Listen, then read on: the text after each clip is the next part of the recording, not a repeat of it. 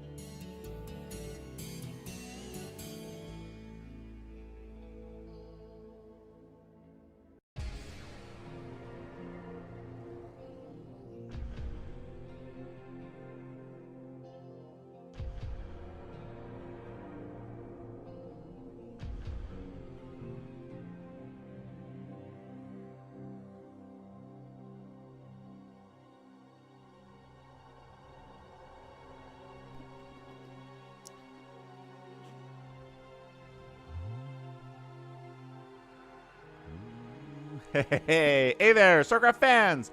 Falcon Paladin coming at you with yet another edition of the StarCraft Brood Wars Saturday stream. We're here on a Saturday. It is a weekend. Should be Saturday for most of you guys. Maybe it's early Sunday for somebody on the other side of the international date line, but we are here today with more StarCraft. We got replays. We got live games to play. We got nOOB here.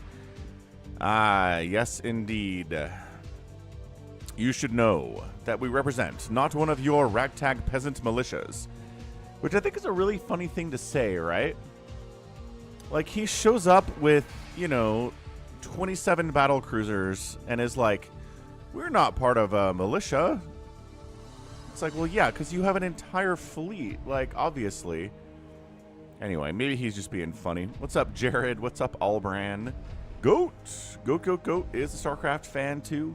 It is well known. It is well known in all the circles that Goat is a StarCraft fan. So, man, I've been getting, this is crazy.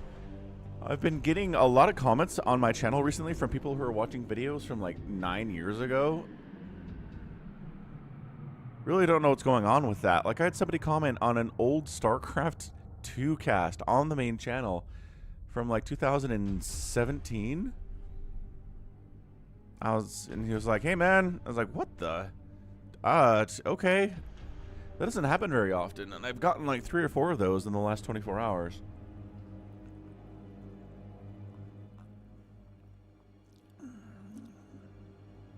Man. So I don't know. I don't know what's going on there. Am I sick? No, I just woke up like 20 minutes ago. What's up, Diego? Diego Bueno Viafan, something like that. Something around there. All right, quick check of the news. I don't know why I'm doing this, to be honest with you. I'm not sure anybody cares, but we're doing it because I like looking at the news. Let's see. Iran war, 50 killed, 500 wounded in U.S. attacks this month. A bridge near Bandar Abbas severely damaged in the last U.S. strikes 31 minutes ago. New attacks on Iran on Saturday. 7th straight night of strikes as traffic freezes up in the strait. What are we doing? What is our plan? Please tell me there's a broad plan here. Ugh. All right, the sooner he's gone, the better. Yeah, we talked about this. Election interference speech with no proof. Wildfire smoke is in the U.S. Canada's on fire. There are wildfires in the U.S. as well. They're talking about the Odyssey. They're talking about the cyclospora outbreaks in lettuce, which is still ongoing. I believe Taylor Farms is the giant food provision company that did this. Screwed up real bad. There's a StarCraft 2 patch. LeBron James is still not said where he wants to go because he's not going to, because he's going to milk this forever. Economic outlook is worsening. Taylor Farms. They're going to recall the lettuce. Duh. Should have done that a long time ago, stupids. That's about it. Ooh, yeah. Dude, SpaceX. Have you guys seen this? So SpaceX launches an IPO, yeah? And everybody's like, okay. I mean, it's hugely overvalued, people are arguing.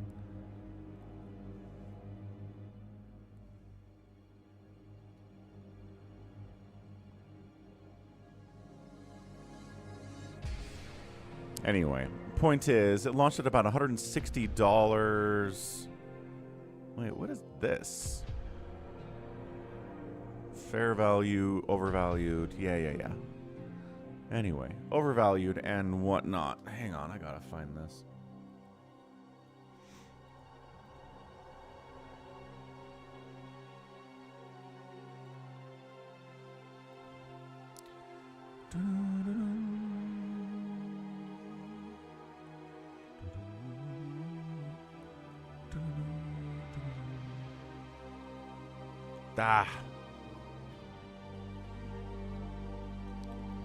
Fine, I'll do it this way. Sheesh.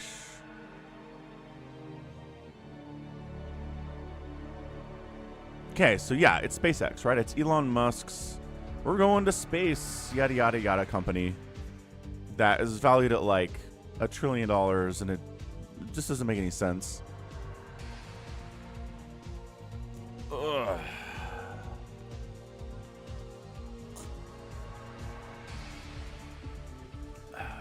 Hey, what's up? Wow, that's a long name too. Guillermo Mendes Real. What's up, Polfo? Good morning.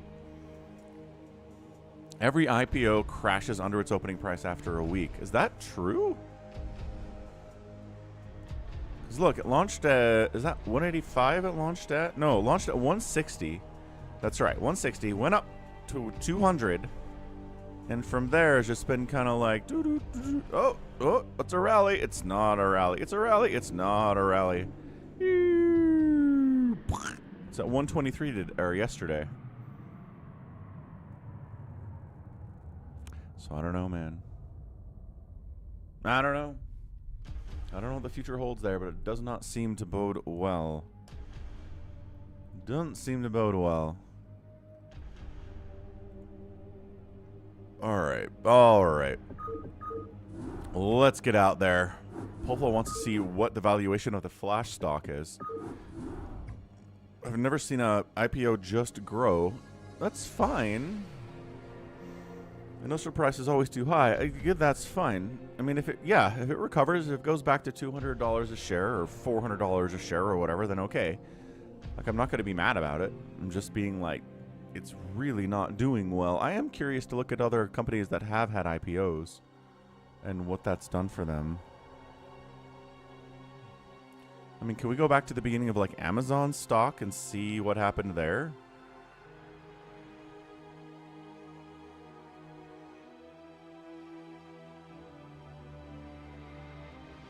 Like, when did Amazon launch their IPO? Polfo's agreeing with Allbrand here about this. 2011.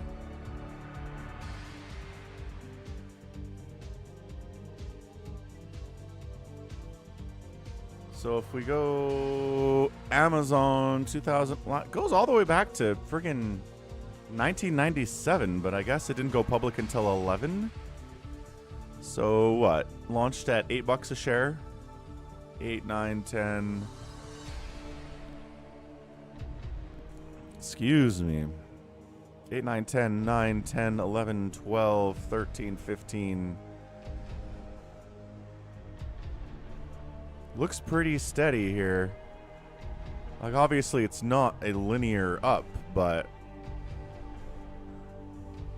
starting in 11, it goes back to what it offered at, but it doesn't go below that.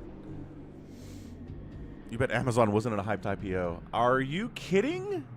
Okay. All right. Are you kidding right now? It was huge. I heard about it. And I'm not someone who trades stocks. What's up, Denise? Amazon was huge back in 2011. Massive. Très massif. Anyway, whatevs. We'll see what SpaceX does.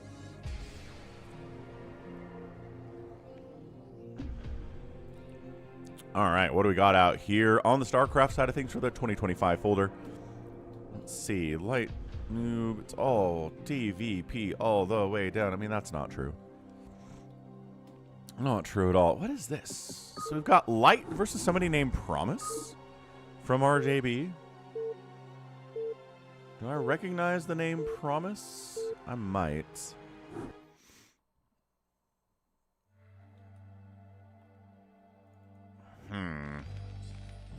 ZVZs are hard to come by that are interesting. You know that. So bottom right, we've got Light. Top left, we have Promise.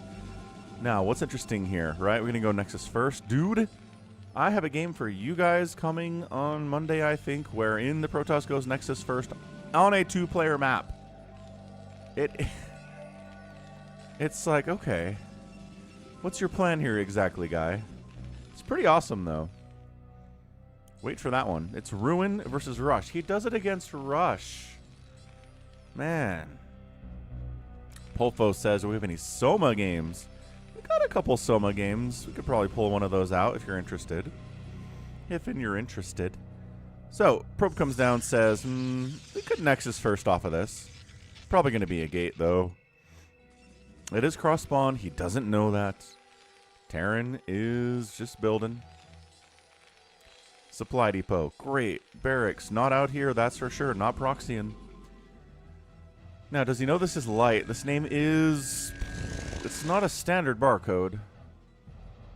You'd think he probably has a good indication it's light if he knows what light's barcode is. There's the gate. Everything's fine. Bro, you are commentator that all bro. Thank you, I think.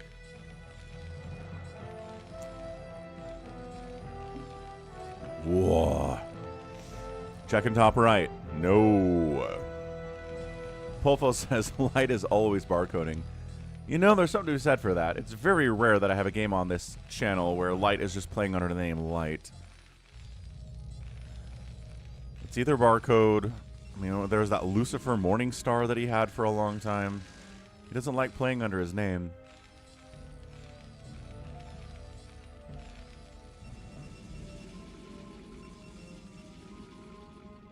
Gas?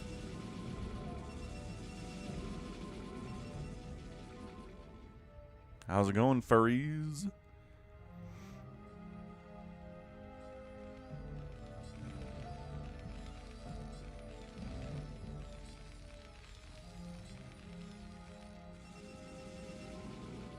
There you go. Just a couple more probes. Just wanted a few more probes. It's okay. He's getting his gas. Gonna get a cyber core. Gonna expand. Factory on the way. He's like, ugh. I don't want to go for a fast expand here. Get that cyber core. There it is. Probe harassing. Trying to delay. No. Marines came out. Marine, rather, is here. Ready to shut that down. So everything's fine. Once again, why did RJB send this in? What about it is interesting? This can't just be light going 5 factory on 2 base and destroying Promise. Zealot is here. SimCity says we're fine. Probe's here to get extra damage off on those Marines, as we all know. And then he just goes home?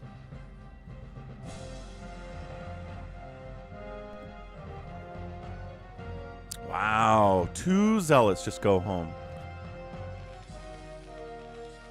I mean, there's a Vulture coming out soon. The Marines have a lot of places to hide. Fair enough. Expanding behind it. Not before range, though. So range is going to come in, but it's going to be a little bit late.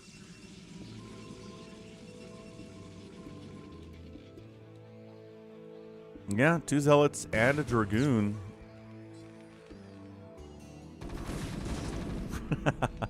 Probe tries to run by, but no. I know you're crazy about Arbiter. Arbiter is fun. Arbiter is cool. That game with Snow where you went mass Arbiter was crazy good.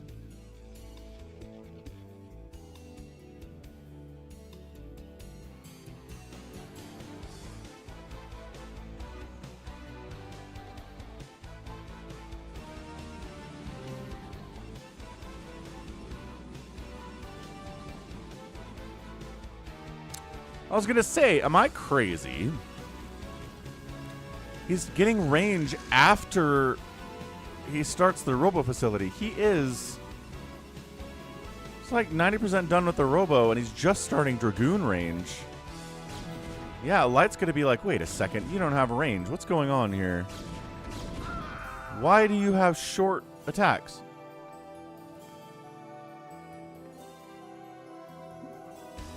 Oh, maybe he forgot it.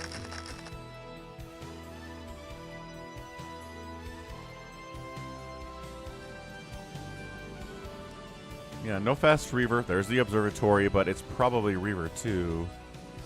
Man, I had a great game yesterday that involved some DT shenanigans. Ooh, good targeting of the spider mines, though. That was clean. That was some good stuff, I promise. It's got a big H in the middle of his barcode name. Yeah, these mines are not getting connections. That's a free probe, though. Don't know why the probe came out here at all. Vulture gets in. Vulture dies. Vulture kills a probe. Dragging zealots. Ow! Into spider mines. That's kind of half of their job is you trigger spider mines, you eat the damage, because you can survive it. Dragoons sometimes can't. Second factory on the way. Academy here too.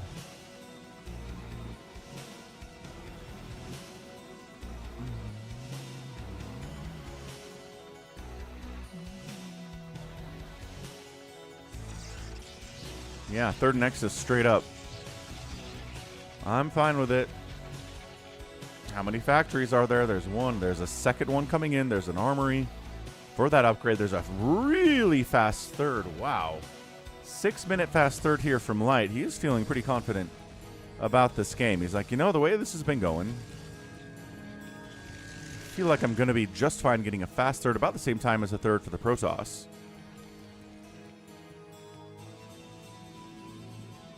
Dragoon's worried about Vulture drops. I mean, not happening in this game, but could totally happen. Always. Third factory in production. We got more gates coming in. 1, 2, 3. Yeah, nobody going for any kind of a really aggressive build here at all. They are just going fast into thirds. Probably see the Protoss get a fourth at the 12 o'clock here soon. What's up, I shall return?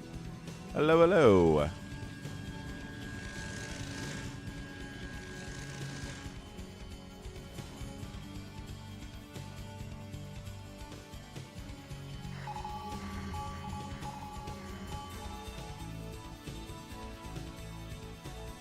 Scans in, checks for anything untoward, doesn't see anything at all. And then the Dragoons just kind of wander in, kill the SCV building the engineering bay. They're going to get a supply depot here, but I think that might be... No, he gets in, kills a tank. Where are the rest of the tanks? Dude, this is not a lot of Dragoons. They just kind of wandered into the third. They're one volleying down siege tanks. Tanks are unsieged fighting this, which means they're easier for the Dragoons to kill, but... Holding still's kind of dead as well. Spider mines, oh, getting a couple SCVs and a Dragoon there. Holy crap. We talk about killing tanks. We've talked about killing tanks. He kills all but one of the tanks for Light. Another one pops out of a factory just in time there. He needs it. Dragoon dies. What a great thinning out of that tank count. He gets a fourth base as predicted right now at the 12 o'clock behind it. Wow. Is it a busy week? Always a busy week, I shall return. How about you? Busy week?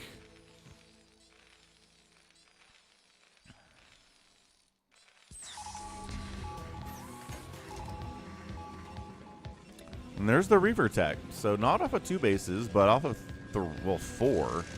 He's got a 4th base coming in. What's up, Artful Base?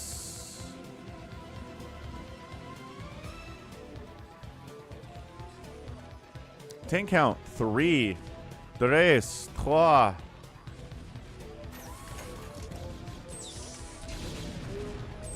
But it's not a ton of Dragoons here either. He's got 3 more coming. Hard-walled against Vulture counterattack. Hey, look, Vulture counterattack. They don't have speed yet. Charon boost before speed. There's some interesting upgrade choices coming in for both of these guys, but I'm not sure. I'm not sure it's for a specific plan at all. Yeah, wall off against Vultures here too. Oh, you were sick. I'm sorry to hear that. Ah, that sounds terrible, Artful Base. Sorry you were sick. I shall return says he wasn't busy. Just a regular week. That's cool. We like weeks that are fine and normal. Big fan.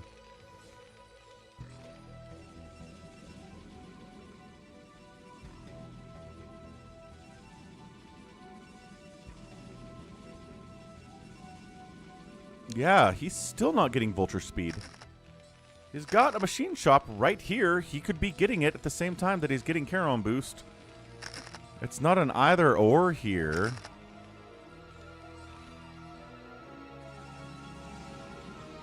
Yeah, always nice to feel better after spending a few days ill. Yeah, my poor boy, middle kid, he picked up the cycloplorasis, whatever it is, we think, eating lettuce at a burrito at a local burrito place, and was just dying for like 3 days. He's all good now, though, but it was miserable.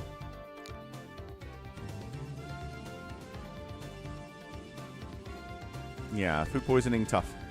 Well, I think technically, I don't know if it falls into the camp of food poisoning, but whatever. Same deal. Reaver coming in. Dragoons here too. Where are the Zealots? We don't have any of those. This is pure Reaver Dragoon. This man is getting Zealot legs for the 0 Zealots that he owns right now. Production tab says he's making 3 of them, but he doesn't have any on the map at the moment.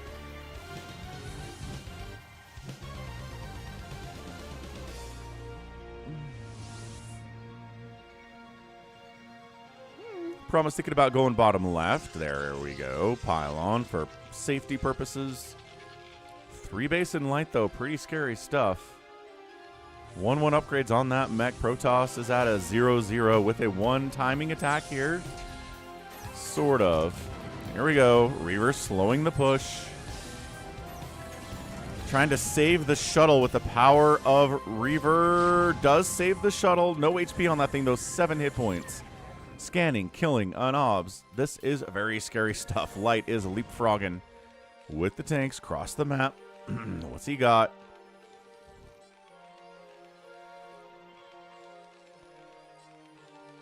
Meanwhile, bottom left expand. He's got an eye on this base, but he hasn't checked this one, and he's going to be too late checking it anyway.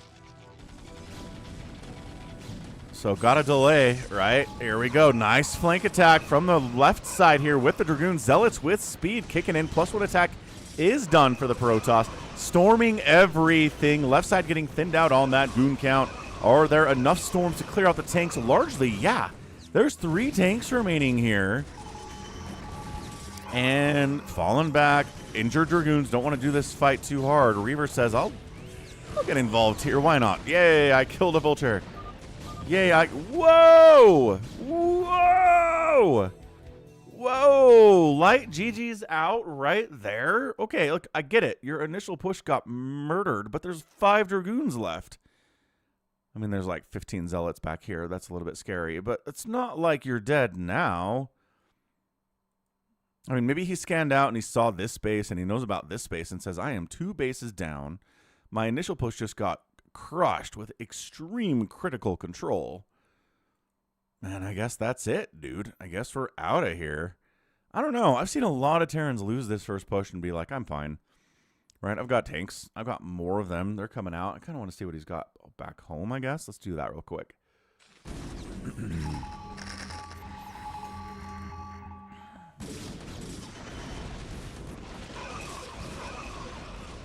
Tank, vulture, vulture.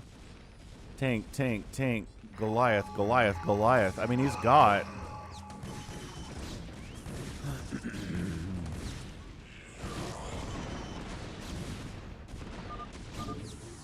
yeah, whatever. Missed it just by a second. It doesn't matter. He's... man, okay. I guess.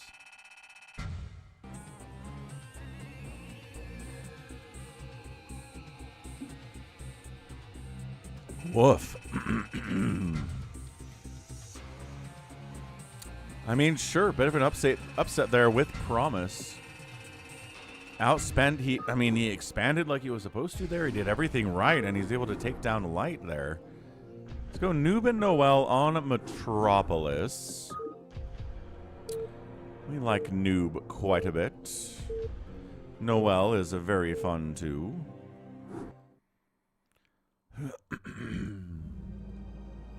So bottom left of Metropolis, it's a yellow Protoss. It is Tyson, and bottom right, nope, sorry, NoeB. Tyson's later. Bottom right, it's NoeL. So NoeL is some players' favorite Terran player. Kind of a newer face, right? Newer face to the game. Not that he hasn't been here for a long time, but just kind of leveling up a little bit. Feeling good about things here on a Saturday. Goodness.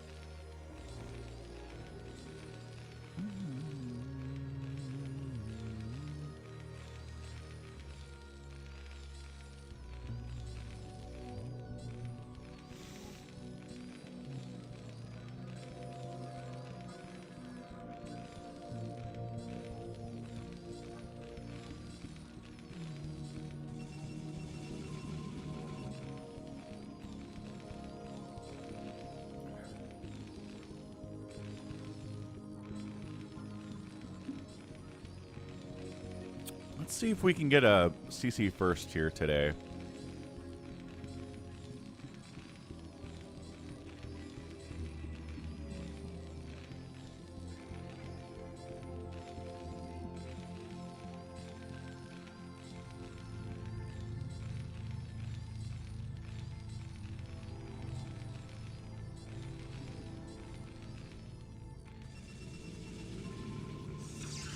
And no, gate opening into the gas, which again, late gas last game from Promise. But I think it helped him get that fast second and the fast third, and that's what helped him get the economy up to really get Light in a position where he felt like he couldn't win, which is kind of hard to do against an elite Terran like Light. There's the gas for the Terran. Cybercore coming in, saturate that gas, everything's looking good. And he scouts the Terran first time. I mean, this is nice. It's always good to scout a Terran player, see what they're doing in time to actually react to what they're going for, and recognizing, okay, they're not doing anything crazy. It's not a CC first, which we've seen in this matchup. It's not going to be 2 racks. The gas is here. There's the factory. We can just expand as normal, right? We don't have to worry about anything untoward happening.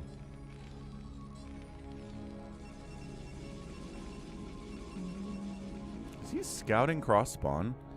Yeah, we do this sometimes. We want to scout cross spawn to see what's going on. Right?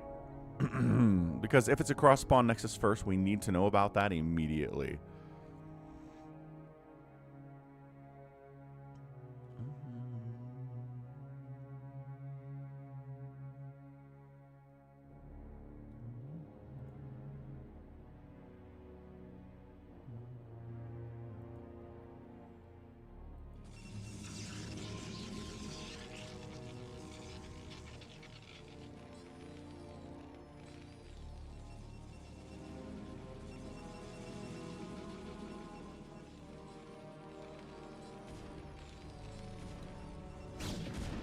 There's the expand, and he sees the Nexus timing is normal and says, thank goodness.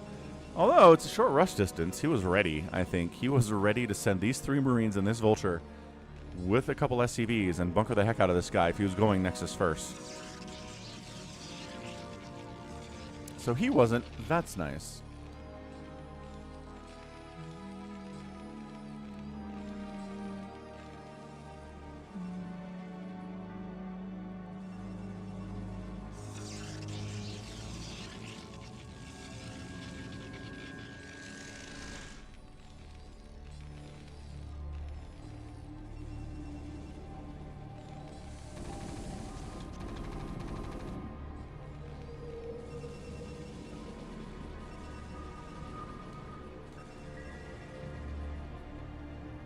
Dragoon on the move out.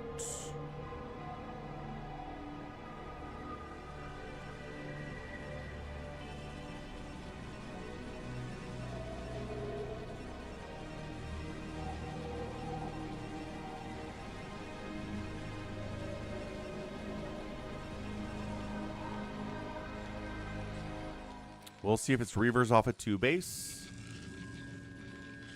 We'll see how many factories come up here for NoeL. 1 for now. Engineering bay and an armory priorities here over a second fac. He's really setting up for a fast third. Oh! Ow! Took the hit. Not dead, but that hurt. Second gate, yes. Observatory, yes.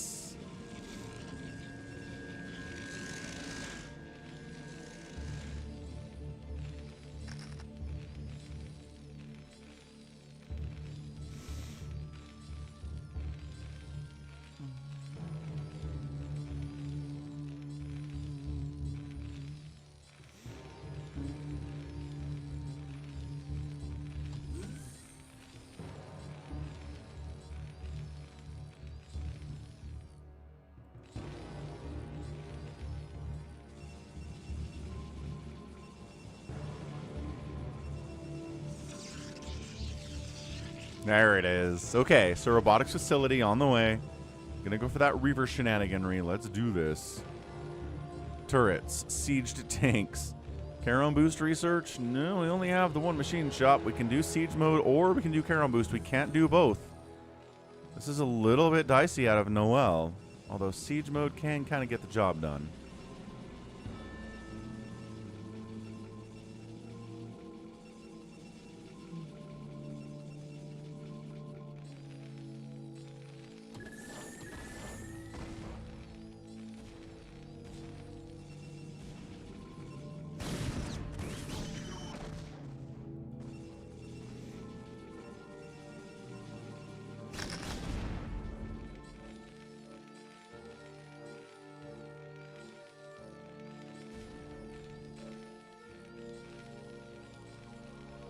Man, where is this guy's?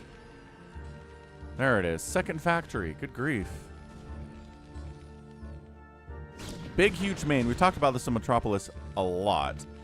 But what's up, Gallons? These areas here, right? Big area for drop. Big area for drop. They have vision in these spots because of how dangerous it is. I was thinking about 17 replays today. Save your sword. You know, as we do. You know it's not a number, right? It's never a number. I'm never like, we did 4 replays today, moving on. It's just feel it. What time is it? How long were the replays? What day of the week is it? All this stuff matters.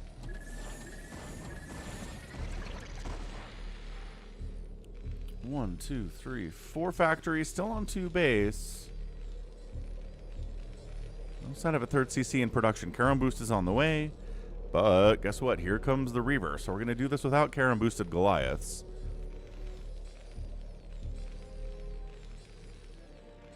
Sees it. He doesn't even turn around. He knows he's spotted because of the NG Bay. And unloads and says, all right, let's play. Let's dance. Let's dance, NoeL. Ugh. And then he leaves. You don't want to dance? He's like, no, I do, I promise. Hang on. And pow. Now we're going out of here. This time we're leaving for reals. We're not. Oh, no, hang on. That's funny, noob. Just playing with him a little bit. 3rd base getting saturated for noob. And NoeL building a 3rd CC of his own up the right side. So these timings are a little more traditional compared to the last game, where there was an upset. So I'm curious to see what we're doing here.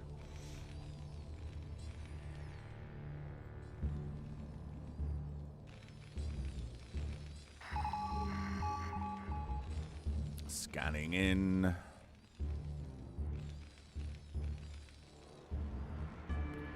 Double Reaver in a shuttle.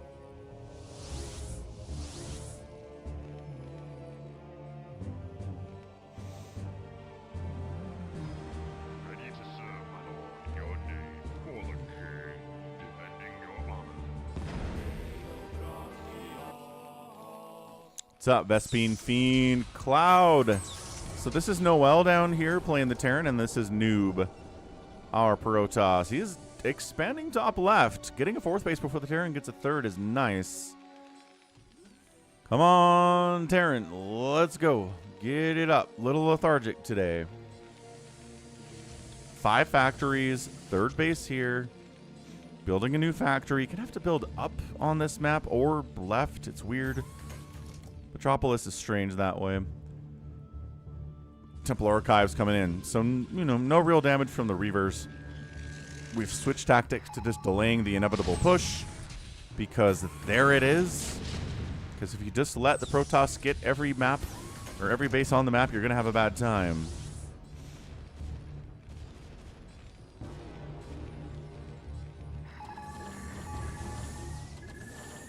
Just trying to float that CC up, and Protoss is like, You're going to have to escort that up here. Obviously, we talk about this all the time. You can't just wander a base up. Unloading that Reaver there to die.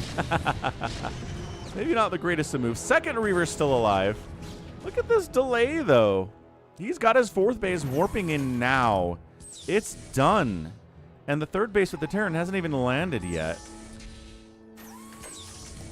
Yeah, this is good. This is tough to do, right? It's micro-intensive, and it's hard to sit back here and delay against tanks coming into your position. But if you can do it, the more you delay this base, the happier you're going to be.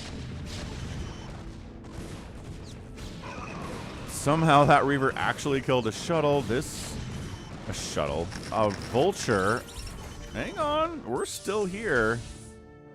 Oh my gosh, is he gonna kill the ComSat? Oh no, the SCVs are like, wait! Ow! It was not safe to be here, actually. This is crazy good from nOOB. nOeL's getting bullied, folks. He can't lose the CC, no. But it's injured, it's on fire, and it is being repaired. Meanwhile, this base is getting saturated. It's 64 to 56 workers. Protoss is up, feeling fancy.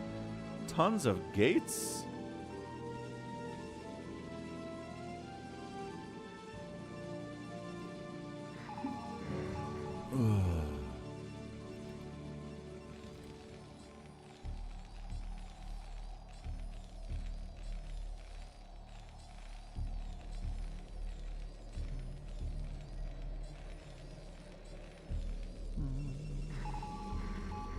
nOOB's taking another one. Look at that. Super delay on the 3rd. 5th rockin'. 2. Well, almost there. And here comes the push. Now, not really delaying it as much as he'd want to. Not like Promised did in the last game. He doesn't intercept him until he's already halfway across the map. Does force the siege up. That's what we're all about.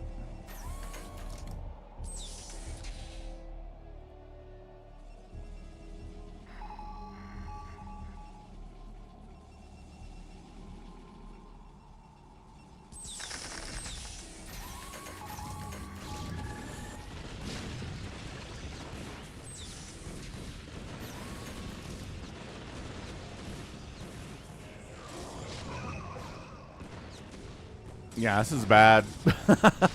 He got across here with 1 siege up, and then the 2nd one is here at the natural base. Tanks trying to get dropped on, trying to get stormed and eviscerated. There you go. Maybe a counterattack into this base, but that's a narrow ramp, sir. Coming up that is going to be tough with these Dragoons. They are derpy. We know that. He tries to kind of slip down into this area between the natural and the 3rd. Does force some vultures and tanks to come home. Counterattacks are strong. Zealot bombs here inside the 3rd base. A lot of storms on retreating and pursuing vultures.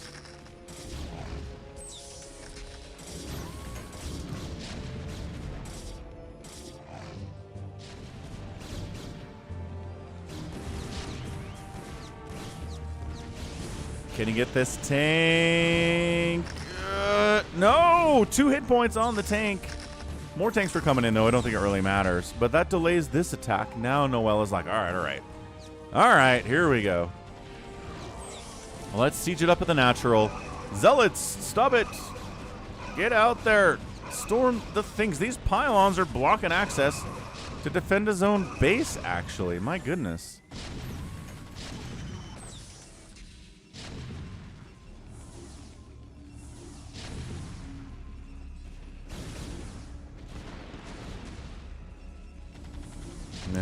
Getting turrets up at this position is really strong, too.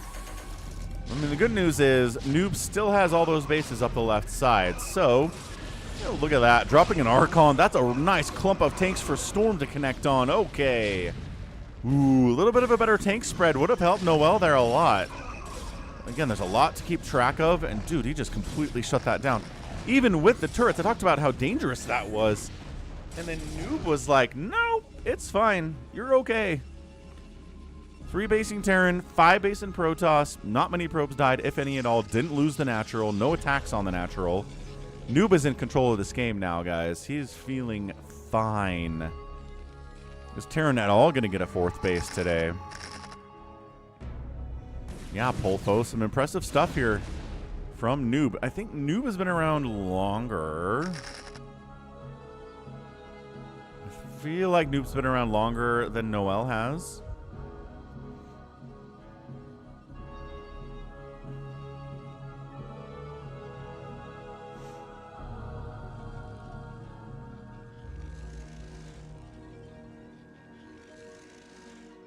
He's thinking about expanding up this right side. Not really anywhere else to go.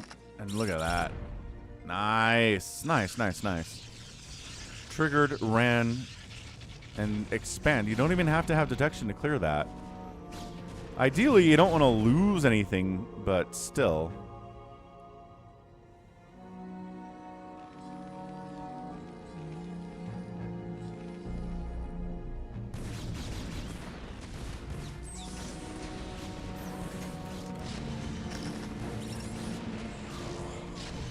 A little too much Terran there, though. Tank spread is better here. Much more difficult to deal with, especially if you're out of Zealots, which he certainly is. He's making 9 Dragoons back home at a time. Good grief. 2 High Templar at a time.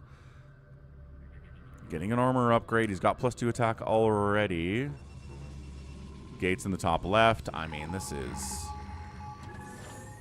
You just have to feel time running out for you as a Terran player when you've got 3 bases at 17, 18, 19 minutes. I think he's trying to take the center.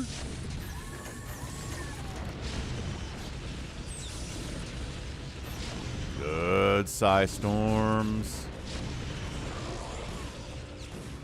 I'm not sure it's enough to prevent NoeL from getting up here, though. Yeah, I think the plan is to take the middle. Let's see if he can do it. Yep, floating the CC up and gonna land it. And this is where nOOB says, this game kind of got away from me. It's really nice to take these center bases because you can access anywhere. This could be a staging ground for attacks top left, bottom left, 9 o'clock, whatever you want to do. And any attacks coming across the map have the risk of walking into this entrenched position. We've seen this, man. Polfo's like, this is why I don't like playing PvT. Because Terran takes the middle, kind of controls the map. He's trying to get in here and shut it down, but it's a little bit late. The time to get in here and kill it was when there weren't 10 tanks already set up. Tank count is reduced a little bit. That's another, my gosh. The Stormin', oh, somehow missed that tank with the first storm, so the second storm does take him out. I feel like we can just go. There's only 3 tanks back here. Reinforcing vultures joining the party, though. Spider-Mine's getting laid. It's a little bit of a tight hold right now for NoeL, but nOOB doesn't feel like pushing it. That's exactly what you want to see as the Terran is, okay, we held the attack. Is there a follow-up? No? Great.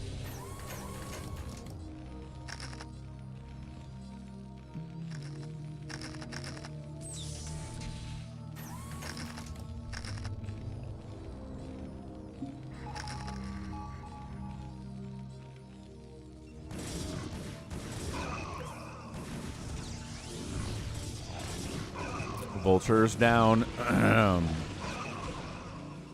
into the 6 o'clock and the 12 o'clock. Man, nOOB is trying to make up for the fact that he allowed this to happen by double expanding.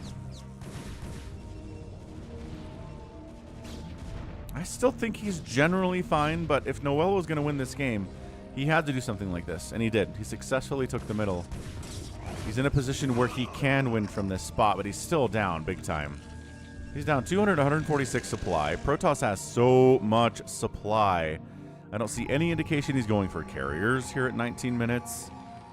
Not that it's not something he can't do. We know. Yeah, he's scanning. He's checking. He's like, hey, Arbiter tech, carrier tech, anything like that? No. Awesome.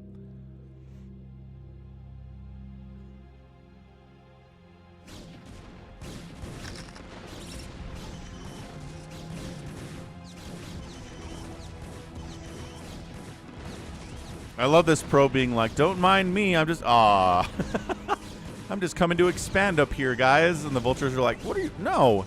Storm dropping. Ooh, good storm. Oh my gosh, good storm drop. 33 SCVs remaining. Dude, that was huge. About half the workers. It was 55, 54, something like that NoeL had. It's down to 33. There were way too many SCVs at this base. The saturation level was way too high. Polfo thinks that NoeL or nOOB can't do this. I don't know. That was a good storm drop.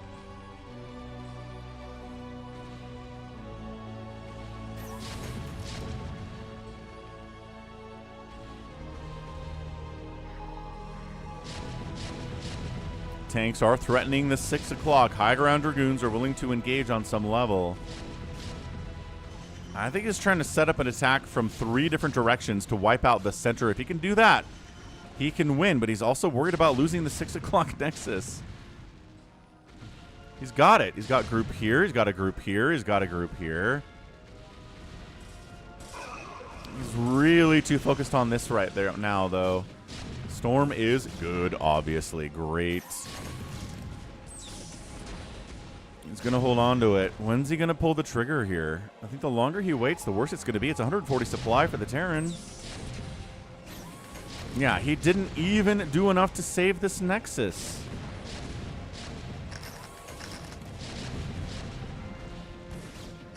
I mean, it's not too late yet. He still has not pulled the trigger. Okay, Storm Drop, Zealot Bomb.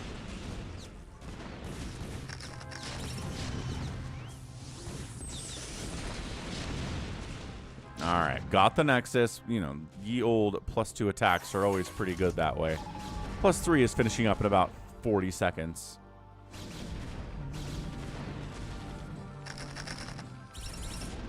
Ow.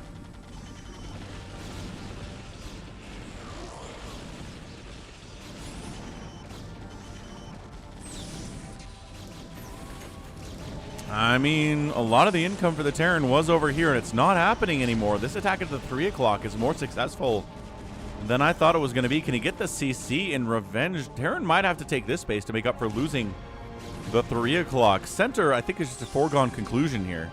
nOOB was going to take it out. He changed his mind. Top right coming in.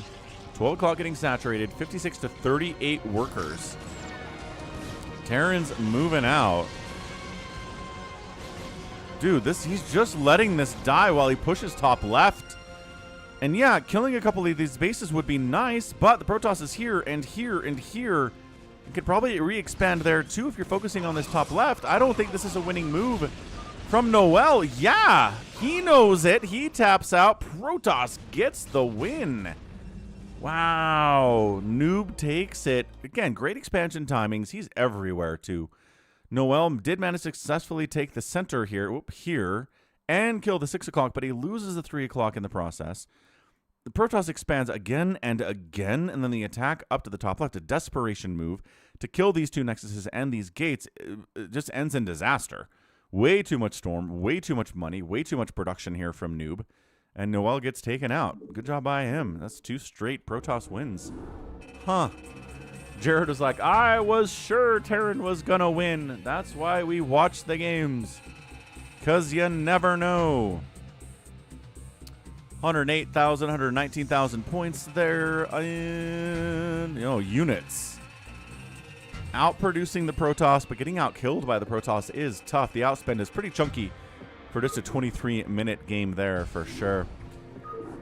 Wha-bam. What else do we have? Tyson Ample. Tyson Ample. Are these the same game? No? Okay. So, Tyson Ample and a bit of a non-sneaky twofer here.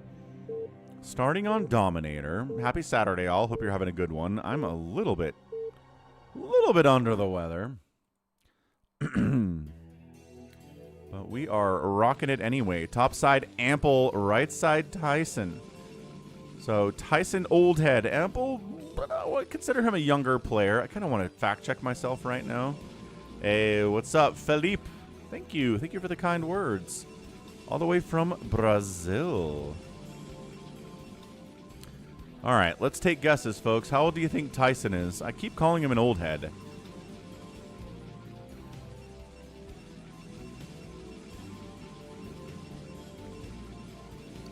But, you know, I'm probably older than he is. So that's how old he is.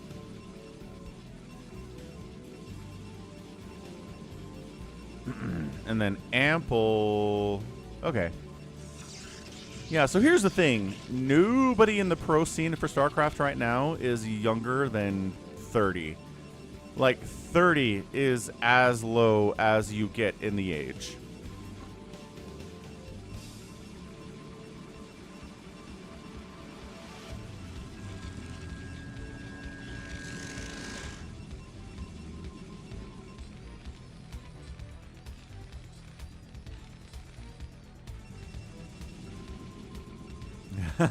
Rocket League is all babies at 16 years old. Yeah. Rex coming in. Gate coming in. Right. So, old man Tyson's 35. And young man Ample is 32. So, nah. Irrelevant. Falcon's narrative on this game is wrong. Ample's basically the same age as Tyson is. I've just been casting Tyson games a lot longer than I've been casting Apple games, and that kind of messes up the whole thing.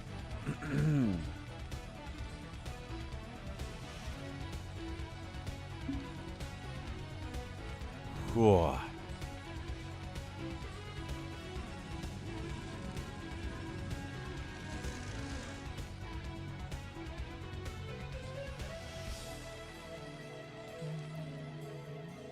Good scout. Great scout. What's up, Marvin? How's it going out there, your neck of the woods?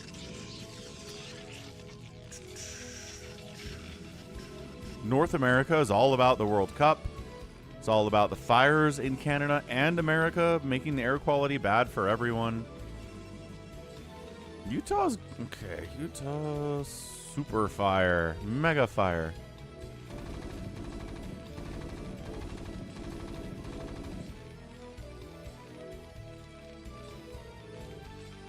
Well, that's apparently still happening.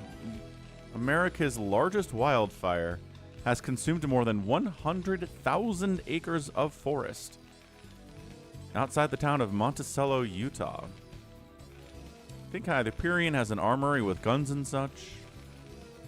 Yeah, no, I think a battle cruiser 100% has Space Marines inside it to deploy if they need to do a landing, 100%. I think they have tanks in there too. Like, lore-wise, I think a battlecruiser has the ability to deploy an entire, tank marine firebat command center forward position on the battlefield at any time. They're huge.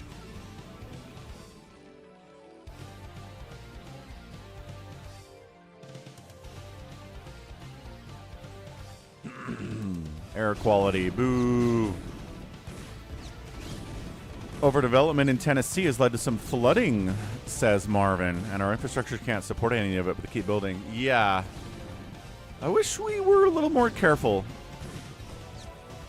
in a lot of different ways.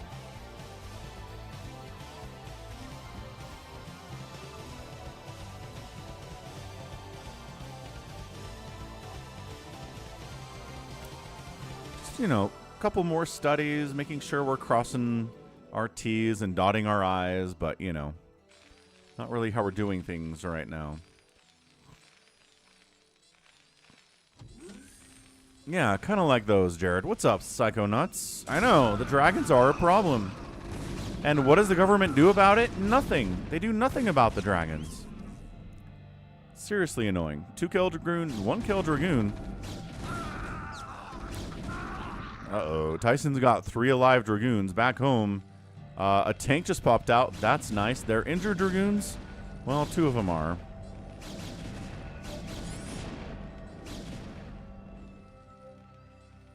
Does get the SCV building the command center. That's pretty cool. There's an SCV in here. Okay, stole some minerals. Great, whatever. Robo opening. Dragoons popping.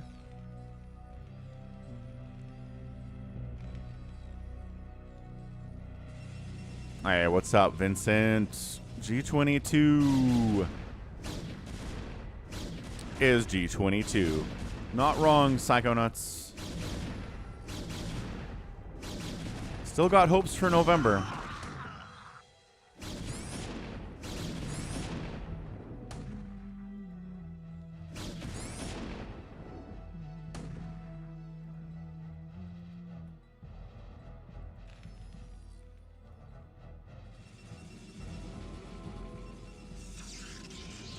Okay, yes. Let's go. Reaver stuff before Observatory.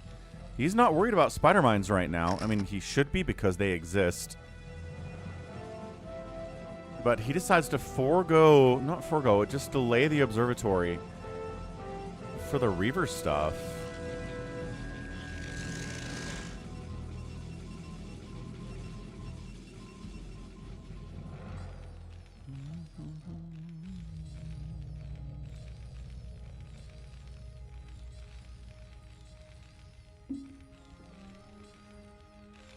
Whew. Armory up. Reaver's on the way. Caterpillar boys are in that production tab. What do we have to deal with it? No turrets. No Goliaths. He can start Goliath production in just a minute, but he doesn't have an engineering bay. He's building an engineering bay, so he should be ready for this. Any news about what? I shall return. We did a news briefing earlier, but there's really nothing new today. Nothing that we didn't cover yesterday about the news.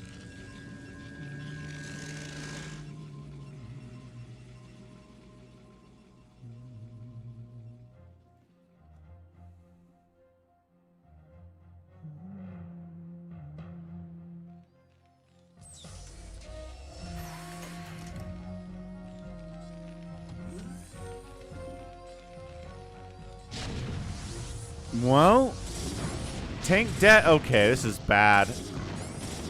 No! The tank is now dead. I thought he was dead on that first couple of hits there, but no. Scarab. Bit of a miss there. Bit of a dud there. The tanks are... Wow, that guy took 2 Scarab shots and lived. And this one is just an absolute dud. Getting caught up like crazy here. That was a very high potential Reaver drop. This is a scary... Oh, I was going to say that's a scary drop. And it is. He lost it. He lost the Reaver. That could have been so much worse for Ample. But somehow, like, 2 of the 4 shots were duds. And then he unloads the Reaver. When there are tanks out there, loses that. And Ample goes, okay, that really could have killed me. But instead, I'm okay. I'm doing fine. That's awesome. I mean, a little bit lucky there, too. Templar Archives coming in. Observatory, yes. We got Range Dragoons. We got the Observers. Everything's fine.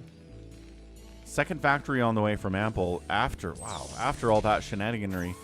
This has been one factory tank production just non-stop to get this many tanks at this stage of the game. Third base is coming in. Guess what we got? Speed shuttles now, boys. And a new Reaver.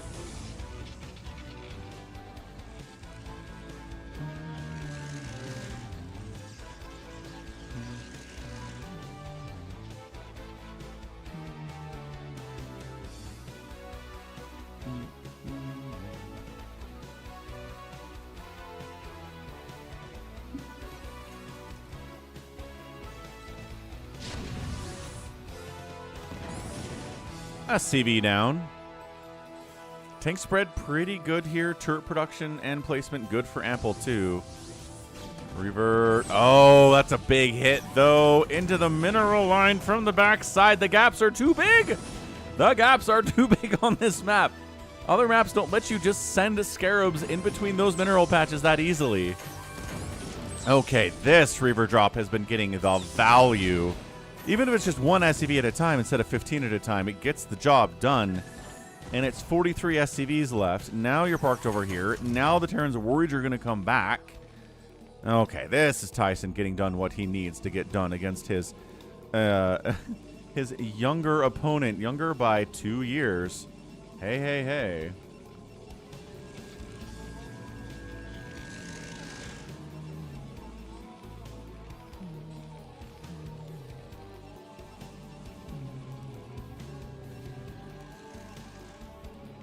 Third base on the way, low ground in it, minerals only, but yeah, you do what you can here.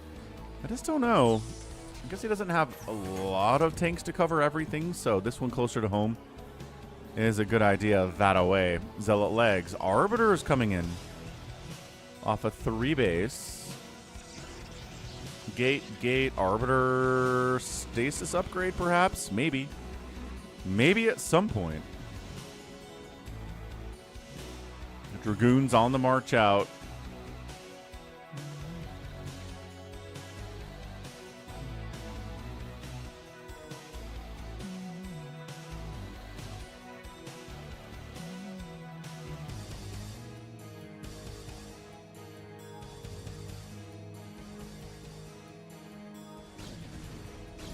Okay, so we're going to drop in the main and pressure the third with Dragoons. Oh, The distraction is good here.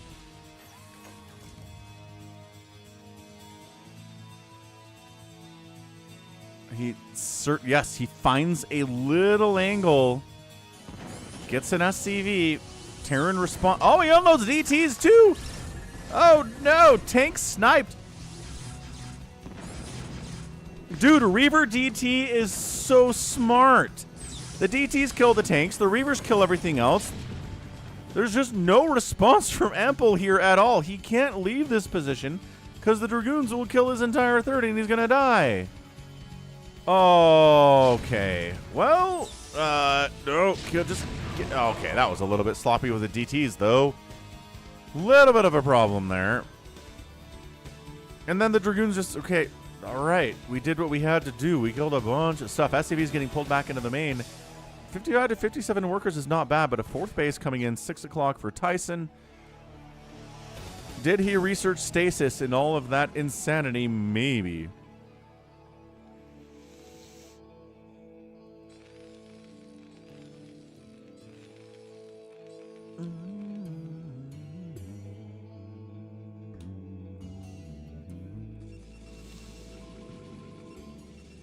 Arbiters, yes.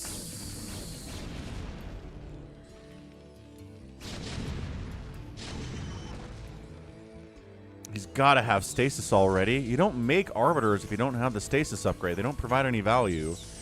I mean, they'll force some scans out, but sure, that's not that big of a deal.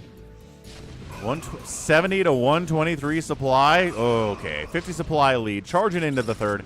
There are tanks. There are vultures. Not enough energy for a stasis. Again, just burning scans is not enough value for an arbiter to provide. They need those upgrades. He's getting recall. I don't know if he can save this third base anyway. Zealots are on top of your high ground tanks. Yeah. No, too much Protoss. Way too much Protoss. Spider Mines inside the mineral line, killing a couple of those SCVs. And that's it. Look at the repair. I could repair through this damage. Don't worry, guys. Blah. Blah, blah, blah. It's Tyson, Bessies. More tanks are on the way. Arbiter doesn't want to die. Also, I don't think he has stasis. It doesn't matter. GG Ample. GG's out, and Tyson gets the win in 14 minutes. Incredible, awesome DT Reaver drop. Inside Ample's main really got him into the position to win that thing. That was cool. That is so much harder to deal with than just a single Reaver, eh? Awesome stuff. That's inspirational. I kind of like it. All right, this is a bit of a shorter game on Eclipse. Big fan of Eclipse. I watched a game where, who was it? Artosis was talking about how tired he is of Eclipse because it's an old map. I get that. But man, I just love it every time. So top right, ba-ba-bam, Tyson, bottom left Ample. Rematch. Can Terran get a win today? It's been 3 straight Protoss victories, for heaven's sakes. What are we doing here, Terrans? Figure it out. Protoss is being way too sneaky. Way too greedy. It's all falling apart.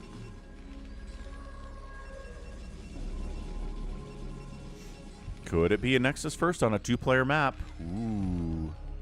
That's the question, isn't it? Could it be? What news am I missing about today? I think we covered it all. World Cup Finals in a couple days. NBA Summer League is happening. LeBron still has not said where he's going to go because he wants to milk the attention for as long as he can. Which could be months.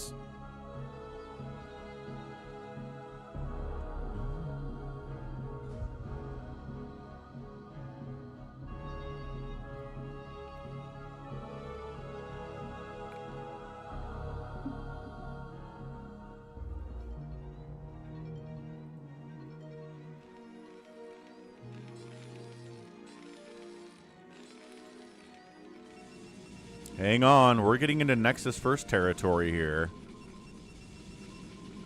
Gas blocks. Okay. Gas block. No gate back home. No proxy gate at all. I mean, this is just to make the Terran think you're getting proxied. Gas block is indication that's happening about 90% of the time. So, yep, SimCity looking good, preparing for early Zealots. But guess what we're not doing? Early Zealots. Okay. Nexus first. Gas block on the other side to make the Terran think you're going for a proxy. But no, not fooled. He does come out for the scout anyway and says, you went Nexus first on a 2-player map. Are you insane? Are you insane?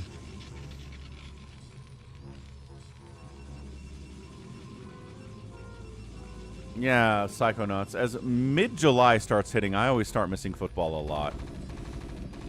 We're not too far away, right? Now, is Ample going to respond to this? Is Ample going to get across the map, try to bunker this up?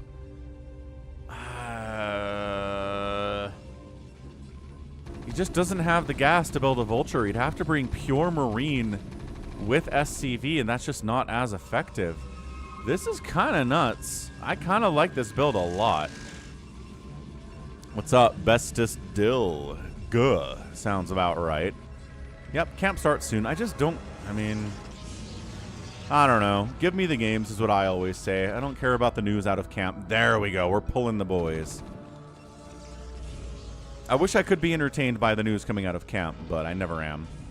Hey, Bovine Slime.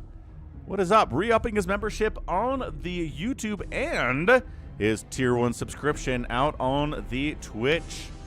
StarCraft Saturday it is. Okay, here we go. Ooh, shield battery up. Tried to build a bunker, didn't work. SCVs are fighting. It is StarCraft Saturday. Citizen's arrest on the Zealot. He's going to get taken out. And now he got blocked a little bit by his own probe. That's nuts. Shield battery providing healing. Not really. The Zealot died anyway. Oh, getting backed into a corner. The Marines are fighting against Zealots and probes.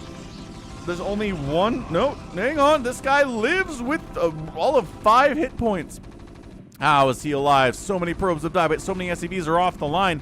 Building a bunker. Trying to get a cannon up. Do we just go right after the cannon? Yeah, we go right after the cannon. We shut that sucker down. And I think Ample has just punished the insane greed of Tyson successfully. Zealot comes down. Must finish bunker. Does finish bunker. Oh, doesn't get inside the bunker, but 2 of his buddies do. And that's it. GG. Oh, Tyson's like, all right. I tried greeting you, but no. Definitely not. Remember I said you just show up with Marines and SCVs? That's tough, but he did it. He got up here. First bunker did get shut down. The shield battery I don't think provided as much value as Tyson indicated that it should or wanted it to do, but pulled all of the SCVs. He still got a bunch back home, though. Look at that. Good stuff. That was great. I mean, it wasn't a Terran rush. It was a response to a very greedy Nexus first on a 2-player map. You can't say that's a rush at all. That's a pure response. I mean, no, Artosis has done that too. Artosis will go after a Nexus first. You will get that win. So thanks again, Bovine Slime, long-time member. 47-month member on the YouTube and 37 months on the Twitch. Killer stuff, man. So let's update the support goals. Both for YouTube and for the Twitch. Double threat is our guy, Bovine.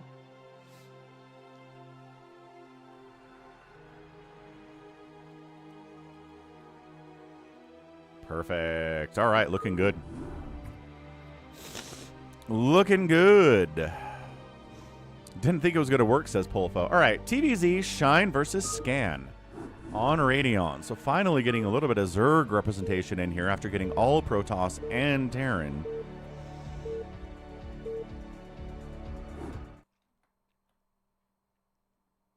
Where are we? There we are. All right, so top right of the map, it is Scan. Bottom right, it is Shine. Shine, known for being a little bit of a cheesy player. Not really someone who's super comfortable in a long macro game. So we'll see what he tries to do here to deal with Scan, who's kind of just an all-around pretty okay dude. Bessie's asks, who is the best American StarCraft player? That is such a tough question.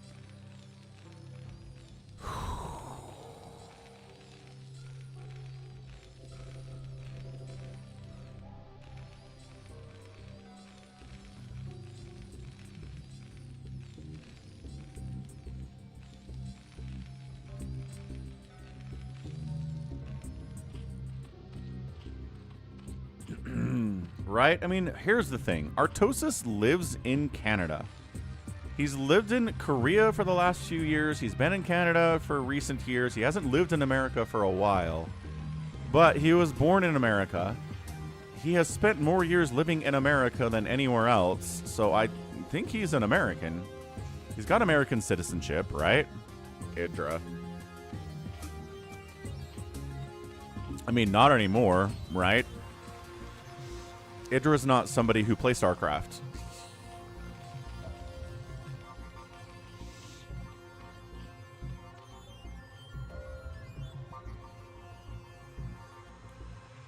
So there goes the hatch first. All right, I'm looking this up. Is there like a Wikipedia list of players by nationality? Yeah, category, American players.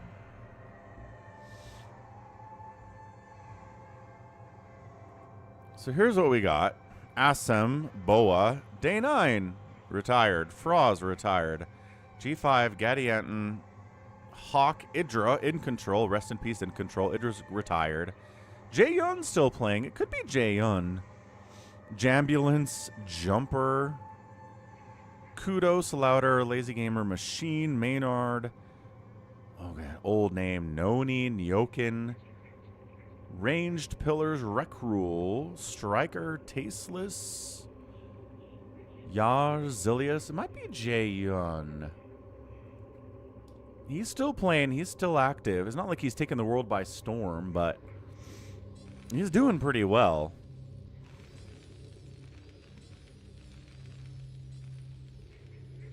Where is Gondo in the ranking? Who's Gondo?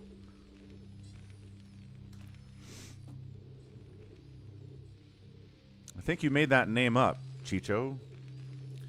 Anyway, racks expand. Gas coming in at the time. That looks like it's going to be for at least an SK Terran opening. We can switch over to mech.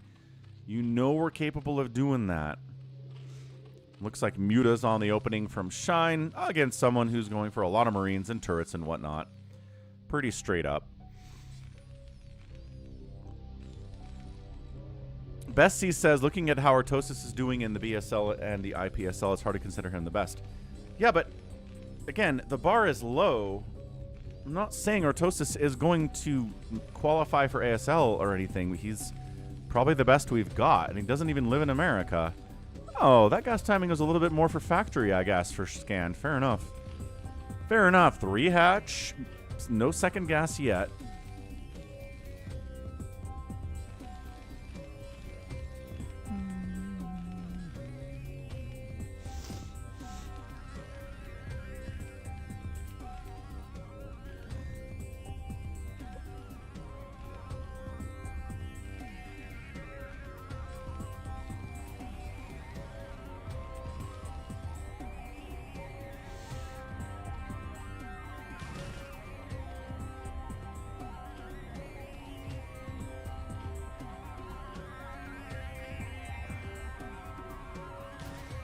Oxzerg is from Macedonia. Yeah, I've got some Oxzerg games on the channel.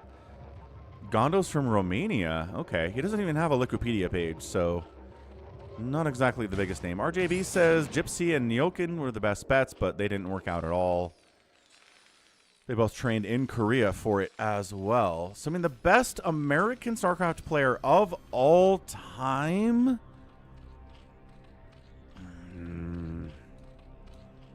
I mean, maybe Day 9?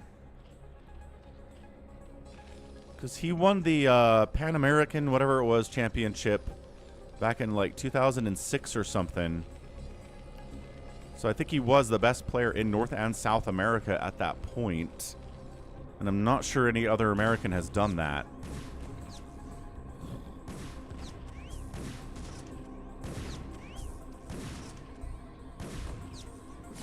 There we go. Sunken a little bit late. Vulture gets... Hang on. Yeah, 2 kills out of it. Charon Boost will be answer to the Mutalisks here too. What's up, Abkatinus? Hello, hello. Sorry, I don't think I meant to schedule this for 8 a.m. my time. I don't know what happened on Sunday night. Sometimes I'm making the schedule and I'm a little bit out of it, so I apologize for the lateness, but we are here.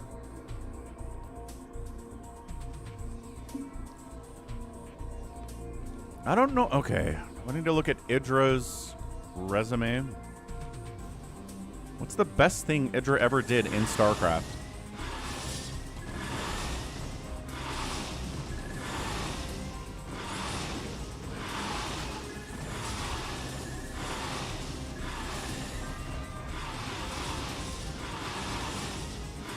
Yuta's doing pretty well here for Shine.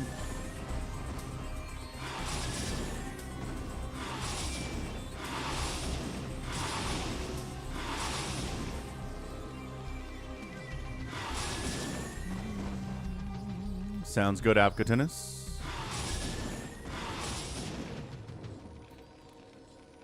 Yeah, so if we look at Idra's results here, he's got a first place finish in the ESL Major Series 5. I don't know what that is. He won WCG USA 2009, but again, that's the best player in America. He took 3rd in IEF 09. I guess he won $5,000 taking first place in the ESWC Masters Chonin. I mean, that's by far his biggest win. What is this?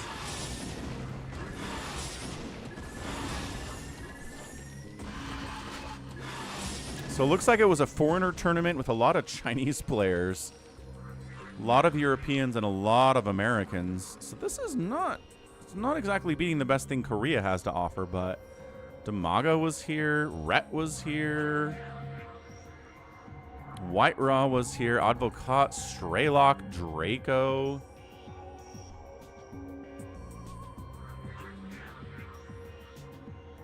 In the final tournament, he beat White Raw. And then he beat White Raw again.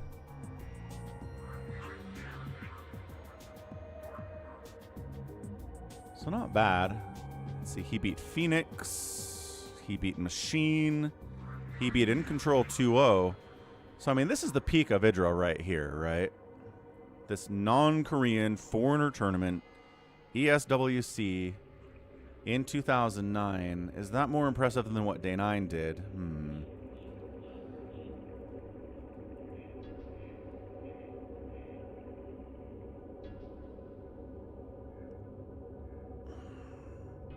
Yeah, so there's the WCG Pan American Championship 07.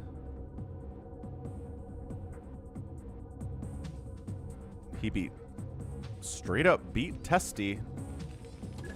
But this is not as big a tournament as I thought it was. Why are there like 6 people here? There's 2 groups. There's 8 total players, but I guess this is WCG. Yeah, so this is just all the best players from North and South America, right? Got Canadians, Americans, Mexico, Brazil is here. And he won it. I don't know. I guess your mileage may vary there, right? Do you think Day 9's win here is more impressive than Idra's win in that foreigner tournament that he won, where he did play against some of the best Europeans as well and beat them? So it might be Idra.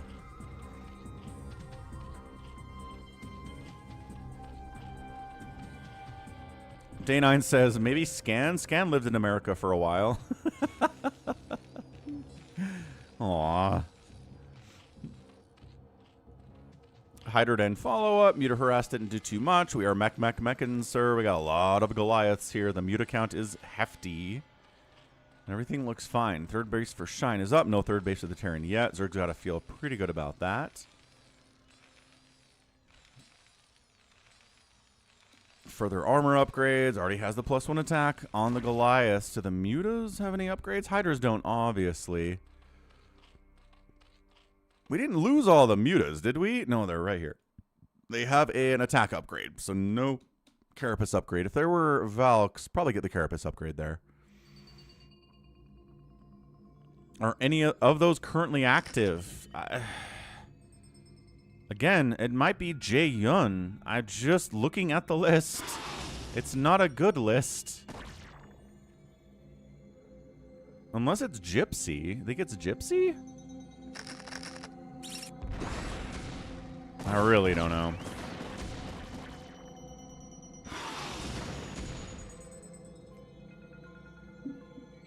What do you think, RJB?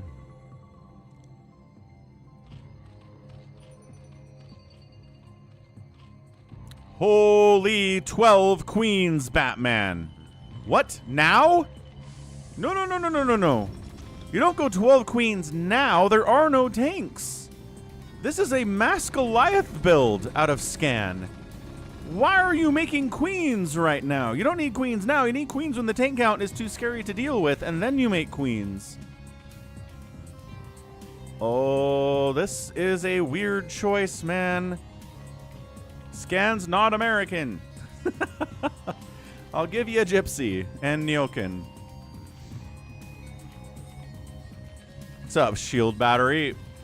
Look, third base, Mass Goliath. One tank. Guy's got 50... He's got 12 queens. They're not all right here, but he made 12 queens. Did he cancel some? Maybe he canceled some. He's like, this is ridiculous. 12 queens is too much. Dude. I kind of feel like if Shine pushes, or if Scan pushes now, he just sort of wins.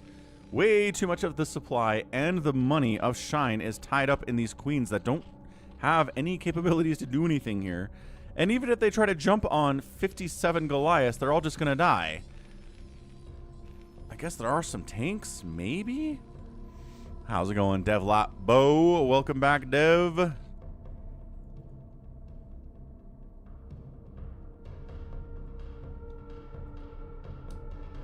Fourth base on the way from the Zerg, bottom left. If Scan allows this, and Scan just kind of sits here on 3 bases, gets his tank count up,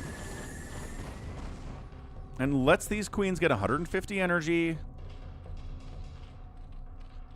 and makes enough tanks to where it's worth it, then okay, I think Shine's all right. But he took a risk there. That was not... There was a window there where I think Scan just kind of walking across the map wins the game. And there's little packs of 0-1 Hydras and some Mutas and stuff, but kind of scary.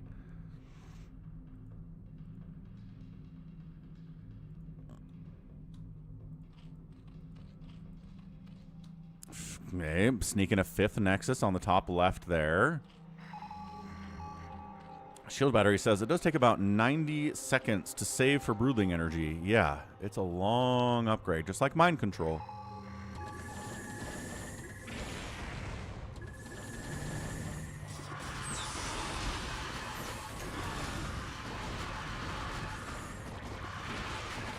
Well, here come the queens. They're gonna get the tanks, but are there just enough Goliaths that it doesn't matter? Dude, there are just too many tanks remaining here. All the Hydras are dead. Yeah, it's... it's too many Goliaths. I don't know what exactly Shine was reading here. The queens come in. Yeah, they're going to get the tanks, but I don't think that's the primary concern. The queens are all dying because of the Goliath attacks. 119 to 106 supply. He's whittling it down somewhat.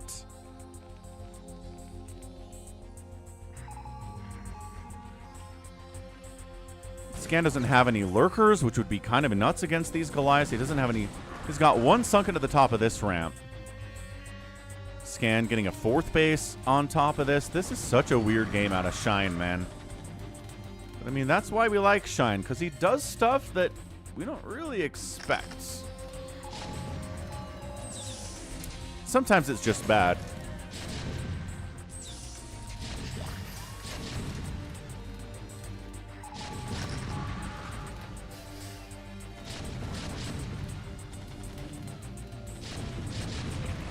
Well, now the Goliath... Okay, now the Goliath can get up there because the Sunken is dead.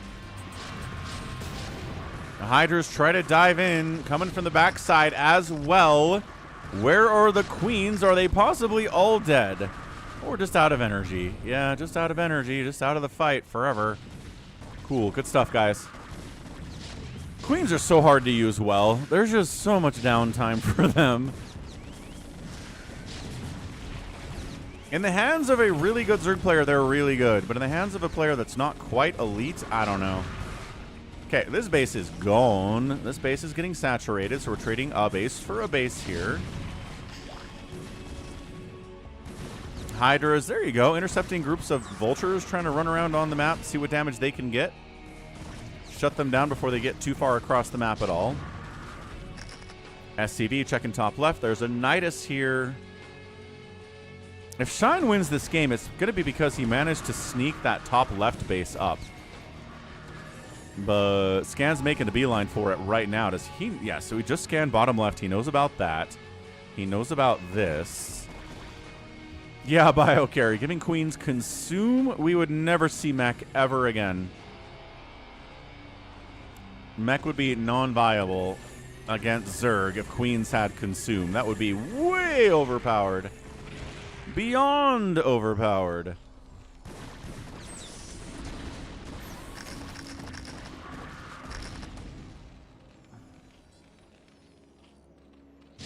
No, these Hydras are not doing anything. Like, I don't know what to tell you.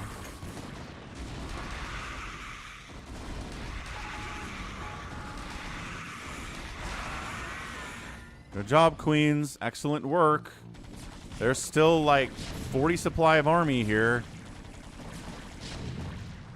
Ugh.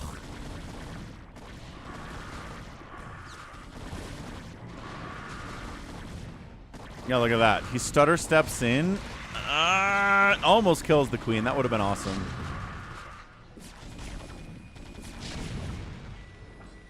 It's a little bit of a scrappy battle up this way, but I think he's got it. He's expanding here too. He just keeps killing Zerg bases while taking new bases of his own. And that's it. Shine taps out. Wow. I have never seen a Zerg player make that many queens that early. Like, yeah, sure. Fast Queen's Nest. 2 or 3 queens. Get some ensnare, maybe. Right? The rest of your money's going to Hydras and Lurkers and Sunkens, and then the Goliaths don't do anything. But my goodness, he fired up so many queens in that game. It made no sense at all. No sense whatsoever. All right, let's go. PVZ. We'll wrap up the replay section of the stream here on Polestar. Hey! That I am the Overmind, the eternal will of the Swarm, and that you have been created to serve me. Hey, hey. Thank you for the follow, Shadow SB 23.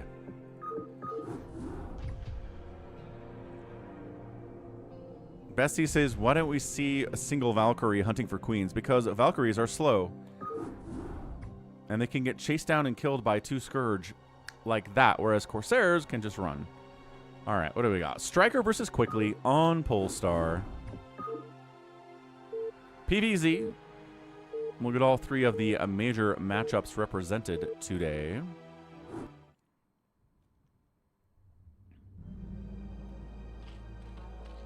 Okay, bottom right of Polestar. It is... Yeah, this is Stryker, and this is Quickly in the top left.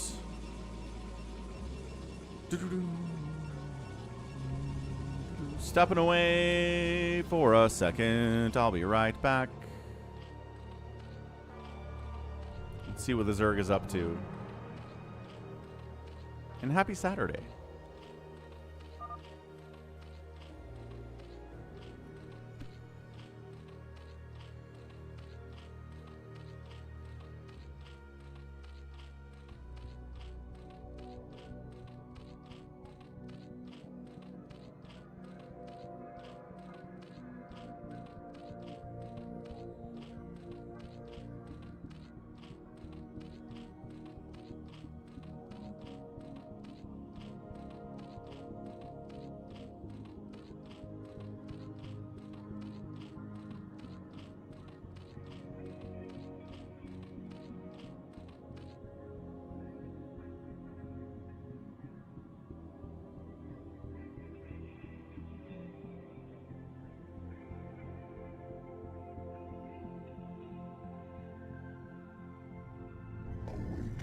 child, and embrace the glory that is your birthright.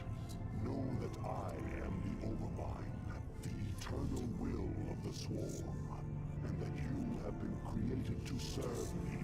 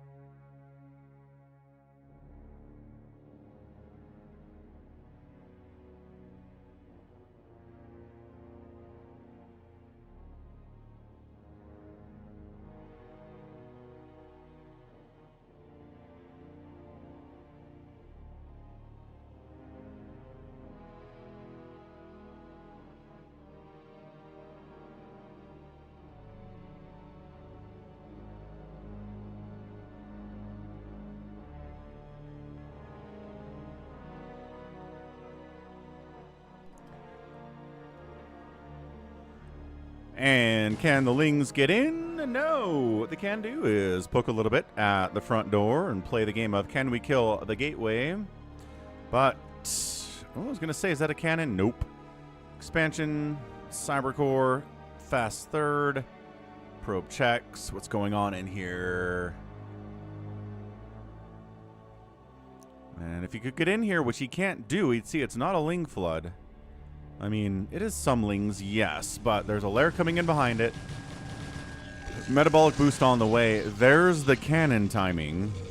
After the Cybercore, after the expansion. Now we got a Forge working on an upgrade and allowing us to build a cannon. Can we get the gateway? It's the game every Protoss hates to play.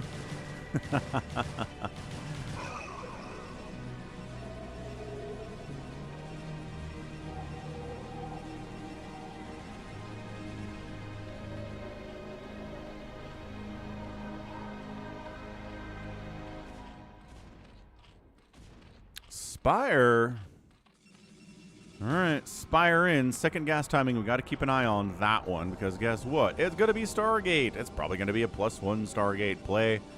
Just because at this stage in this meta, right, of StarCraft Brood War and PvZ, you're just going to have to deal with mutas at some point.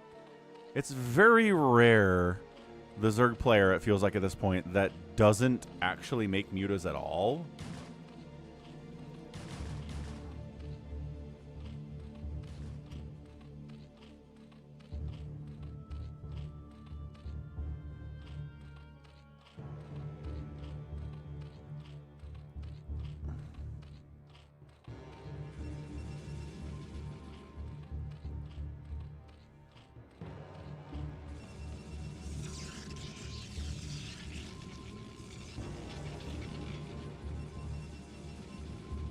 Alright, so quickly says, yes, Corsairs. No +1 attack, though.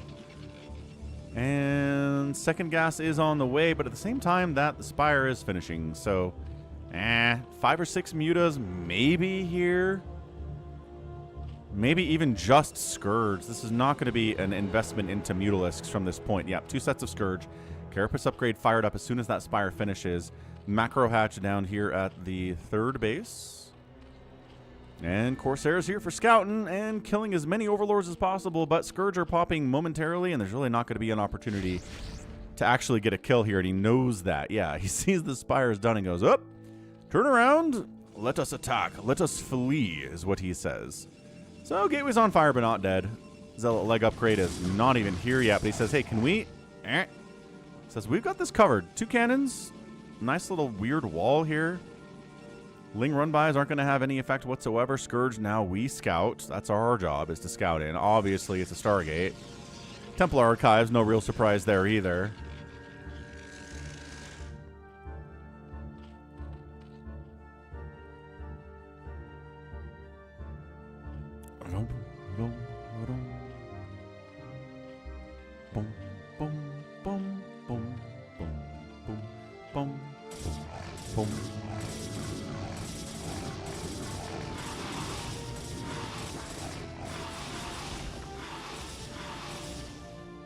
So like I said, some Mutalisks, not going crazy with it.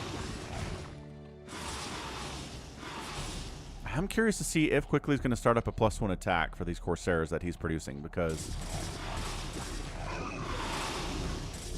as we all know, dealing with these Mutalisks without any Corsairs is just difficult. Why is this guy still in here? Okay, they thought he was dead. He wasn't dead. That sucks for Stryker.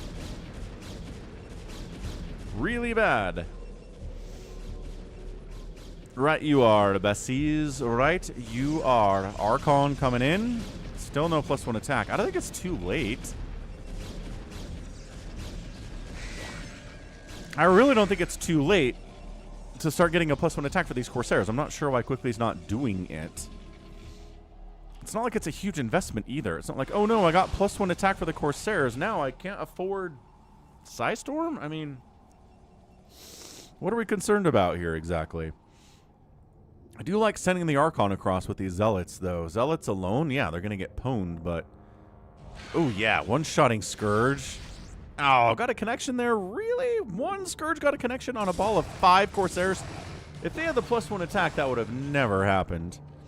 Never have happened. Any Sunkens down here? One. Another one on the way. Good Sim City, though. Look at that. Oh, Scourge dumbed. That was bad micro.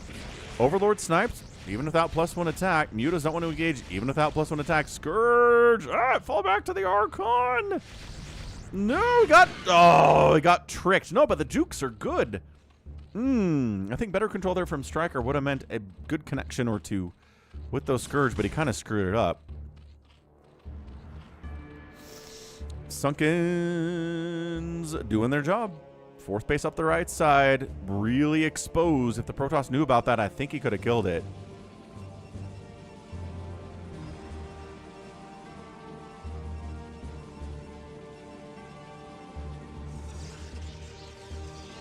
Scourge recognizes, okay, setting up for a 3rd base. That's all right. I got a 4th base coming in.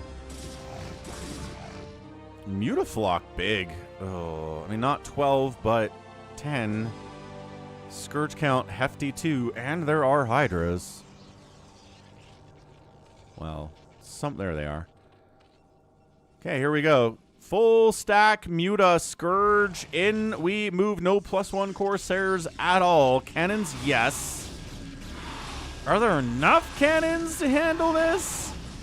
Yeah, it looks like it. Oh, bit of a whiff on that Storm. Incredible pre-dodge. And then into the 3rd base we go. The ability to fly is pretty good. Archon can't handle that, but he was ready to go. Great positioning by Quickly, and the Mutas have to get out of there. I don't think they've paid for themselves at all. They've got the +1 Carapace. They maybe killed a probe. They did some damage to a cannon, but didn't actually kill it. Look at that. 3 hit points. There were other cannons too, so just, I don't know. Couldn't kill one of the cannons. That's not going to work out for you at all. Zerg player says, Evolution Chambers. Hydralisks, let's go. Queen's Nest, 10 minutes. Big fan. Yeah, man, I'm still stuck on one of those Jaedong versus Snow games from the wild card for ASL 22. He just never got a hive. It's ridiculous. 21, 22, 23 minutes.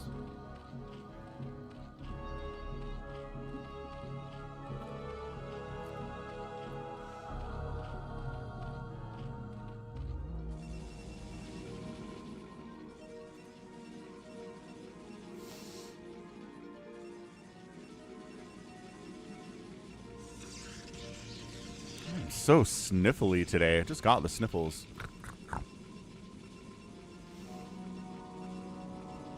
What's up, Top Shelf? That is correct. I sure did. Yeah, I know. Got a hive in the second game, but I'm just saying. Zerg players that get up into the 17, 18, 19 minute mark without a hive, it just makes your job so much harder than it needs to be. I understand you don't want to play with defilers. I understand they're more APM intensive than just going Hydro Lurker blah. And you can win with Hydro Lurker blah. I'm not saying you can't. But dude, your odds really tank. It's just, there's no alternative to it. In any other matchup, I don't think. It's like if Protoss said, okay, we're just going to win with Archons and Zealots and Dragoons for 20, 25 minutes against a Zerg. It's like, no, you're not. Where's your Storm, you idiot? You might be able to in some situations, but that just makes it so much harder. Don't handicap yourselves, Zerg players.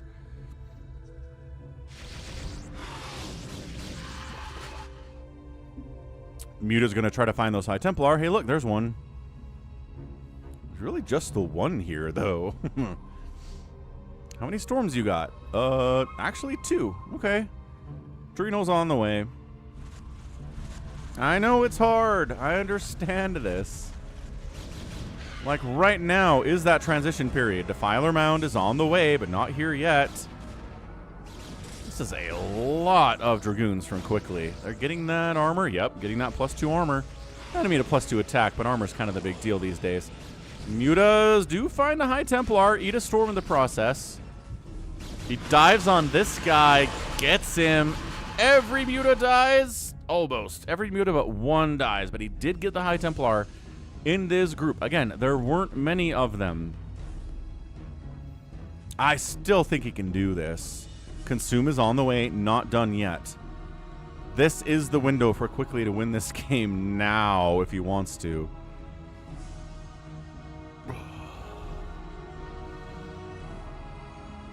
Yeah, once the Reavers come out, I mean, Snow, right? Snow kind of has the ultimate super late game anti-Zerg composition with Dark Archons and Reavers and Archons and High Templar and Zealots and Dragoons. Okay, big swing from the south. There is Storm back here. There it is. There's a lot of Hydro Lurker, though. Overlord's coming in, just getting murked. Is he looking for DTs or what? I guess he's just generally scouting. But yeah, see the +2 on these Dragoons really standing up to the Hydras. The Lurkers don't have Dark Swarm yet. Consume is so close to being done. These Lurkers are like, why are we not being protected by the orange cloud? It's a question everybody asks themselves. And a time like this, nice Ling counter snipe of, does he kill? God, he doesn't kill any of the High Templar. He does force a merge, though. He does force a merging is complete. Corsair's dying to Scourge like crazy there. Army comes up to defend against like 2 Hydras at this 9 o'clock. But yeah, Snow. Once you add a Dark Archon into a super late game PvZ comp, I don't know what the Zerg is supposed to do. Right? You're feedbacking Defilers. You're maelstrumming groups of Mutalisks or even Hydras. Right? Lings try to get in here. The Archons and the Zealots eat them. Lurkers are getting sniped by Reavers the whole time. I just don't know what you do. I've cast a few games where Snow does that, and it's hard. It is hard to get to it. It means you have a lot of bases, and it's super late game, but man, it's hard to deal with. I mean, I think a lot of players, the Somas and the Sulkies of the world, would just say, don't let the Protoss get there. Right? Soma in his last game, or his last ASL 21 series, just never really got up to all that late game. I don't think he made a single Defiler in the entire series, so that's why, right? We see a lot of Zerg players not bother because you don't have to. Unless the time gets late, and then you kind of do.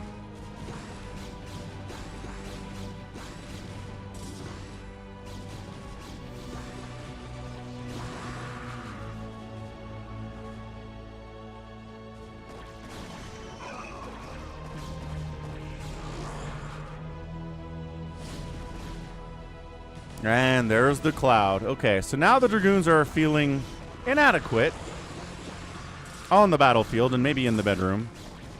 167 to 135 supply. Protoss is up. How much storm does he have? The Archons are in here. They're getting focused, but the Zealots are buffering a little bit for them. Lings on the backside are problematic too. High Templar gets sniped by the Lings at the same time.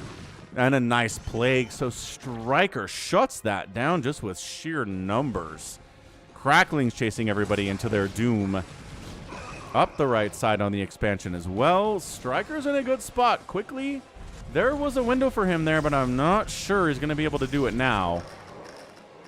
Yeah, that's it. It's really dicey during the transition, as Top Shelf said, to get into Defilers, but once you're there, suddenly you're plaguing everything, your Dark Swarm and everything. The Protoss doesn't have any Reavers yet. He doesn't have the gas really to afford it. And you're feeling good.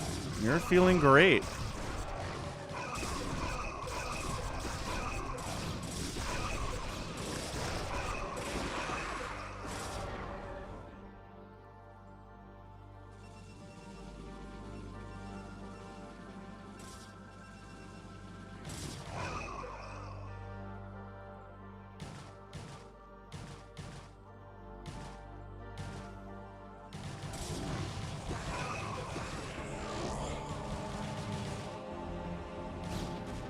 Cracklings, what can't they do? Well, they can't attack air units, but that's about it. They can do anything else. Anything you want them to do.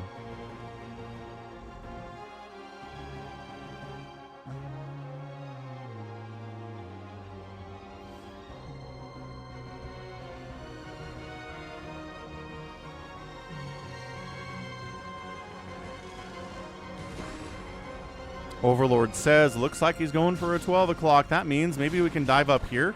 There's a High Templar with, 2 Storms and an Archon. This is not enough to save this. DT, no, Overlord comes in from the bottom of the screen. What the heck, man? Get up there, get up there, get up there, get up there, get up there, get up there, get up there, get up there. Go, go, go before anything else shows up. Okay, there it is. Now it's dead. Can the Protoss save it? I'm not sure he's there in time. Plus, he has to deal with this Lurker Hydra Plague setup. The Cracklings are on a clock. And I don't know if there are enough of them to actually kill the Nexus. Not even close to kill the Nexus. Wow.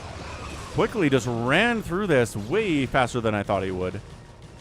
Saves the Nexus. Everything's fine. And he's long distance mining from up this way. That's okay. Did he send he sent everything back home, and now these probes are all gonna die. Burrow! Burrow! Okay, they died anyway. Never mind. It's fine. It's fine. All these probes are toast. Zealots are trying to save the day, but 72 to 44 workers. Ugh. I mean, good save on the 9 o'clock, but I don't know if there's a path forward here anymore for our guy quickly. Ugh.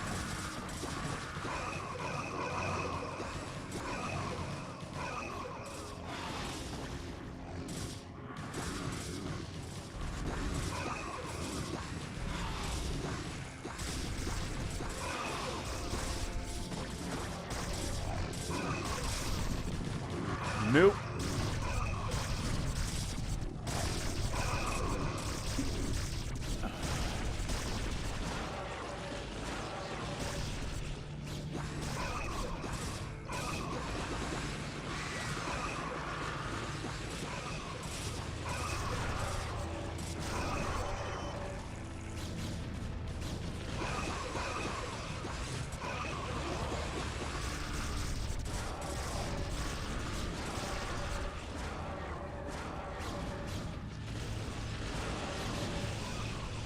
It's a lot of storm. Still 71 to 41 workers. This 12 o'clock is not happening. Trying to expand down here on Polestar is Quickly, but hey, what's up? I'm the Prometheus. This is Quickly and Stryker battling it out. Quickly is our Protoss. The hold of this top right base is somewhat legendary out of Stryker. The Nidus exists, but this is a lot of Protoss trying to come up here. Hydra's on the backside, trying to fight against these Archons. Lurker burrows in, dodges the storm. Where are your observers? No, the observers are not here, but storming everything coming out of this. Nidus, oh, that is sick. That is some good stuff there. Nidus lives. That's the whole point here. Nidus is alive. And the top right is held. And there's an OBS looking at this base, but that's about it. 26 kill Archon. 2 High Templar. 28 kill Archon. And 29 kill Archon. And the Nidus died. What? He's like, wait, I didn't expect to make it this far. Okay, drones killed that Archon. Never, there it is. 1 kill drone, killed an Archon. His friends will never believe him. The good thing is, he's got a bunch of witnesses. So they can tell everybody what happened. But man, what a story to have. He needs to re-knight us up here soon. Just out of principle, even if it's not under attack. See, more Archons late game, the better off you are. But Mass Hydra kind of eats the Mass Archon, and that's where you need the Storm. And you know the drill. It's just the economic advantage here is just massive. For Stryker, he's spending his money. He's got so much income. He's re-nidusing top right. Man, I Am Prometheus wishes we could get the pre-order skins from 2016. 10 years ago. He's wishing he could travel back in time. I hear it. They are cool. But man.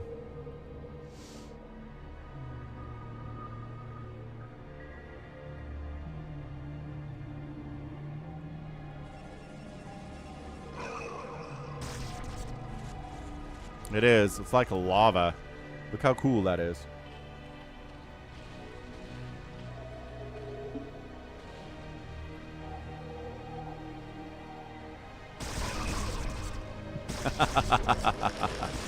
Right? Top shelf.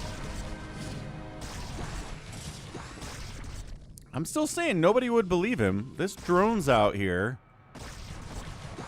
telling his story to anybody who will listen, and everyone's like, nah, man, come on. These individual Archons getting caught out by little groups of Lings. They're better when they're clumped up. They're way better when they're clumped up. You don't even have to worry about Plague on these guys, because obviously.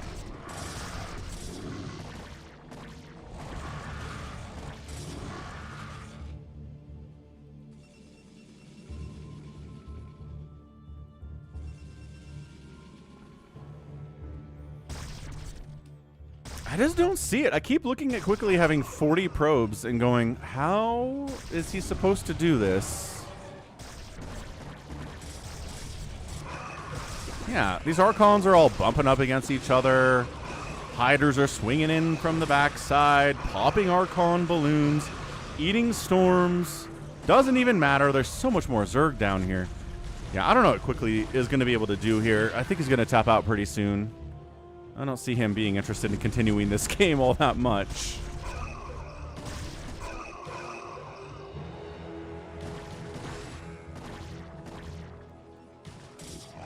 Come on, Overlords, be faster. Welcome back, Goat.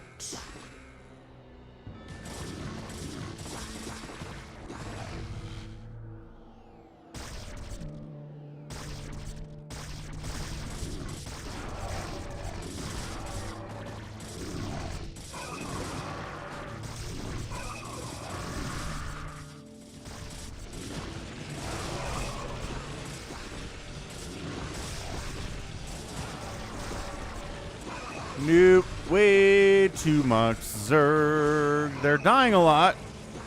I'll give you that, sir. It's going to be 800 Zerg units lost in this game. But it's not going to matter.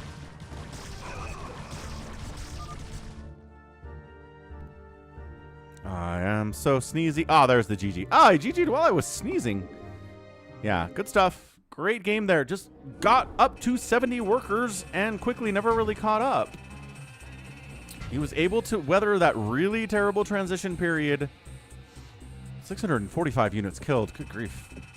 And once he gets up to that plague stuff and there aren't any Reavers, it's really, really tough. Man. Bessie says the best players outside of Asia are at the level of decent Korean amateurs. Yes.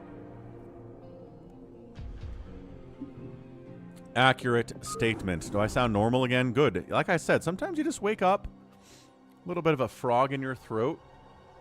That's all it is. Yeah, what's funny is that in StarCraft 2, there are 2 or 3 Europeans who have jumped up to the level of super elite StarCraft 2 player, even competing with the best Koreans.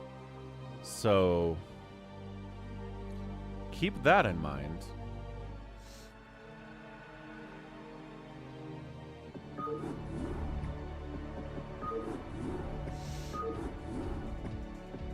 I need some tea. Maybe. All right, let's US West BattleNet this thing. Who's ready to go out here? G22's been antsy for this. Savior Sword's been antsy for this. I think Afkatinis is around too. Yeah, Cyril, Clem, Raynor. I think Showtime's up there too. I think Showtime could beat anybody in the world at StarCraft 2. So good for them. Good for the Europeans showing that you don't just have to be a Korean to be good at StarCraft.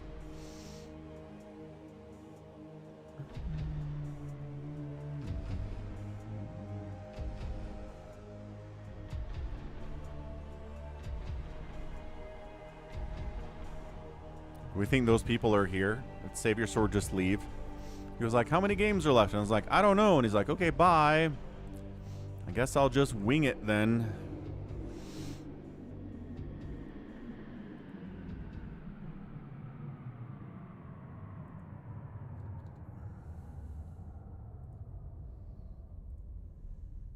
Hey, Savior is here. What's up, Savior? Zump shall return. Savior, Savior.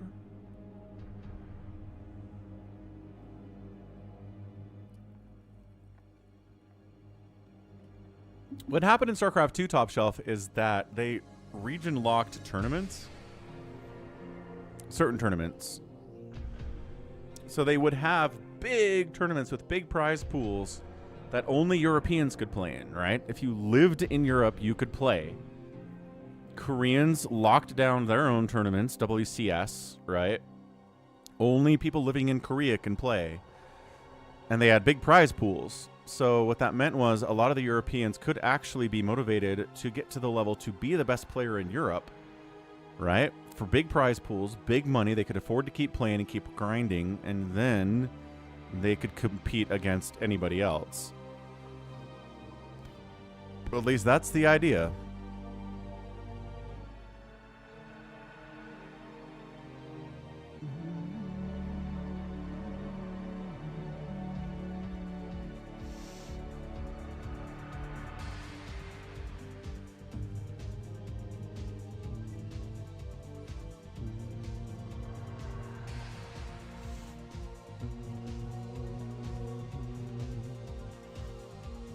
So yeah, more prize money, right? So what do we... All right, we'll warm up the bacon bus. Gout is here. Gout.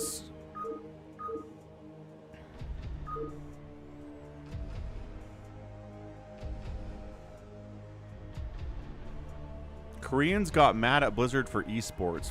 What? Korea invented esports. Korea is the one that started this huge competitive scene with prize pools and everything that was going on there.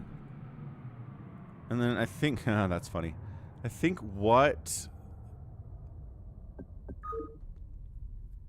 made Blizzard mad was that they weren't getting any of that money. They didn't have any control over their own game. Well, yeah, and then they wanted StarCraft 2 esports scene to actually run through Blizzard. That's why they required the internet connection. That's why they required, you know, BattleNet for everything, which they controlled, instead of LAN. It was because they wanted to control the whole scene. Happy Savior Sword, Goat shall return. Goat's out.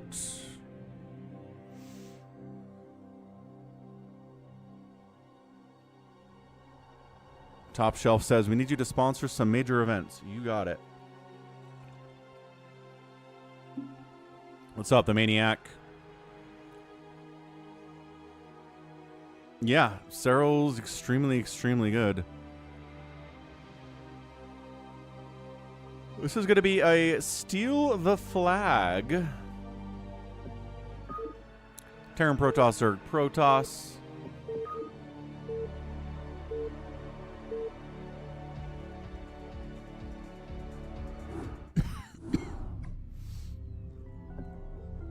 First person to bring the bacon back to their bacon beacon 7 times wins. Straightforward shenanigans out here. So, top left, it is a blue Terran, it's happy. Top right, save your sword. Bottom right is Bazump. Bottom left, I shall return. Center, flag will spawn at 7 minutes. Left on the timer here, it's counting down. You've got turrets to protect your base a little bit. Some auto guns in the floor to protect your base too. They're invincible, they can't be killed. So on some level, you're safe.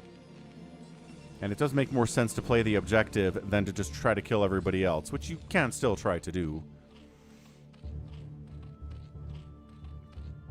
So, what do we got? Some good players here. Bazump's probably the favorite to win this thing. But Happy's very good. Savior Sword's very good. I Shall Return is there. It's about a mid-level player. But sometimes it comes down to stuff out of your control in a bacon, right?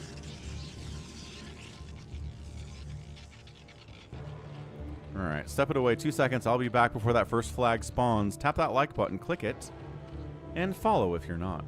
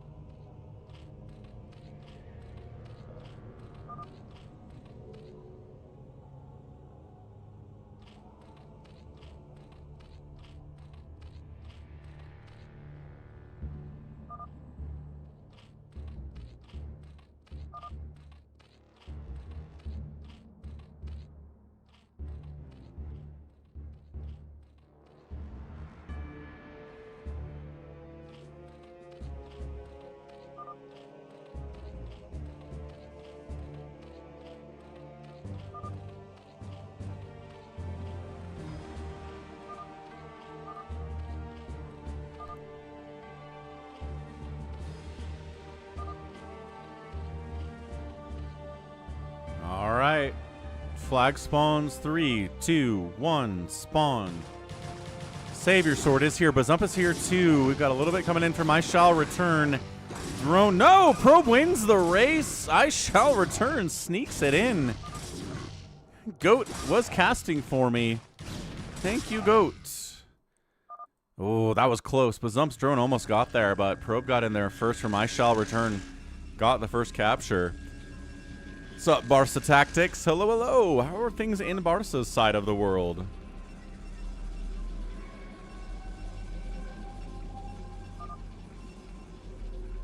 Lunar says the smoke's been messing with your health. Ah, the smoke. The smokes, the fires is bad. Is bad for everyone. I'm sorry to hear that, Lunar Fang. Whew. Barca says that Goat's commentary was in fact excellent.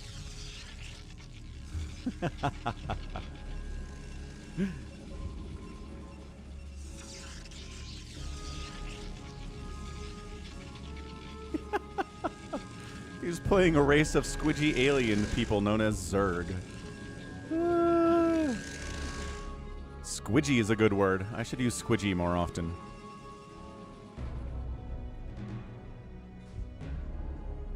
Alright. One capture from I Shall Return. One capture for Savior Sword. Where the heck is the flag, though? Oh, 2 captures for Savior Sword. Okay. Got a second. That's where the flag was. And he's going to get a third here, too. Where'd Bazump go? He was up here earlier, and he's just kind of like, whatever. Savior Sword gets his captures, I suppose.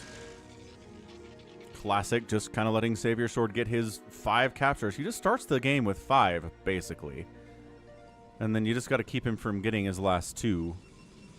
Which is easier said than done, but it was done yesterday. He did lose out yesterday at the last second.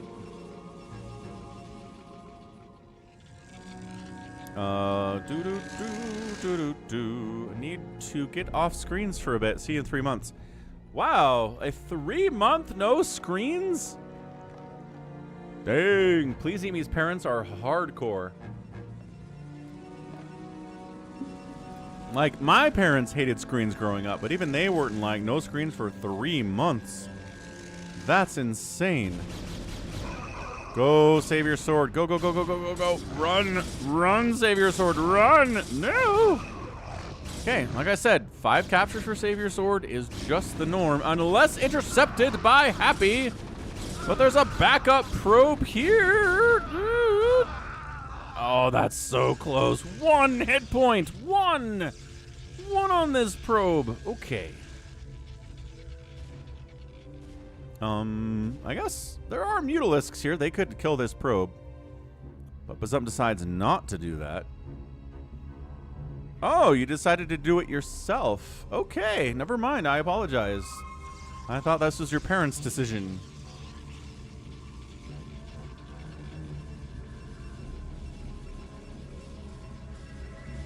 What's up, Sakura? These mutas are causing major problems for the long-term health of Savior Sword. He might lose his natural. Sounds good, Sakura. Alright. So, keep in mind, people, Please Eat Me has said that he is 12 years old. I don't know how many 12-year-olds in the world would intentionally put themselves on a no-screens diet for 3 whole months. That's crazy. Meanwhile, thousands of cannons are down here from I Shall Return, so good luck, Savior Sword, getting any captures with that setup. He's holding on to the flag. Don't mess it up. Okay, he doesn't. He doesn't play with fire. He gets the capture at 15 seconds, and Shall Return is ready for it. I like it a lot. See you later. Please Eat Me. Bye.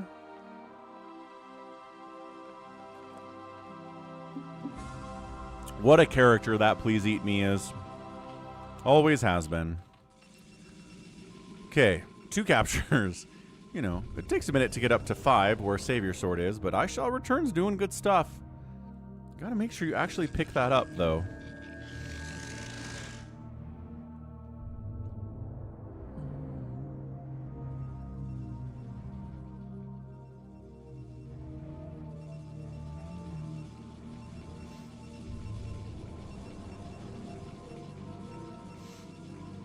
Sakura says, is this the last game?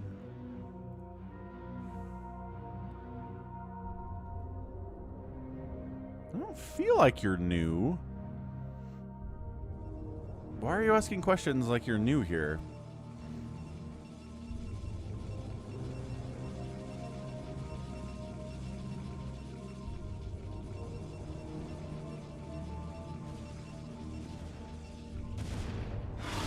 Archon, ow. Alright, what's Happy doing? He's being too quiet. All the Marines and medics in the whole world, but also has a couple tanks. And 4 starports. Probably building Wraiths if I had to guess what he's up to here, but their control tower. Does he have science facility? No, battle cruisers, yeah. Where is the science facility? Oh, right here. Golly. Right in the middle of the map. Go, go, go, go, go, go, go. Ooh, 5 captures for I Shall Return, getting the 6th one now. Like I said, I Shall Return is not the best overall player here, but if you have a plan and you execute it well, you can win these UMS maps. Even with better players, man. Sakura says, this is not a long stream. It's Saturday, Sakura. In what world is the Saturday stream not a long stream? Also, it's even 4 hours on Fridays and Thursdays. No! Oh, he sniped him, but the second probe with the immediate pickup. Wow. Chase him, take him down. There are Marines chasing this guy. He needs a shuttle. He needs a shuttle. Oh, sniped it.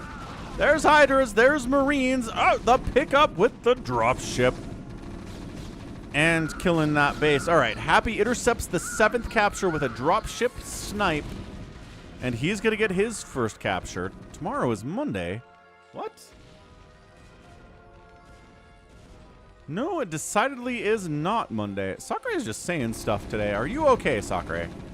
Are you fine? Did you turn into generic troll of confusion?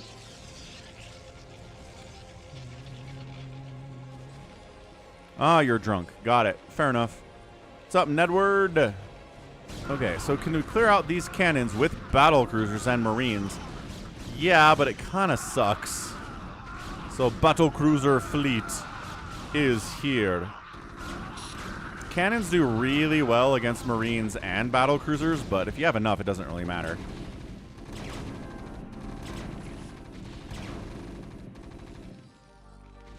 "21 seconds left. Might as well capture it now, unless you want to... Okay, he does capture. It gets 1. 1 capture for Happy. He's controlling center with tanks and battle cruisers.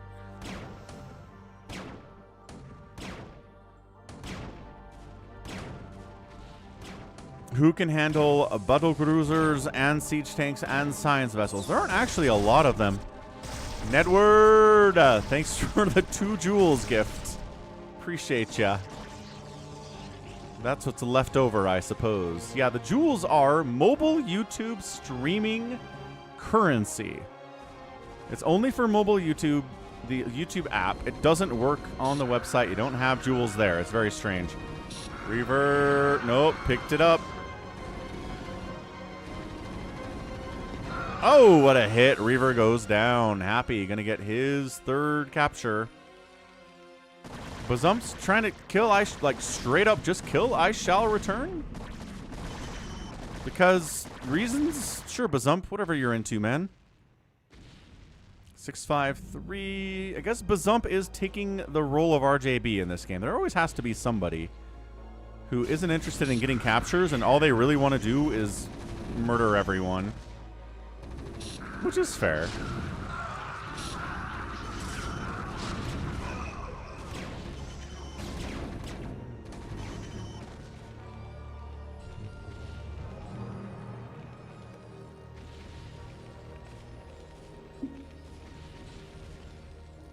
And that's 4 captures for Happy, getting his 5th capture now.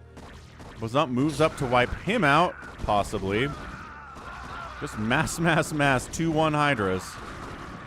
Not bad.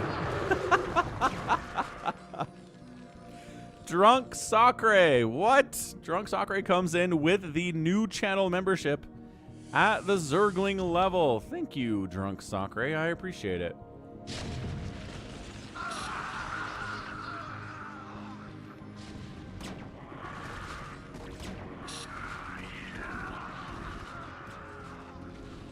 Meanwhile, Happy casually getting his 5th capture, or is this 6? I think this might be 6. The Hydro Lurker is fighting against the Battle Cruiser. Lurker's not really participating for obvious reasons. Sacre says, I'm not that drunk. Fair enough, dude. Might be a day of luck. A bit of luck. For us struggling folks. There's a lot of struggling folks out there, I know. Yeah, Hydras against BCs, kind of okay. Kind of fine. And that's it. Happy gets the 7th cap anyway. Boom. That was great. So Happy just macroed up, allowed Savior Sword to get captures, allowed I Shall Return to get captures, sniped I Shall Return 7th capture. Right? I Shall Return was this close to winning. Happy sniped it. The battle cruisers and the drop ships all worked together enough to where Happy was able to go from 0 to 7, a lickety split. Outspent everybody. Great macro. Happy is very scary, man. Really very scary player. So good job by him. What do we got here? G22, Bazump, Savior Sword, I Shall Return, Falcon Paladin. Happy is out here somewhere. Not in the chat channel for some reason. I don't know why Happy's not in the chat channel. I'm going to be real with you. We do have a new version of Phantom mode, where if you're a pirate and you win, you get to stick around, and you get a hero unit to play with. If you're a assassin?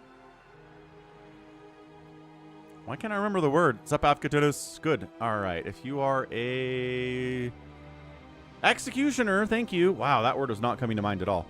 Executioner, and you win, you get to stick around, and you get a hero unit to play with too. So there's some fun additions here from Happy. I asked him just to let the people stick around if they won, and he said okay, and then he added his own spin to the whole thing. So I like that. That's really neat.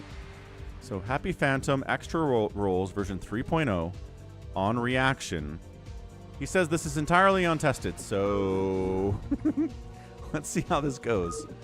I think we can fill it. Critter! What's up, Crit Dog?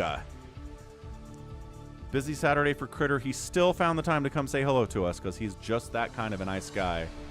We like Critter a lot. Still sniffing.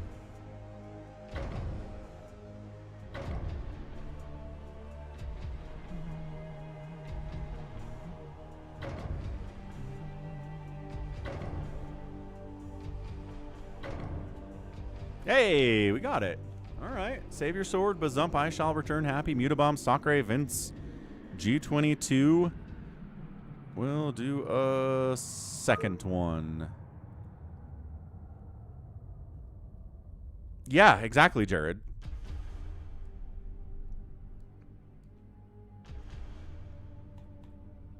So we're just talking about, and we have no more one Phantom either. Always 2 Phantoms.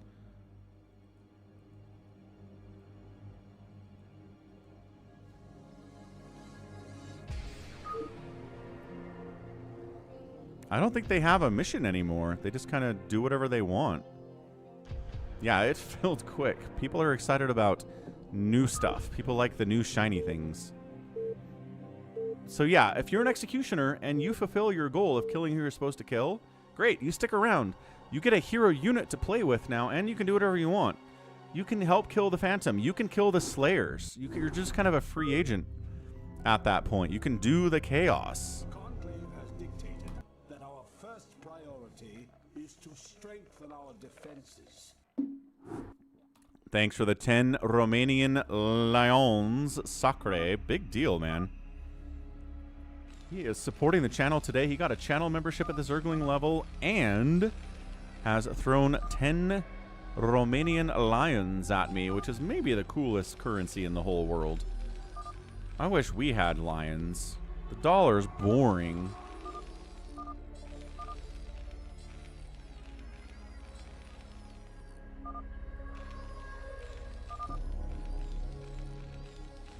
All right, let's go Phantom. July 18.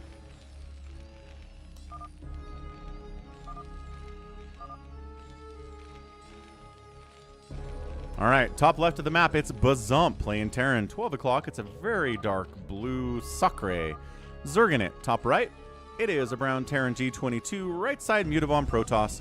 And red, as usual, I Shall Return is a tan toss. As usual, 6 o'clock is Savior Sword, being Savior Sword. Bottom left is Vince, Zerganit up. Left side of the map is... Oh, wait, Vince is Apkatinus. Left side of the map is Happy playing Zerg to wrap it up.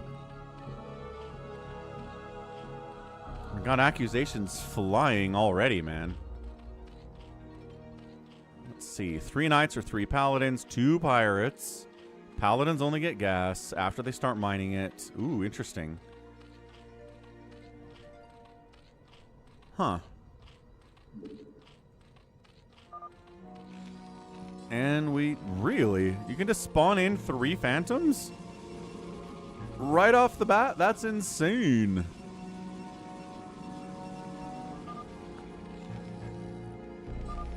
Sakura's like, I might have missed my role showing up. Go to mission objectives. What's up, baby T-Rex? The currency is called Liu. Liu. Aw. As baby T-Rex says, be sure to like the stream if you're on the YouTube side of it. It doesn't show me how many likes I have anymore, which is stupid. I can see it after the stream is over, but I can't see it right now during the stream.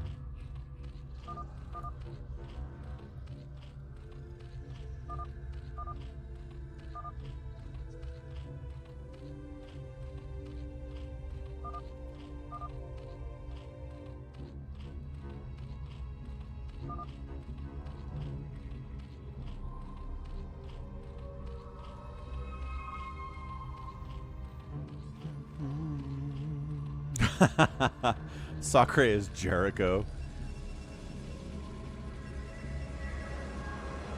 That would be interesting if that was the case, but I don't think it is. Apkatinus going 3 hatch, but does have a pool coming in. Psychonaut says, no, he's not. He's not the same guy.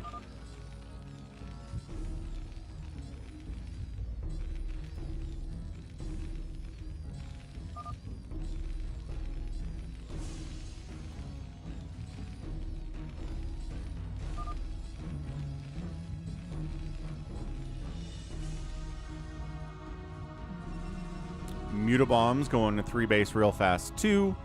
Bunch of zealots out from I Shall Return. A little bit scary if he went after Mutabomb.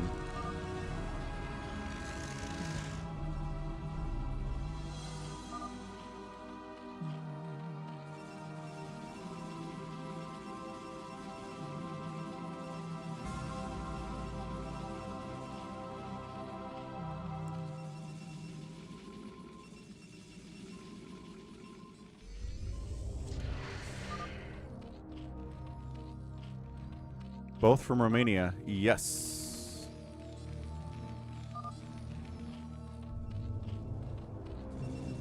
Afkatinus admits to stream sniping in FFAs, but don't tell anyone. Oh, look, they are going. All right, cool. So I Shall Return's like, I don't trust Mutabomb at all.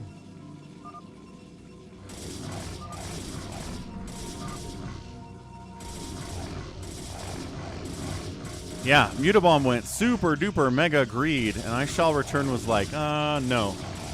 I don't think that's a good idea.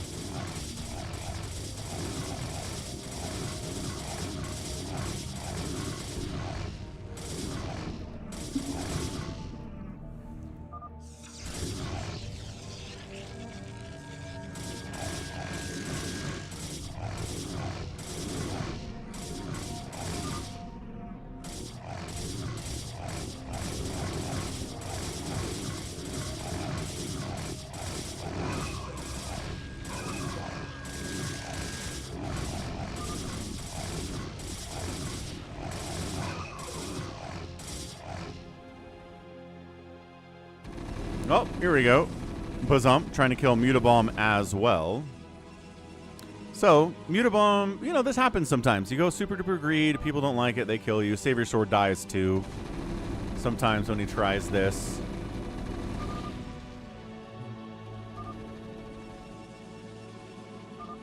Mutabomb says, I am just a straight up Slayer, folks.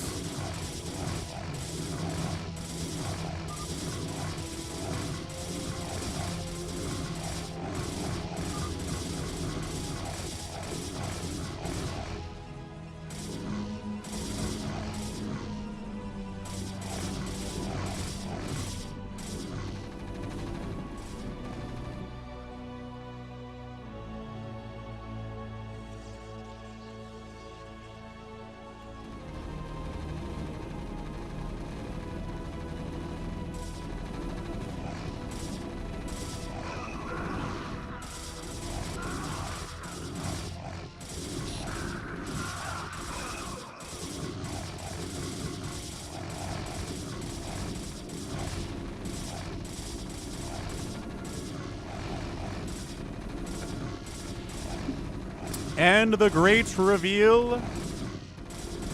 What is Mutabomb? Is he telling the truth? Is he in fact a Slayer? Happy is lagging out.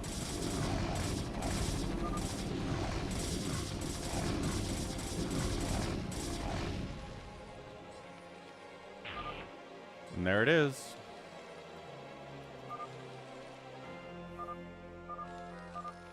So if there's an Amnesiac, there is now a Slayer in the Amnesiac spot, which is fine. The best part about the changes, says Happy, is that we might not even see them. That's true, Happy. Wait, what? Why is Savior Sword attacking Sakura? You did say maybe Sakura unallied him? Ooh, Savior Sword taking Mutabomb's third. That's dicey.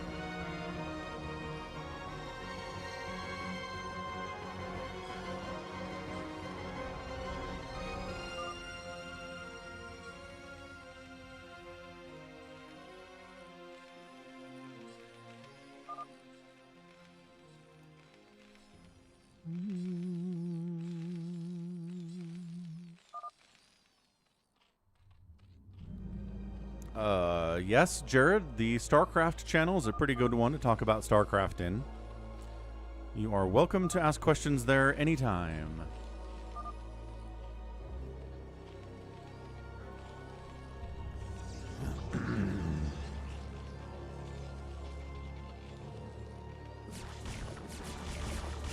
All right, Savior Sword's gonna try to commit here. Kiting against the Lings. There's one Mutalisk and a handful of Hydras, though. There's not a lot.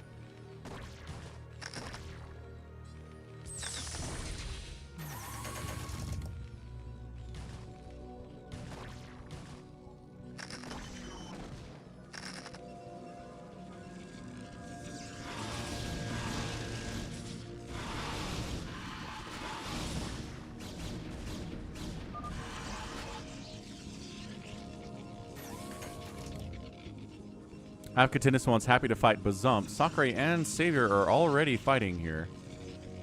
Queen's Nest, but no Hive on the way from Sakura. Savior Sword's pretty big, as is tradition, especially in the Phantom mode.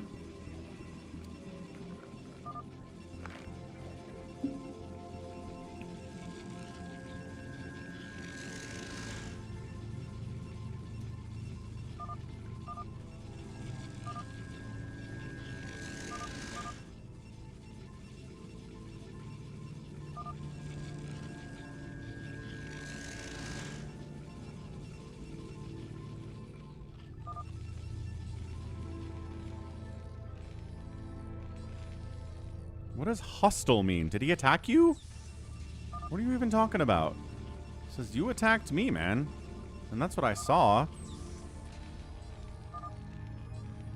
Oh, he means he turned off shared vision. That's what he means by hostile.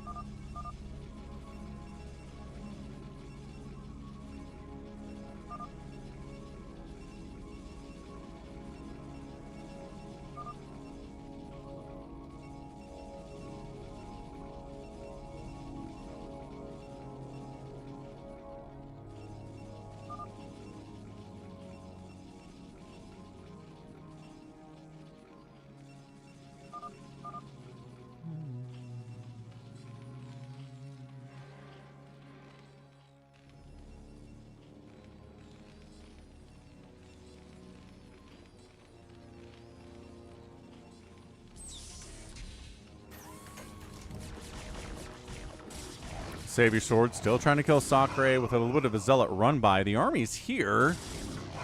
These guys have the upgrades. They got the speed, obviously. 1-1 on those dies is pretty good, but he's not going to completely break through here, I don't think. There are a lot of different battlecruiser types. I did not know that, no. Sounds like one heck of a rabbit hole. And then he counters into the third base of Savior Sword.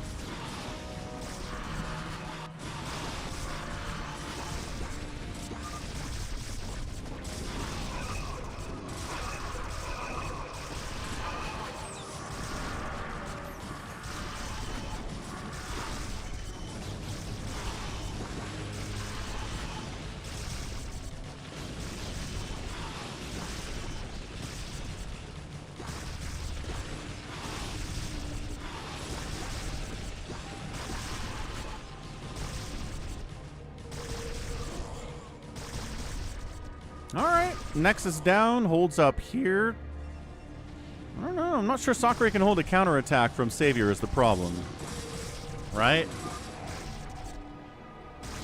Apkatins is like, so wait, Savior Sword's fighting Sakura? Yeah, certainly is.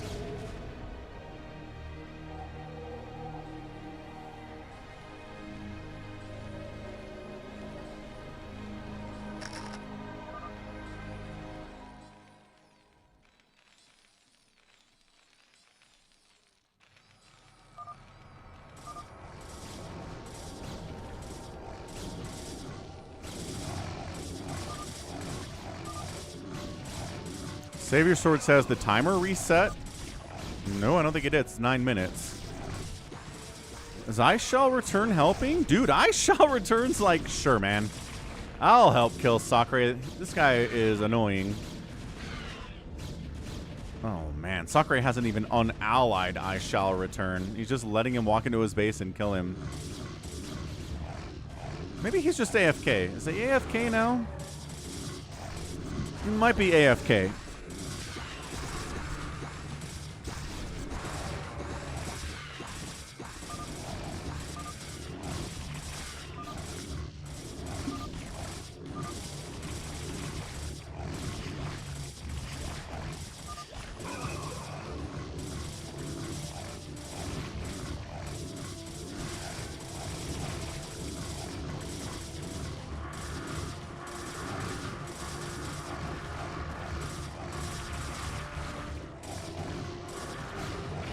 I don't know.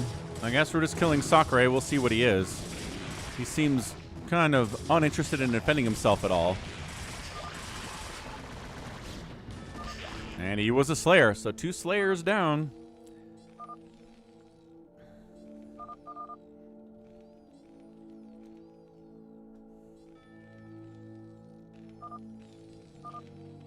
We need to make the 2 Phantoms fight each other, says Avgatinis. We don't know who they are.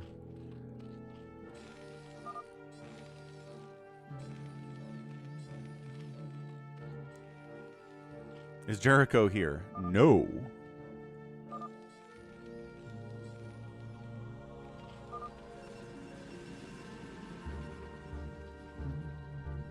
So he says it's 2 phantoms all the time, which means you can have upwards of 6 slayers, right? If you don't roll any of the other rolls, then yeah, you get 6 slayers, 2 phantoms, and you call it a day.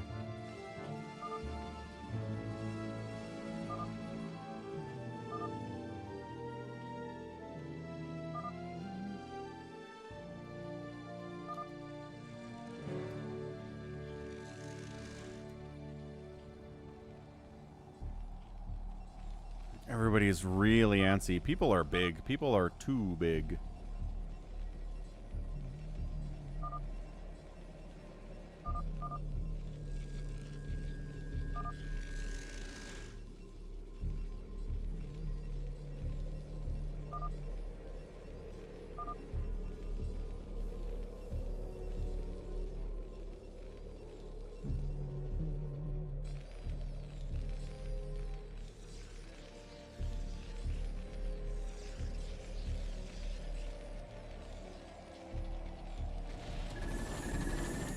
Abbadon walks into Happy, parasites a bunch of stuff, and loses a bunch of his queens in the process.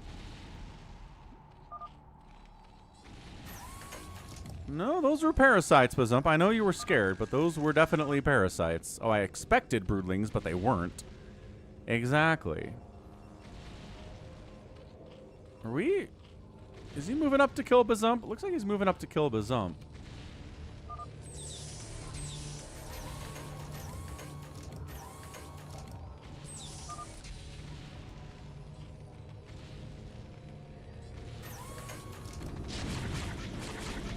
Now we're broodling. Okay, so now Abbadon is straight up going after Happy. Let's see if they can take him out. The tanks are dead, so like a Dark Swarm and like 4 Zerglings could really ruin this. Hey, look, Dark Swarm and like 4 Zerglings. Here goes nothing.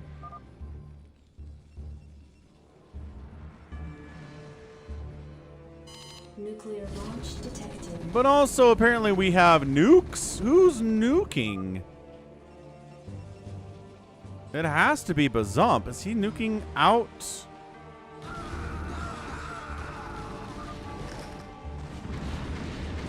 Oh, G22 is nuking. Right. Okay, so we cleared out a ton of those tanks. There's the Dark Swarm Marine stuff we were talking about. This is all dying. Happy is getting murdered here. Ooh, restoration usage on the parasited science vessels. Happy's a hero. That's great. Restoration, come on. Come on. Let's go, Bazump.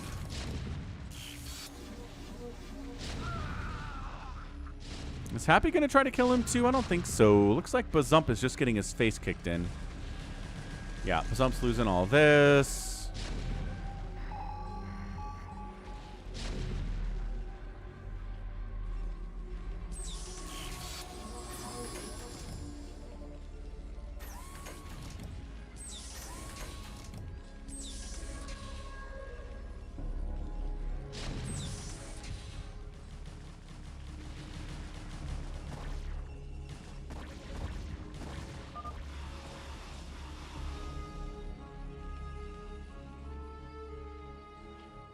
Queens are like, hey, what's this? No Goliath? Cool. Bam, bam, bam, bam. Every tank in danger right now. The high grounders are problematic. Zealots leading the charge. The Defilers can't get through this tank line either.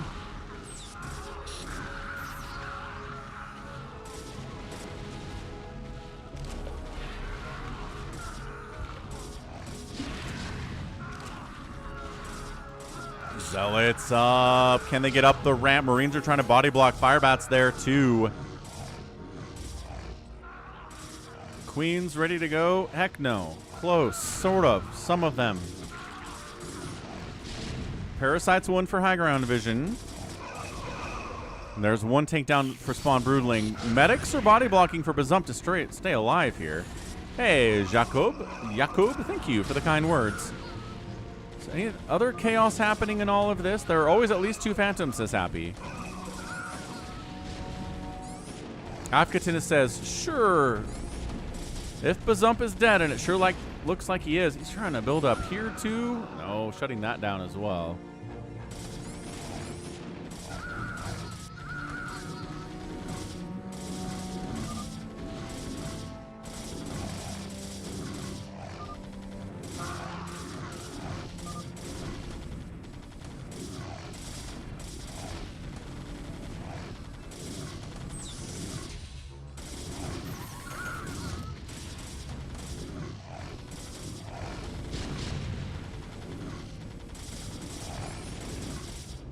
Okay, Mutus took out his command center, and that's going to be it. So Bazump is dead. What's up, Tipo? You did. You did miss the pro stuff, but the good news is you can rewind the stream on YouTube and just watch those if you want.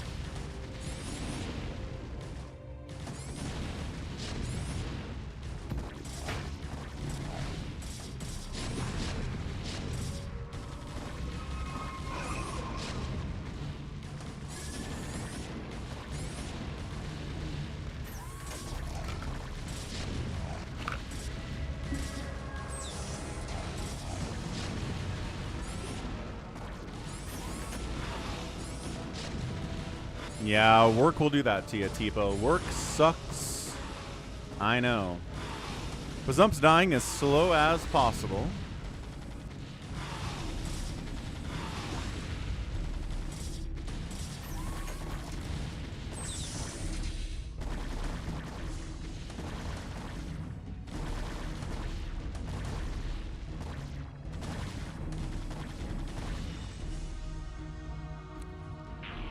And he was a Slayer. Oh, no.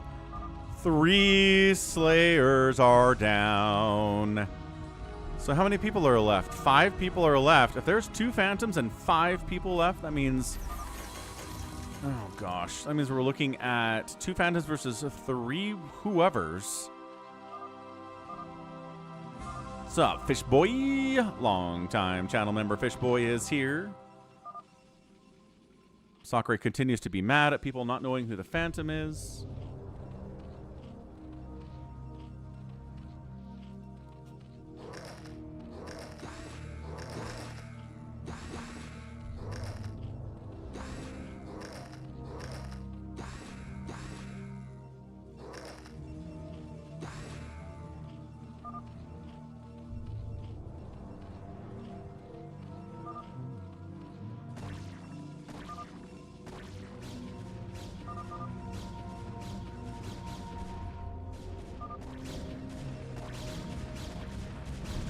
I guess we're killing I Shall Return. Okie doke.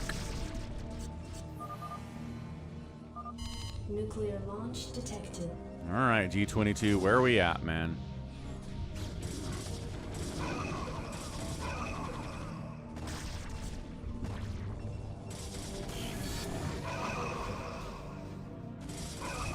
Oh, here it is. Oh, that's pretty good. Ooh, that's pretty good. Oh.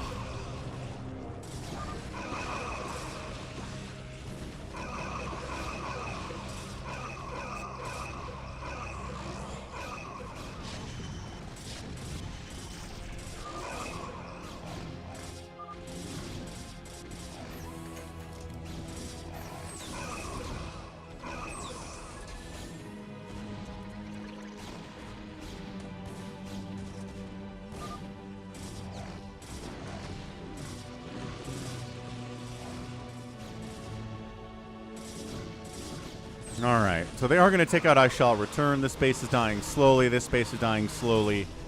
This base is dying slowly. He's not making stuff, at least not stuff that flies.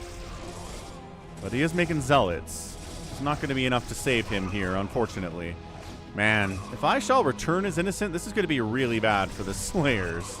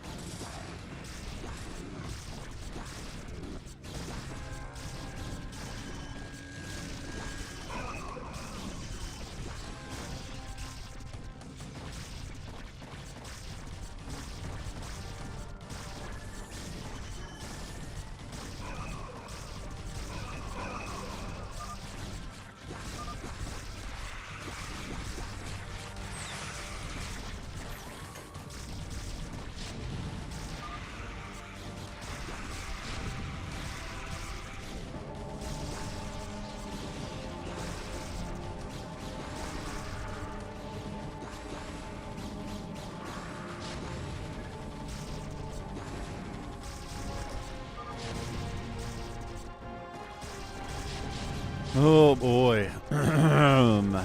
G22 thinks it is, or maybe T-Rex thinks it's G22 and Happy. Who are the Phantoms here? Everybody's attacking I Shall Return, so as chat said, yes, one of the Phantoms is attacking their friendly Phantom.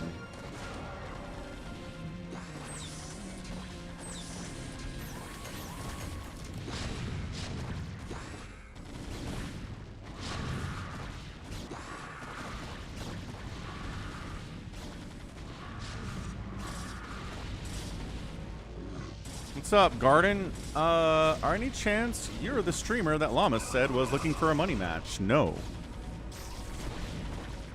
Sorry to disappoint, but welcome to the StarCraft. We're playing a Phantom mode right now. I Shall Return's getting his teeth knocked in.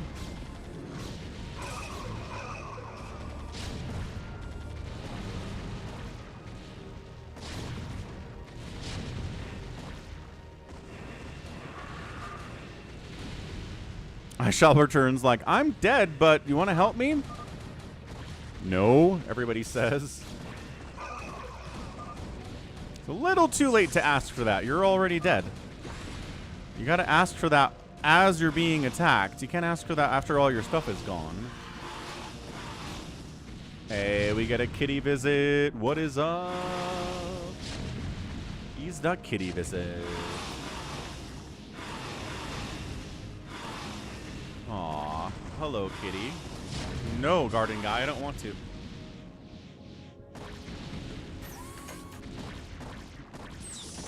Purr. Purr Oliver. Alright. Eliminated. Yes. Slayer. Oh, no. 4 people left. 2 are Phantoms. It's over.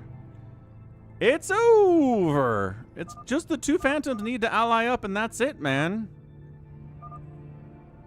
It's 2v2, and 2 of them are Phantoms. How? Gotta figure it out. Just claim Phantom. Your ally will help you, obviously, and it's time to go. G22's kind of setting up. Happy says, I shall claim Phantom. G22 is going after Savior Sword. Does that mean he claims Phantom too? He's not saying it. Afghatennis is killing Happy anyway, so okay, it looks... It's Happy in G22, I guess? I don't know. Dude, I don't even know you. You don't walk up to random people on the street and say, hey man, play me. It's like, no, chill. Don't be weird. Nice to meet you, though. Bazum says, everyone's a Slayer. Happy got us. He trolled us with an everyone's a Slayer Phantom mode. Dude, that's possible, actually. That's entirely possible.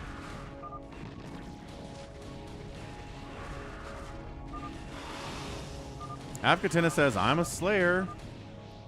Savior Sword says, I am too. G22 says, I'm dead. I can't handle these carriers from Savior Sword, and I don't have the money to handle it either. I'm mined out. So either Happy's trolling us, or it's a bug.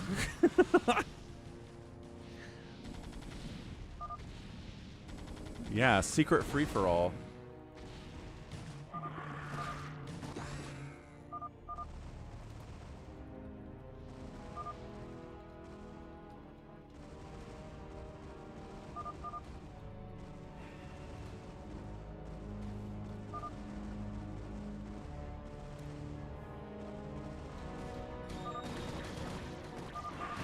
Kitty Visit Part 2. It's Belle. Happy is doing a lot of Ultralisks here.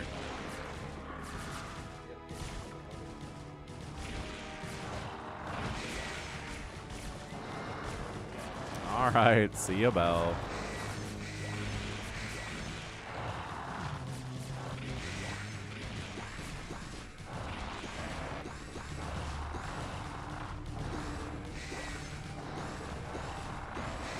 So Savior Sword is trying to kill Happy with carriers, but he's got Dark Swarm and Plague and stuff, so I don't know about that.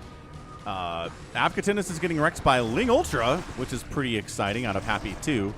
Looks like it's Happy, but is he just a solo Phantom? Happy said there's always two, but maybe not the case. Maybe he's alone here. Maybe he messed up. Again, untested version 3.0 of Happy 3.0, or Happy Phantom.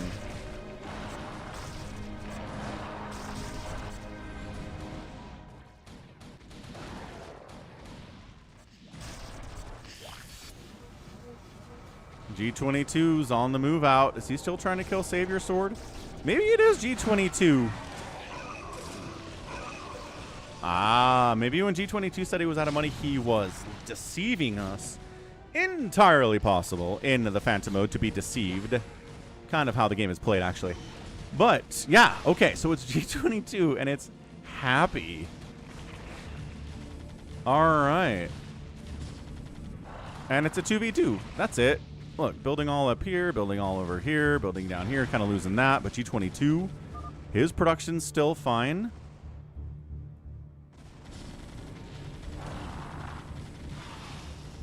Yeah, I don't know if they are noticing that G22 is obviously a Phantom.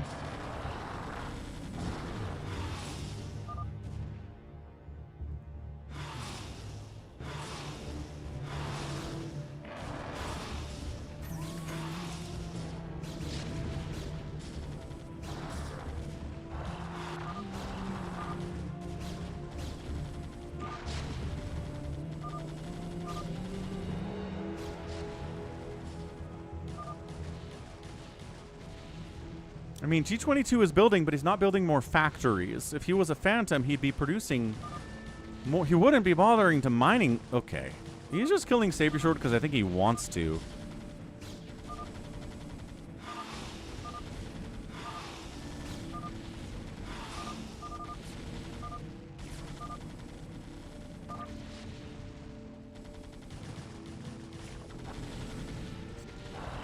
Again, you would be building more factories if you're a Phantom, and I'm not sure that he is. He's killing Savior Sword, but I think that's just because he wants to kill Savior Sword.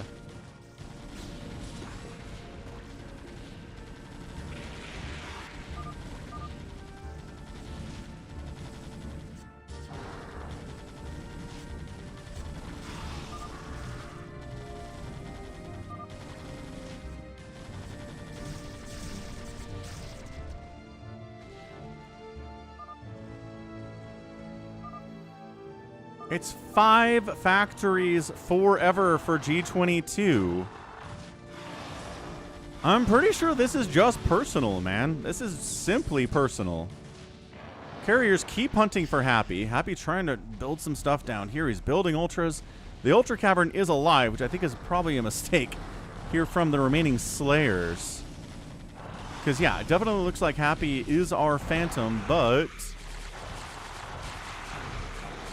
yeah, Avcatinus trying to build all over the place here, too. Doing his best to remain alive. But Savior Sword's just going to get knocked out of it. And then there's going to be 3.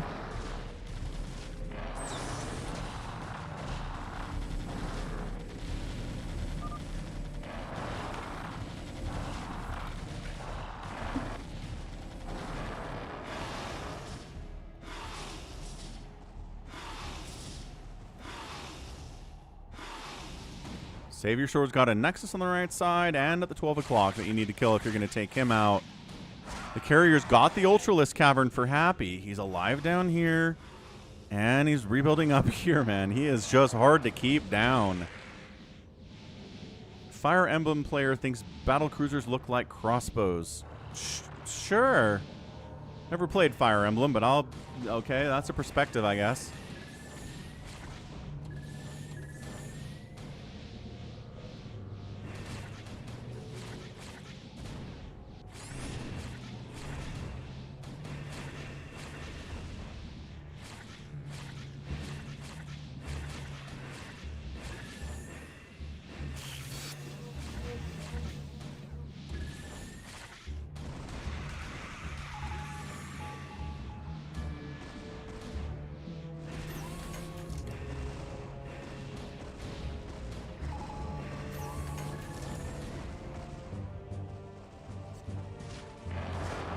Ultra versus Ultra. Fully upgraded versus fully upgraded.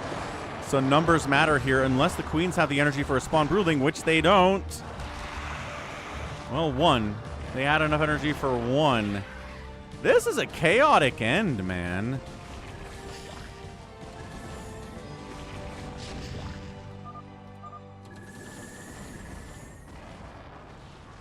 Like, seriously, if G22 is a Phantom and he's not building more factories, I don't know what's going on with him.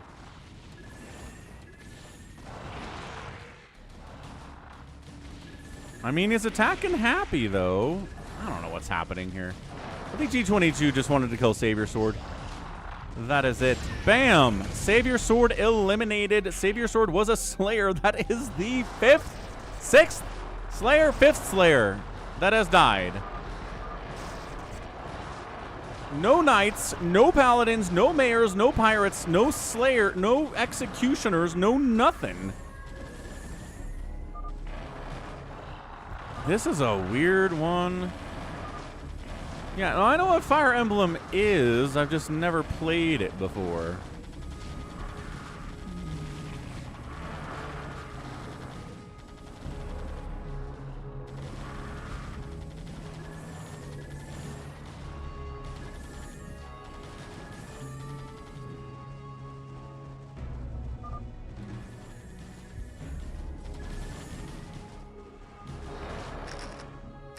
If it's G22 and he has 5 factories at 35 minutes and he's a Phantom, I don't even know what's happening with him anymore. He's helping to keep Happy down, but Happy keeps sprouting up. Rebuilding tech.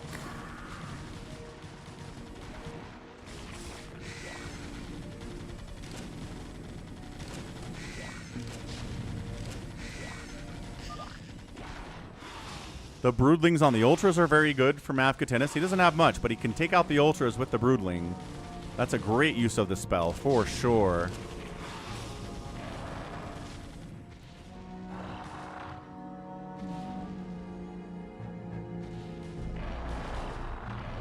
This is super duper scrappy for Mavkatinis and Happy. They are both really fighting it out. I mean, the fact that G22 continues to build things...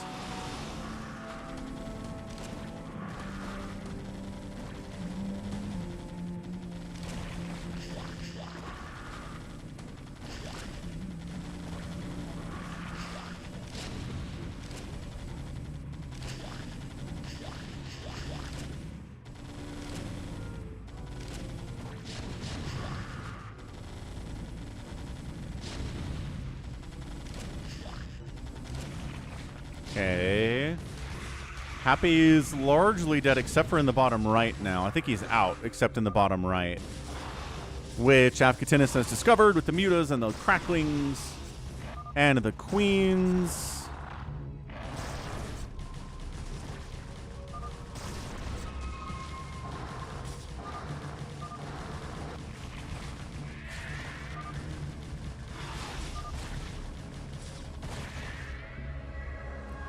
G22 is still building, you guys. Still building.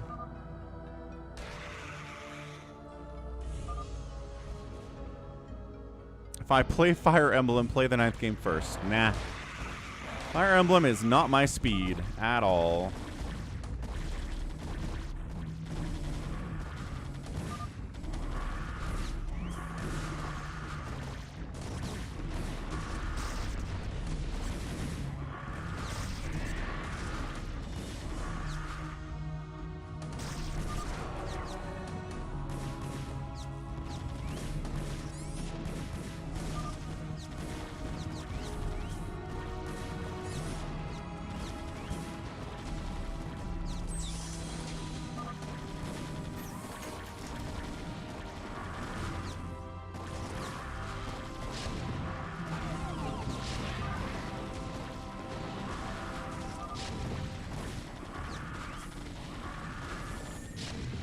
Happy, did you vibe code your update? Oh my gosh, he's down here. Mavkatinis needs to do better at calling out where Happy is. But I think he's got it. Happy's pretty insistent there's 2 phantoms. Look at this. He's still making stuff. At 38 minutes, if he's not a phantom, what is he?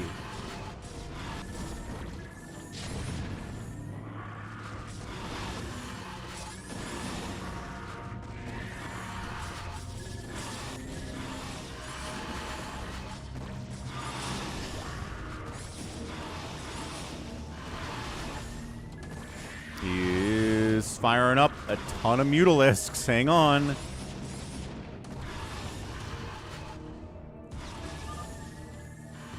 Happy might actually hold down here. If G22 is actually out of money because he isn't a phantom or running low, then it's over.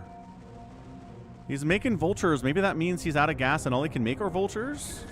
Because he'd be making Goliaths here to try to handle these mutas, but I don't think he's got the cash for it. This is nuts.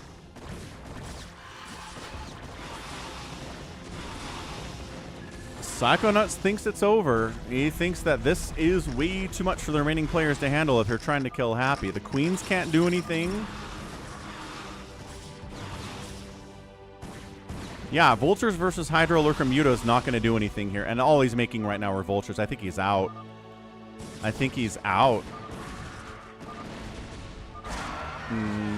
That's it. Afkatinus out of there. G22 out of there. Slayer.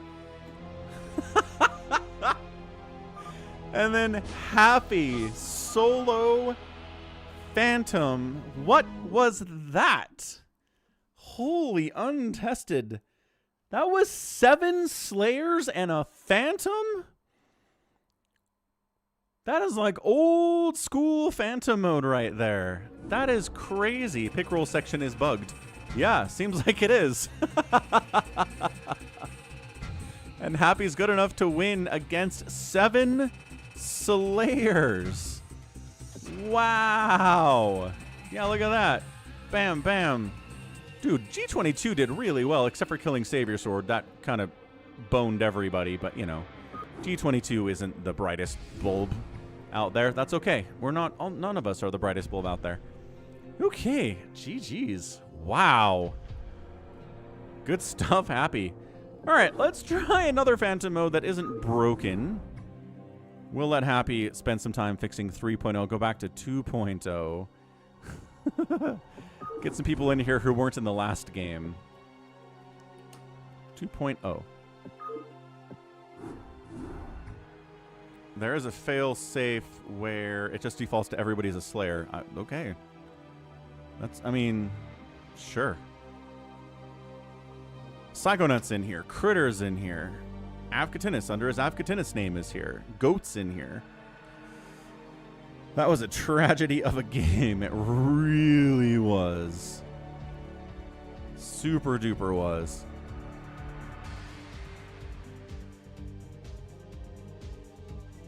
All right. We got people in here who were not in the last game. Yes. Nobody's waiting that wasn't in the last game. No. Let's go. Let's do this thing. That was crazy.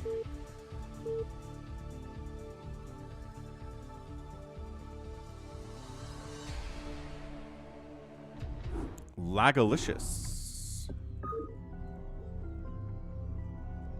Happy says people cannot read. What does that mean?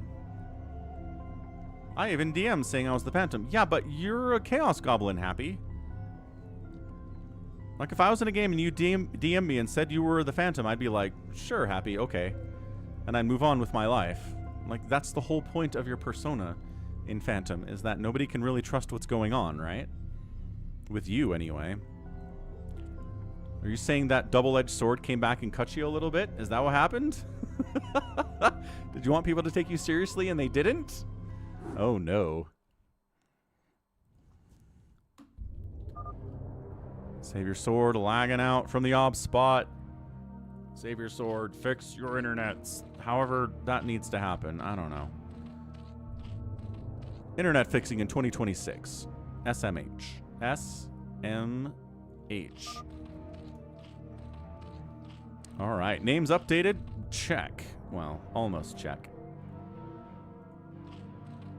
Names updated. Check. There we go. All right, top left, Bazump is back. 12 o'clock. It is I Shall Return. Protoss again. Top right, Avkatinus is playing Magenta Protoss, as opposed to the Zerg in the last game. Mutabomb is Red Protoss. Same location again. Bottom right, Baby T-Rex is here. First time today. 6 o'clock is Critter. First time today. Bottom left, Goat. First time today playing Terran. And then we got Psychonauts playing his beloved Purple Zerg on the left side. Go subscribe to Falcon Paladin Plays. I'm getting so close to 500 subs out there, y'all. Then I can monetize the channel and get like a quarter per stream. That's going to be awesome. But go sub out there. I got lots of stuff. StarCraft is out there too. If you dislike StarCraft, it's out there. But there's other stuff. Look at this. Halo, World of Warcraft, Warcraft 3, Chrono Trigger, Final Fantasy 7, OG, Outer Wilds, Dying Light. A lot of Dying Light. Pillars of Eternity. I mean, come on. It's all over the place. Check it out. I'll be right back.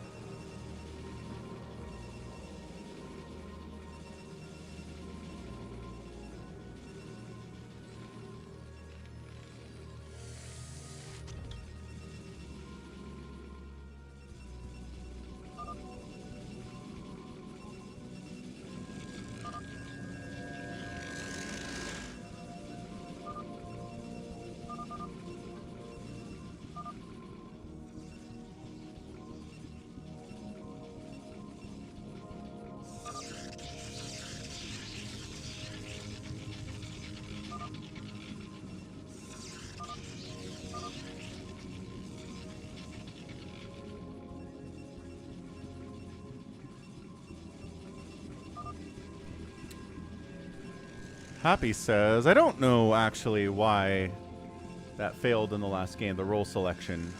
Yeah. Well, good luck finding it, I guess. What's up, Sif? Yes, Sif.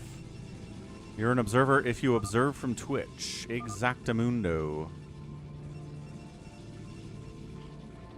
An accusation of Baby T-Rex with his 4 gates.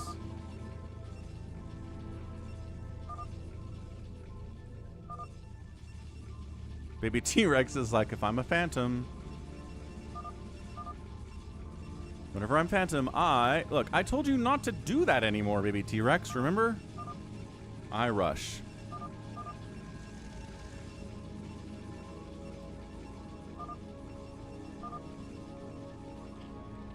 Oh, snap. What is this? I shall return, moving on Bazump. What, again?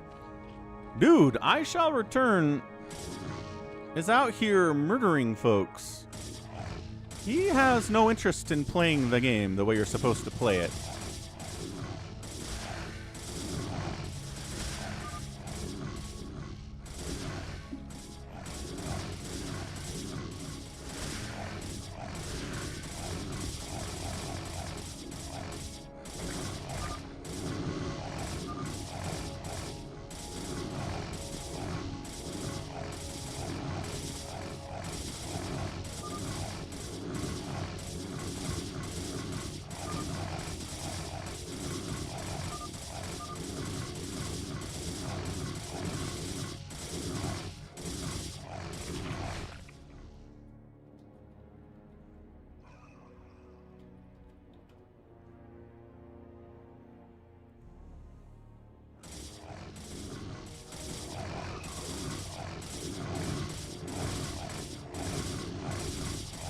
I have no idea, Jared.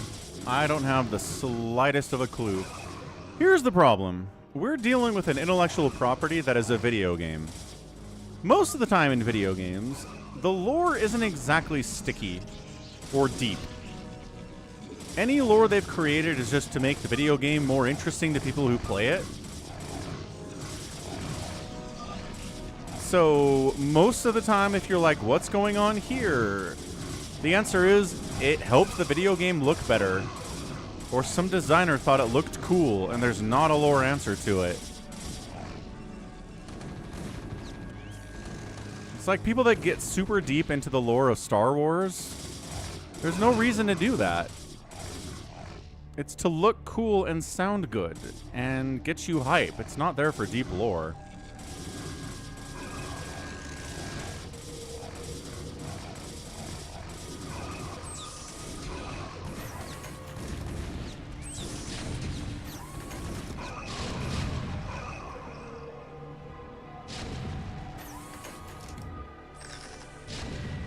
So, Bazump lives. He got murdered real bad, but he's building a new hatch. He's got this down here he's playing with too.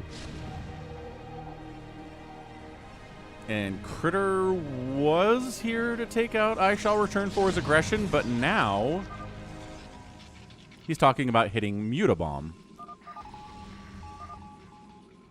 That's why people say you're dumb on Reddit. It's not that you're dumb, it's just that you have expectations that for things that don't exist.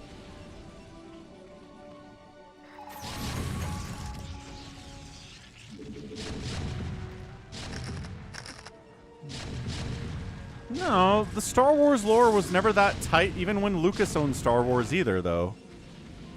Let's not retcon this, Lunar Fang.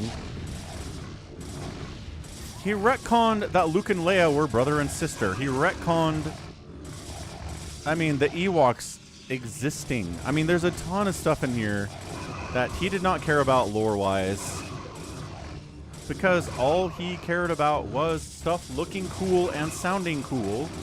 Which is why Star Wars is so successful, because it looks amazing and it sounds amazing. And there's enough character depth and enough story that it's okay.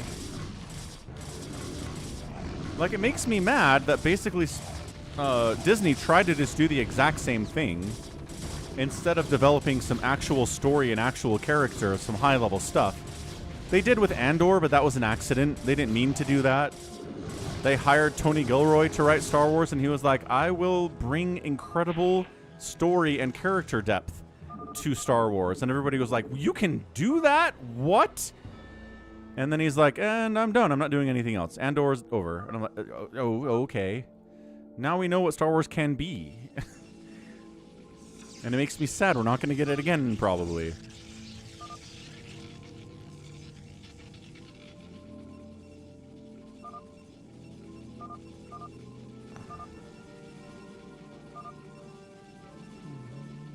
And yes, getting a positive response to anything you post on Reddit is pretty hard to do. Unless you're just posting generally accepted facts that the hive mind all agrees on, in which case you'll get tons of upvotes and everybody loves it. It's kind of boring that way sometimes. The interesting stuff's always in the comments. You get all the same stuff posted, and then the comments are where people actually have rebuttals to those ideas and actually will fight about stuff. But you never see unpopular comments at the top of any subreddit. What's up, Kale Thoss? But that's the whole point. That's the whole point about Reddit, is that there are upvotes and downvotes to hide content that is unpopular. The popular stuff goes to the top. The unpopular stuff goes down. Nobody ever sees it. It remains on the bottom. So it's echo chamber. That's all it is. Yeah, Not Too Tired knows what's up.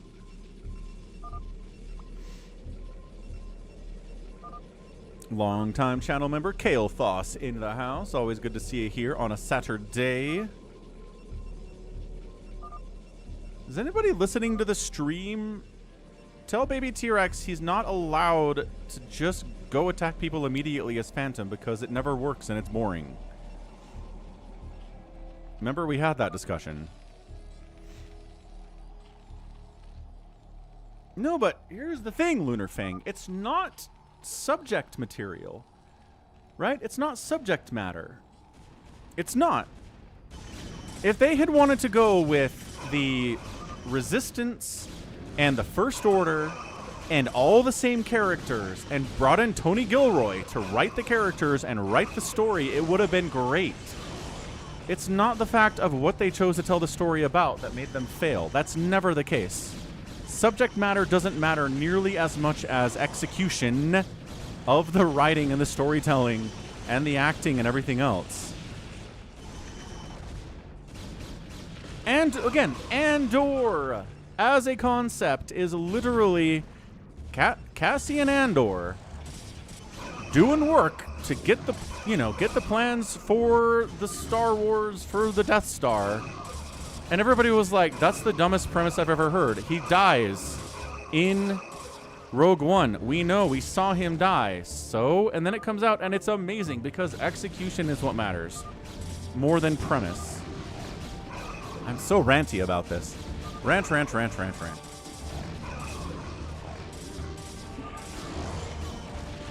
Anyway, what's happening here? Afghanis is trying to kill Mutabomb. It's not going particularly well. Goat says, let's kill Psychonauts. All right, that's happening at the same time. We got a 1v1 down over this way. PvP shenanigans for the win. And Mutabomb is holding and winning that battle. Looks like Critter and Goat are here to kill Psychonauts with an apology beforehand. Oh, good. Happy found the bug. What was the bug? What was the bug?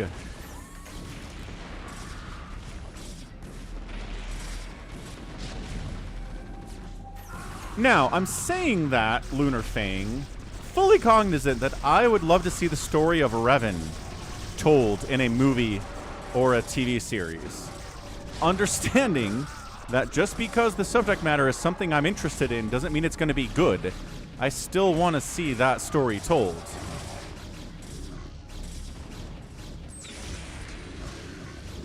Revan! No, Slicky Fats. Revan. R-E-V-A-N. From Knights of the Old Republic.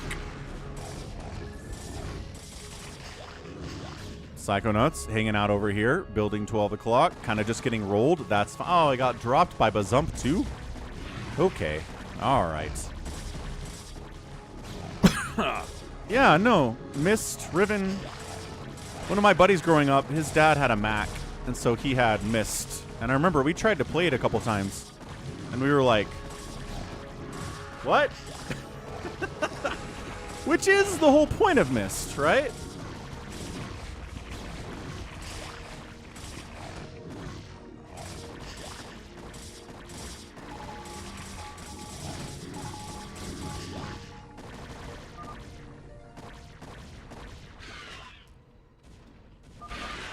Yeah, this. Meanwhile, oh, Psychonauts was a phantom. Wow. I don't think anybody thought he was a phantom. They were just kind of like, we got to eliminate somebody, and it looks like it's you.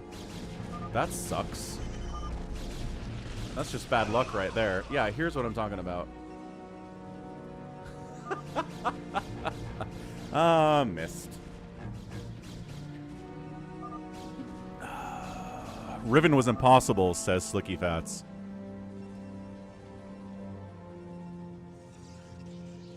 Yeah, that's missed.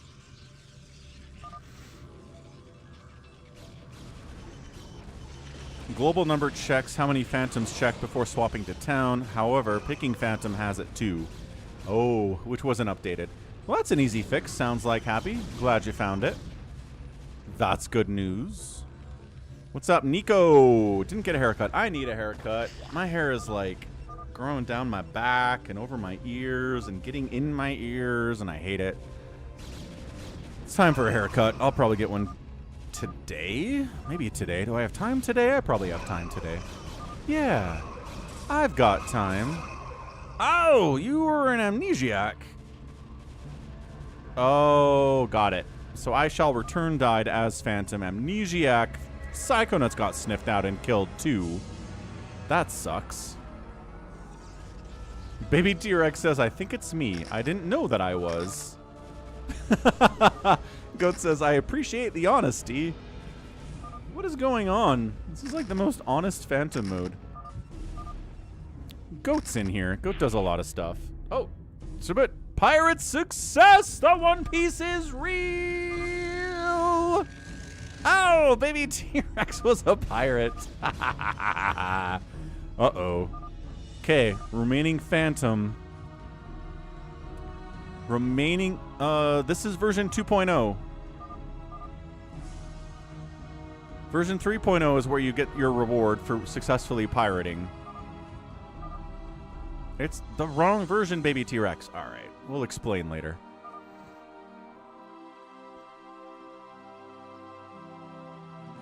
What's up, Tyvern as well? Hello, hello. So, what do we got? We got probably one Phantom, right? We could have... No, we have one. We have one Phantom, because if we started with two, which is the max, then I Shall Return died, and then the Amnesiac died as well. So there can really only be one Phantom left. Avkatina says, I'm out of cash. All the minerals are gone, because the pirates succeeded. So Goat says Mutabomb must die. Who's gonna help him? Critter? Critter's gonna help him. Avkatinus might help him. I don't know. Can he hold? If he's a Phantom, he can probably hold. Because everybody is pretty darn broke right now. If he's not Phantom, I don't think he can hold.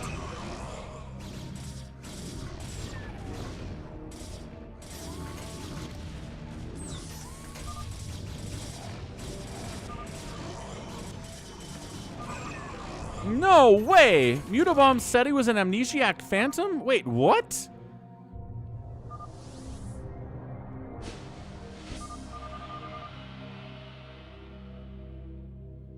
Wait, can you have two Amnesiacs who both pick up the Phantom role from the dead Phantom? Is that what happened there? Happy's fixing his map.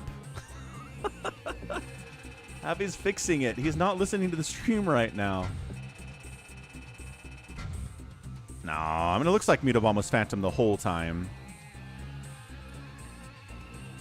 Yeah, I don't think he was an Amnesiac Phantom. Yeah, I think he was a Phantom. Muta trying to throw us off, man. No.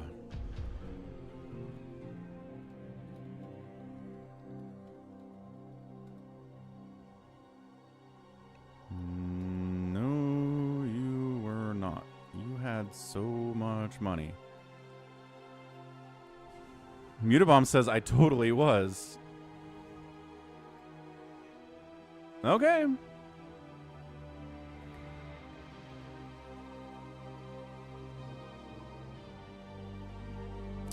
Reasonable. Anyway, is your map fixed happy or no? All right, quality versus quantity. We'll buy some time here.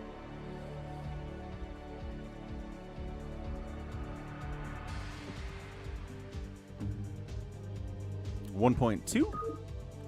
Why lie now? I don't know. Maybe you're confused. Probably not.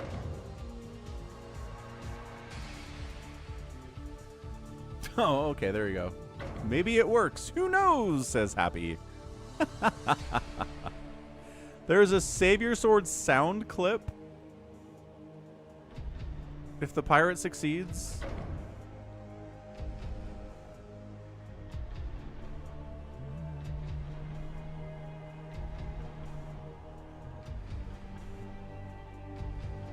All right, Savior Sword, Baby T-Rex, and Happy are the 3 team quality, which means they get units that have full upgrades when they make them.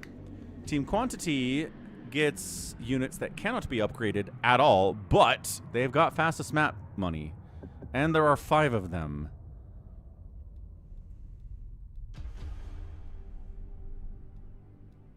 The sound clip is dead, because his account got hacked. So he's punished. Aww. That sucks. Hey, what's up, R-Man? We certainly are. We certainly are bringing back the year 2000. This is a 100% league. All right, let's give it a shot. Let's give it a try-rama here.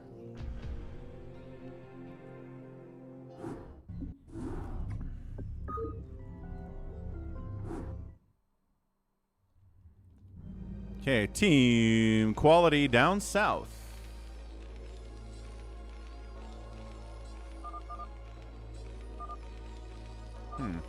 We got Bazump, we've got Baby T-Rex, and we have Savior Sword. Team Quantity makes all the units in the world, but they can't get upgraded. It's Bazump, it's G22, it's Goat, it's I Shall Return, and it is Avkatinis. So everyone has turrets, preventing early rushes from killing them. Because we have had games where early rushes just murder the 3, but then also games where like early cracklings from team quality just murder everybody else. So no rushes available for the first about 6 minutes here. Doesn't mean you can't cannon the whole thing up. It is Discords that are getting hacked. It is Shield Battery. Savior Sword's Discord account got hacked because he clicked on a bad link while looking for pirated stuff. Ahem. Ahem, ahem. Baby T-Rex says, you don't get upgrades because you have them all. You get Siege Mode, you get Disruption Web, you get Speed Lots, you get everything. Whereas these guys can't get Siege Mode. They can't get Speed for Ultras. They can't get Metabolic Boost. Right? They can't get Stim. They can't get Marine Range. They get a ton of stuff. But it's not very good. The longer the game goes on, the worse it is.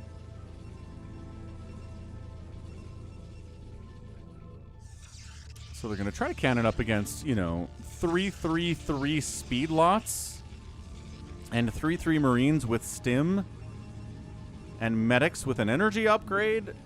Wait. Do medics have an energy upgrade?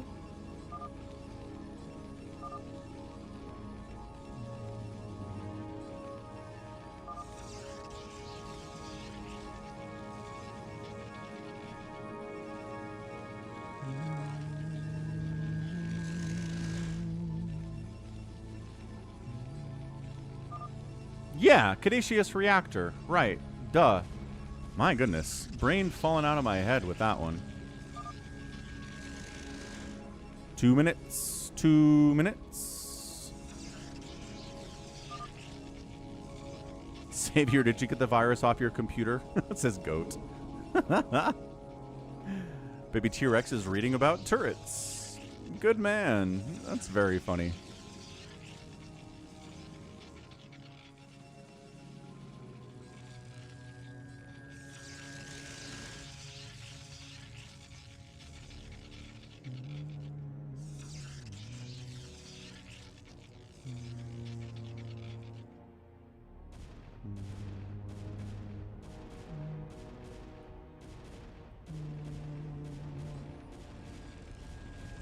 Oh, look who's being interesting over here. Okay, we can bypass their cannons with a Rax liftoff from Afkatinis, but he gets it spotted. Baby T-Rex sees it because he wants to expand up here. That's just some bad luck for sure. Mass, I mean, I don't know. Terran strategy for quantity. Depends on what your teammates are doing, I would guess. Unsieged siege tanks are still pretty good.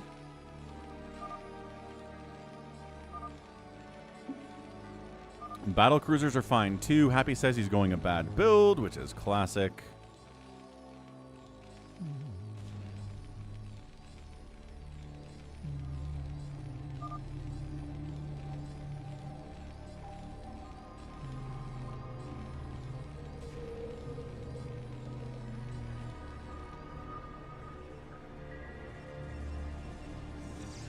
That is so many cannons.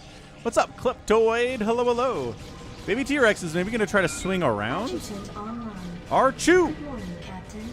Our long voyage from Earth is over, and we are holding a stationary position near the borders of Dominion space. Thanks for subbing, R2 and Kleptoid. Feel free to follow as well. Or, you know, Prime sub. You an Amazon Prime member? Do you got a Prime connection to your Twitch account? Do ya? If you don't, you should do it. It takes about 2 minutes to connect to your Amazon Prime account to your Twitch account using twitch.tv/prime. Hey, 99, thank you. I'm glad you enjoy the channel.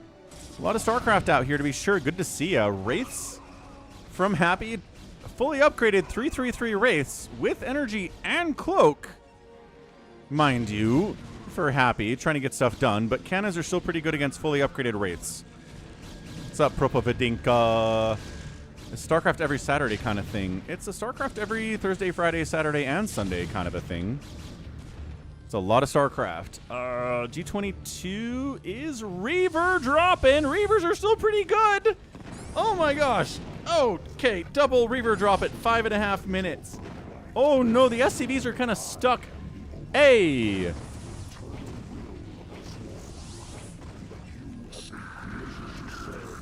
Kleptoid, thanks for the follow. I appreciate that. These Reavers.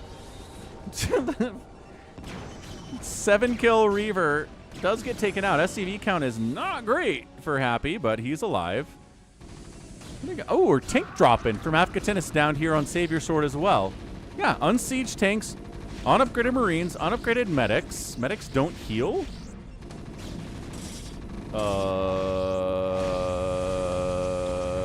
That's... really?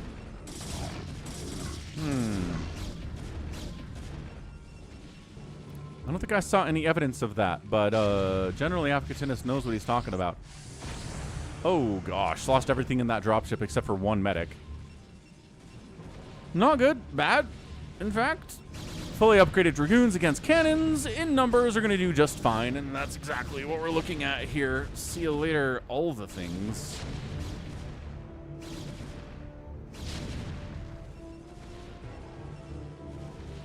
Double Stargate down here from Savior Sword. No real surprise that way. Goat calls out, mutas are coming. For who? They don't have a Zerg. Oh, he's making mutas. Oh. Good job, Goat. Make them mutas. Take everything out.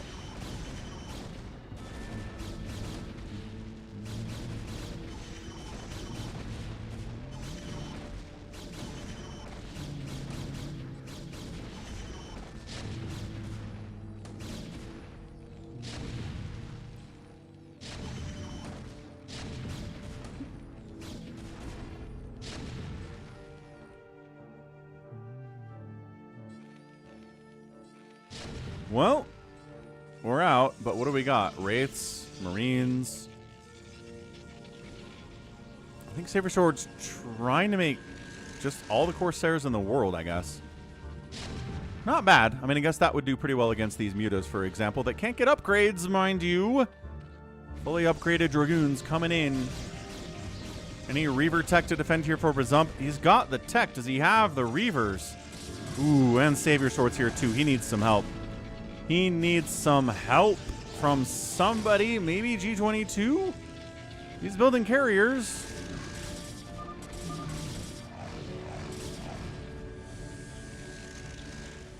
They're just kind of let Bazump die, I guess. No, coming to assist is... Ooh, I Shall Return and Siege Tanks from Afghatinis.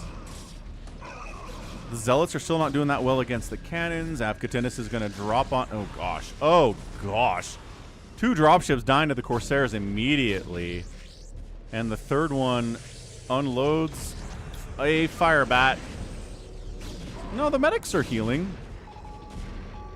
They're healing each other. They healed that fire bat for like a second. That was tough. Mutas are stacked up. Oh, no. Oh, no, the mutas. Oh, no, the mutas. Oh, no, he's not. No, bad. Why are we fighting this? Goat. Goat, no. Goat, you have to run away. You cannot.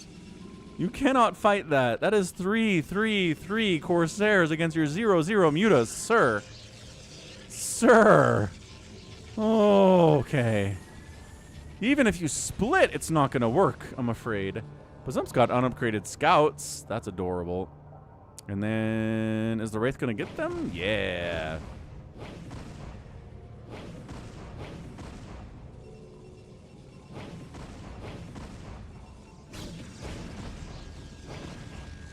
It's still a surprising number of hits for a fully upgraded Wraith to kill an unupgraded Scout. They are just beefy, chunky boys. I mean, I guess they're not taking extra damage from the Wraith because they're not big, but... Okay, the D-Web, just for the fun of it, is nice. I guess all the Overlords for Goat are pretty much dead, too. Ooh, there's some here that got missed.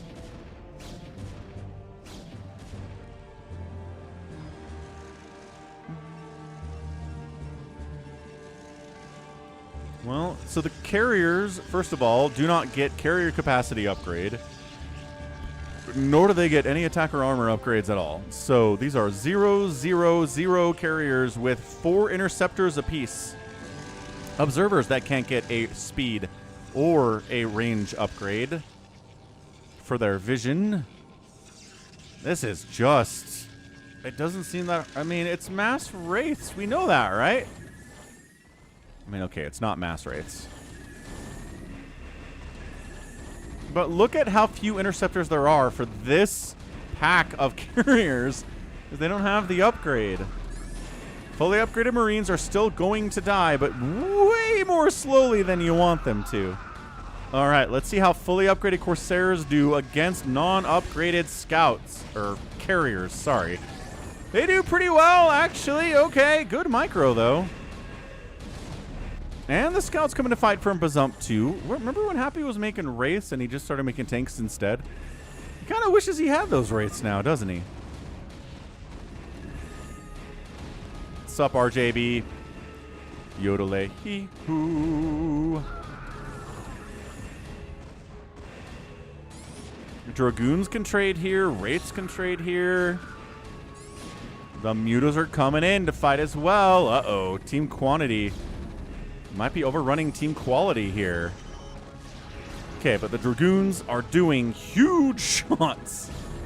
Big shots. Carriers are dying. The Mutas are trying to fight against these Dragoons. Not something they want to do normally. The upgrade situation makes it something they want to do even less. Where did the Corsairs go? Saviors are... Where are they? They're over here for some reason. I guess there was another drop by Afghatinis. They handled it. Yeah, Mass Dragoon, I think, maybe just kind of wins here for team quality, especially if you have 2 Protoss.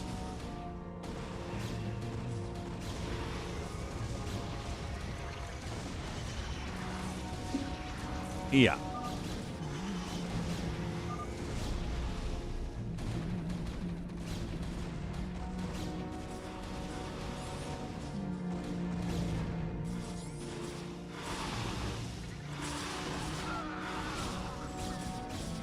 Where are the Corsairs? Save your sword. Where are the Corsairs? There they are. Happy's like, you have Corsairs. Repair, repair, repair, repair, repair, repair, repair, repair.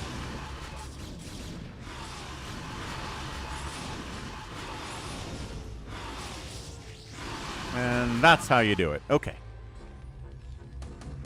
Dude, the mass tank plays of Avkatinis are having fun. Okay, one. Oh, we accidentally attacked that one, I think.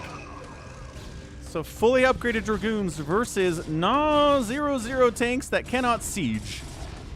Yeah, that's why I think Mass Dragoon just kind of wins. What do you do against Mass Dragoon? I guess Zealots? Reavers, I suppose, are still going to be fine without the upgrades.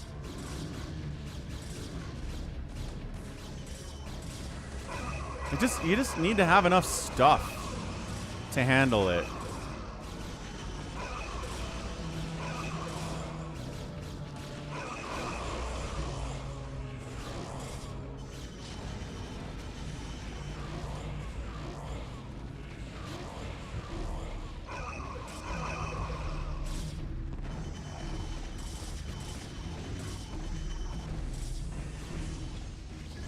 Corsairs fighting against scouts are going to do better than against the carriers.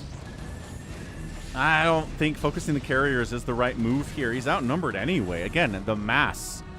The sheer... Oh, the number of people who are maxed out on Team Blue here versus the number of people maxed out on the other team. Yeah, you're not going to trade well, but you don't have to. You're zerging it. You're sending weaker units against smaller numbers of powerful units. And you're doing your best. Apparently also Avkatinis is nuking because you can still do nukes. That's not an upgrade. Nuke is just default if you make a nuke. Oh, he got it! Save your swords, 70 supply. Yeah, there's just too much going on inside the enemy base. Inside South base. The scouts are doing, you know, what unupgraded scouts do, which is take 500 hits to kill a fully upgraded Dragoon.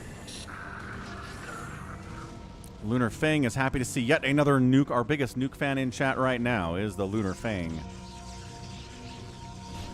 I don't know. I am really not convinced that team quality is going to win this thing. Numbers-wise, they just can't get up. If they were all maxed out, or they had like 150 supply each, this could work out.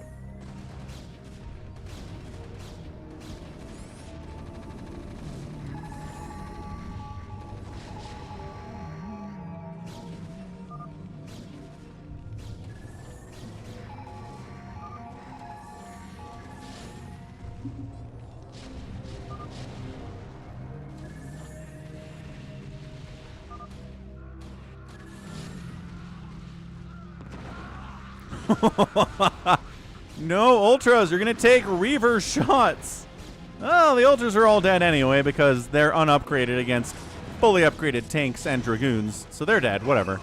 The Reavers are what are making this work here, though. Holy crap. D-Web slowing stuff down. The tanks are getting wiped out, allowing the Reavers to get in here, trying to D-Web these suckers so they can't actually fire on anything. Good D-Webs. Wow, good stuff by Save Your Sword. It's like microing Reavers out of Disruption Web is weird stuff. Carriers on the left side kind of doing their own thing. G22, not much of a team player, but kind of accidentally working out here, I think.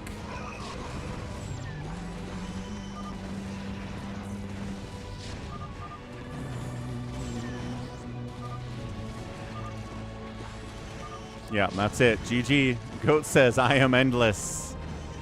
But some says the map is balanced. All right. So we made some updates, right? Save Your Sword did some stuff here. Gave better income to team quality. Made it so you can't just rush team quantity either. got a pretty good 17-minute game out of that. I don't think I felt like anything was too imbalanced. The drops were good, all right? The drops, the early Reaver drops from G22 were really good. Avcatinus dropping was really good.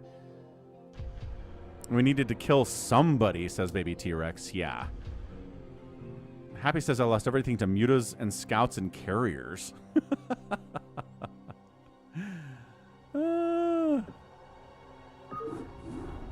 All right. I want to try new Phantoms. Let's go Phantom 4.0. Happy says he thinks he fixed the bug where everybody was a Slayer. Hilariously. And then there was one Phantom. That was amazing. Okay, let's see if Happy fixed his bug. I really want to see this. I want to see a pirate succeed and stay in the game with their hero unit. It sounds really fun.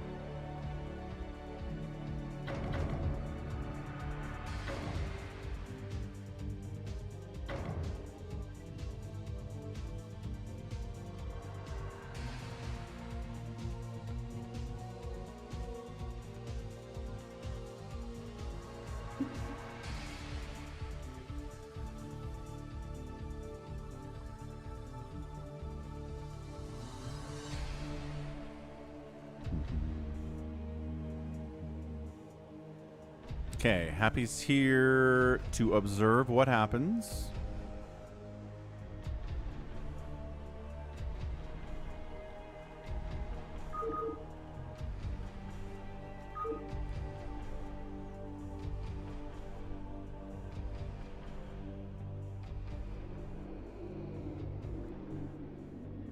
It's better than Colossal Movie nowadays, says Hick Matt Lene Atulaha.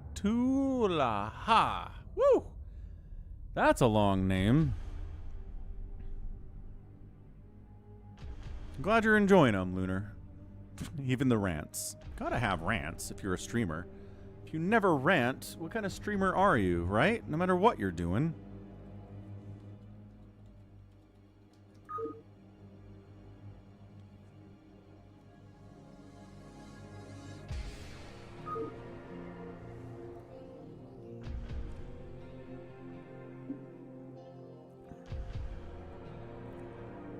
Save Your Sword sent the sound clip.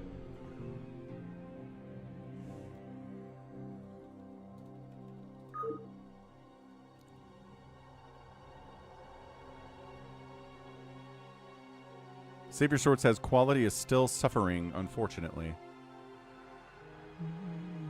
Yes, your thoughts flow out like a stream. That what makes you a streamer.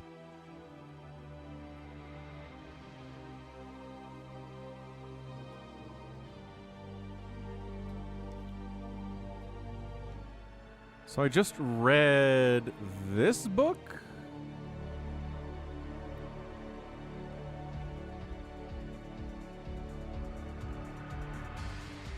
I'm starting to worry about this Black Box of Doom, a novel by Jason Pargin. It was good. I can recommend it, honestly. It's like, you already own this item. I know. I bought this item. On sale, mind you.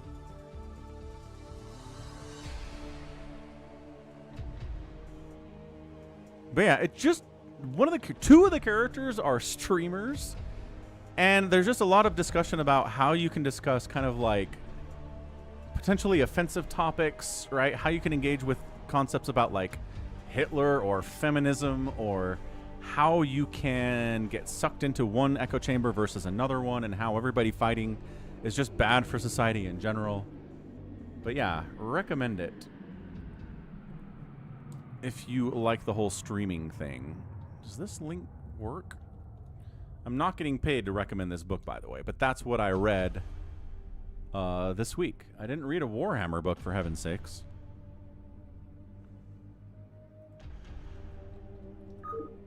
Oh, Goatsin, never mind.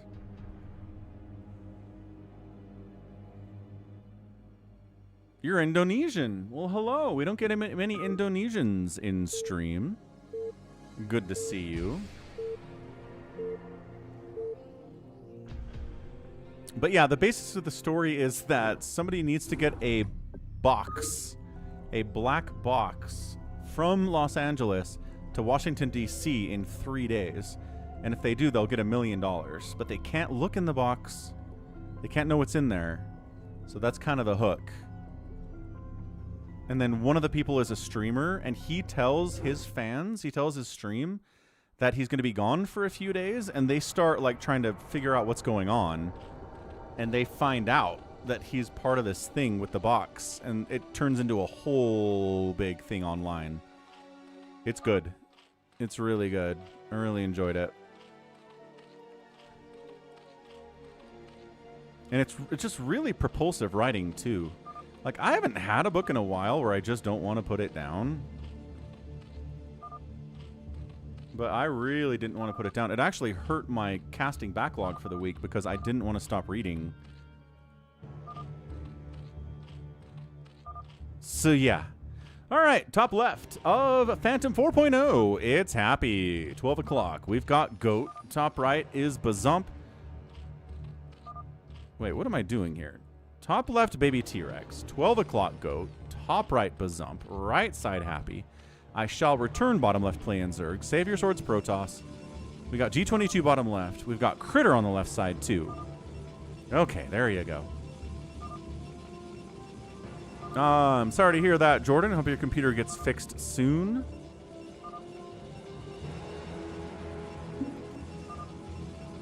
Oh, if you look at the book on Canadian Amazon, it's twice as much. Yeah, it's $11 Kindle, which is pretty friggin' cheap. That's about right for Kindle books. Is about $10 a book. I think I got it on sale for like $5 over Christmas. There was some kind of a sale they were having. But yeah, it's worth it. It's a good one. What's up, Chasing Suns?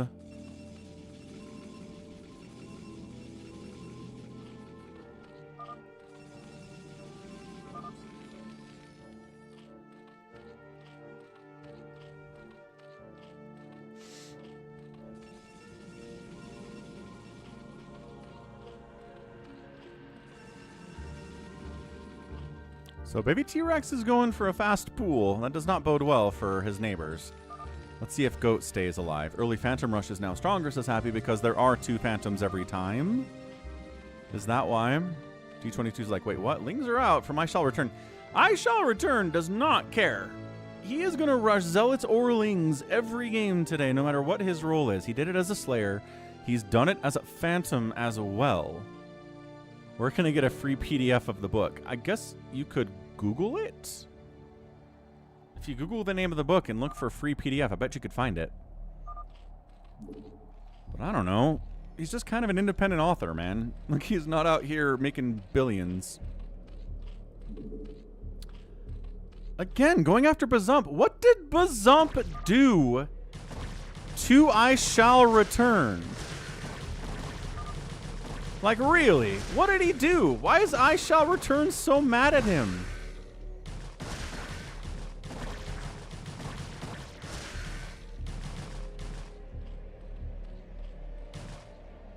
Why is Canadian stuff so expensive? Well, that's exchange rate, right? Here's the problem. The exchange rate is real bad right now.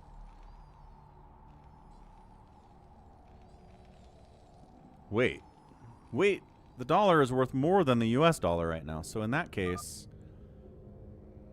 Wow, look at that jump. Yeah, why...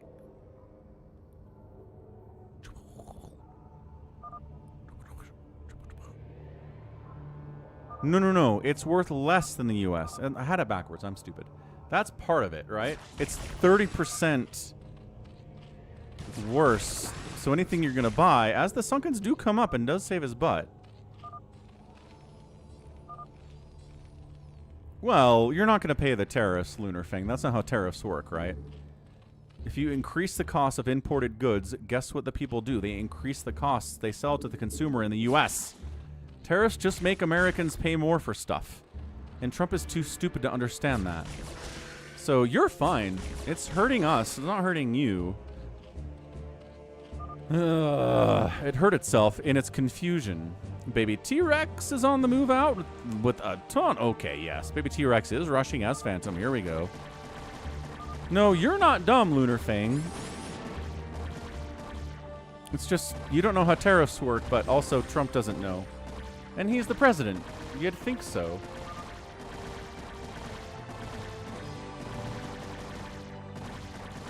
I don't know why T-Rex, like, why are we going after Goat? I guess it's his neighbor. Fair enough. That's a lot of hatches, too. He's definitely doing the thing. Oh, Sif says LibGen is the name of a pirating books website.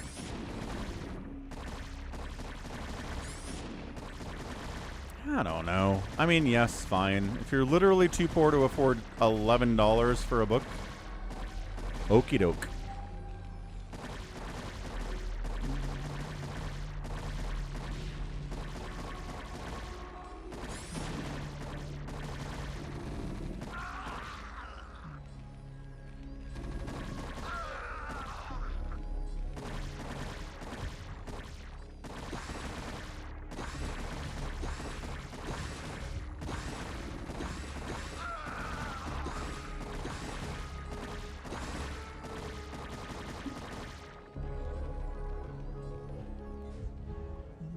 Oh.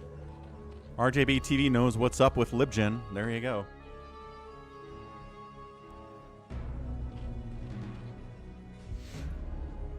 Yeah, I mean, using it for university books, RJB said university books, Sif said university books, when the books are $200, $300, that's ridiculous and stupid. They just have you up a creek without a paddle, so screw that. But for an $11 novel that's like 300 pages, I don't see what, that's the end of the world.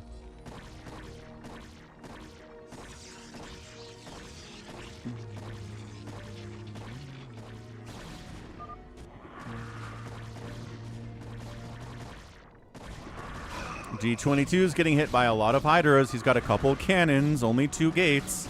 Went for a fast third.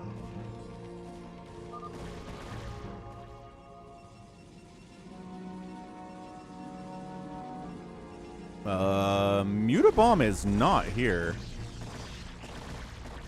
I've seen that too, BioCarry. Like, I've seen that some professors are like, books are so expensive, I can't in good conscience tell my students to spend $300 on a textbook.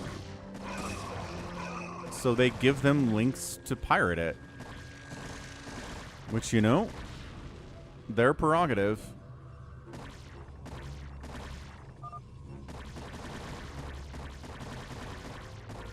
G22's trying to cannon up, stay alive. This space is huge. The fact that it's not being discovered yet is a problem.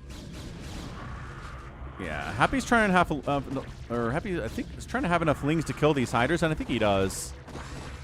Yeah, there you go. Nice, nice. Move around, nice micro, nice surround. Good execution. Well done. So, baby T-Rex going crazy as Phantom. Even though I specifically asked him not to. Oh well, what do you do?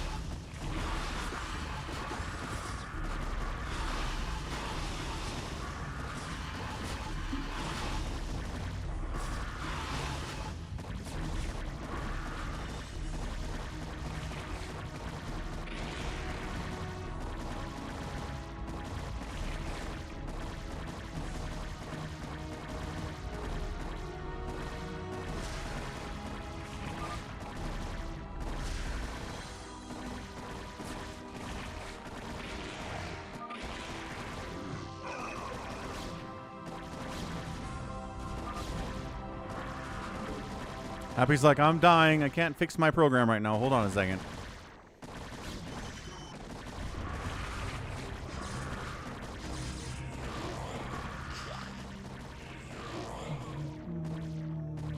No, you're not wrong. I think everybody's been complaining about that since at least the 60s. Lunar Fang. Bazump countering on I Shall Return because he Ling rushed him and almost killed him, so that's revenge. I'm not sure if this indicates either of them are Phantom necessarily. Happy's all sunken up trying to stay alive against baby T-Rex. Happy says Critter's a Phantom. He seems pretty big. Is he attacking anyone or is he just kind of hanging out? I mean, he really should be helping baby T-Rex if he's a Phantom, Critter.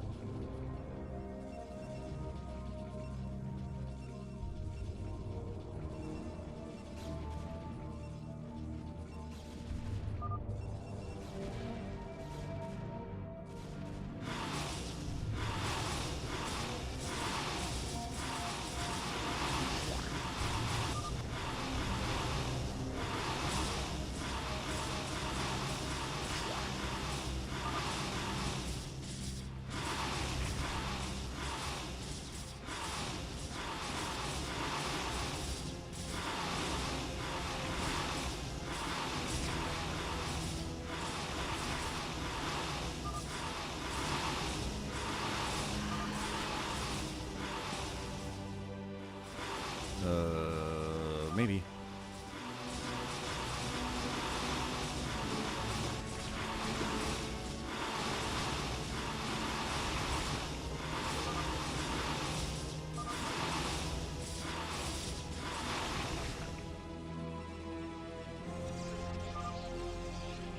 What do you mean Happy's always dead first? Happy won the last Phantom we did. Well, the first Phantom we did.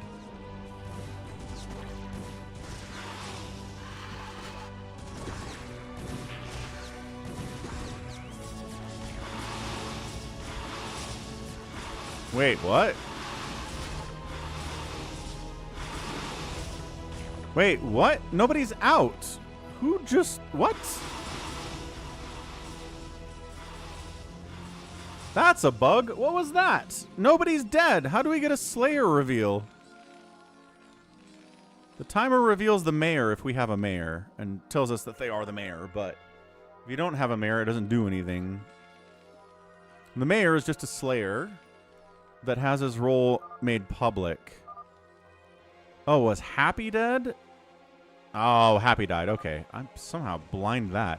So Happy's a Slayer. Baby T-Rex, all of the unupgraded mutas against Goliaths with no upgrades either. Couple turrets. Not really enough to save the day here. That's a lot of turrets, though.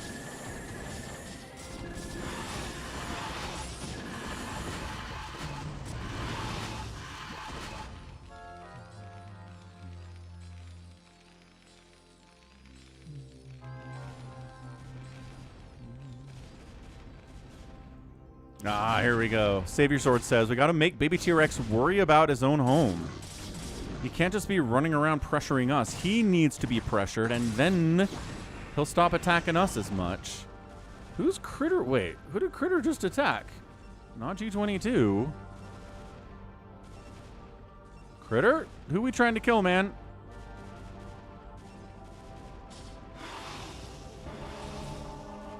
Okay. He's heading bottom right. Is he going after I Shall Return? I think Bazump has him taken care of for the most part. Baby T-Rex is defending pretty ably. Do you think he has cracklings yet? No. He doesn't. He's got a hive. He's probably working on it. Oh, he's going after Savior Sword. Okay, okay. Wow. All right. So Critter's like, I guess I'm a Phantom. I hate being Phantom, but I'll do my best. He needs more production capabilities. And he needs to keep making. Oh, Critter says, you attacked me. What? G22's like, are we dead? Might be dead. If we got two Phantoms out. Savior Sword's dead. Happy's dead. I Shall Return and Bazump are killing each other, so they're not big threats themselves. Goat's pretty big, but I don't know. G22 doesn't have much.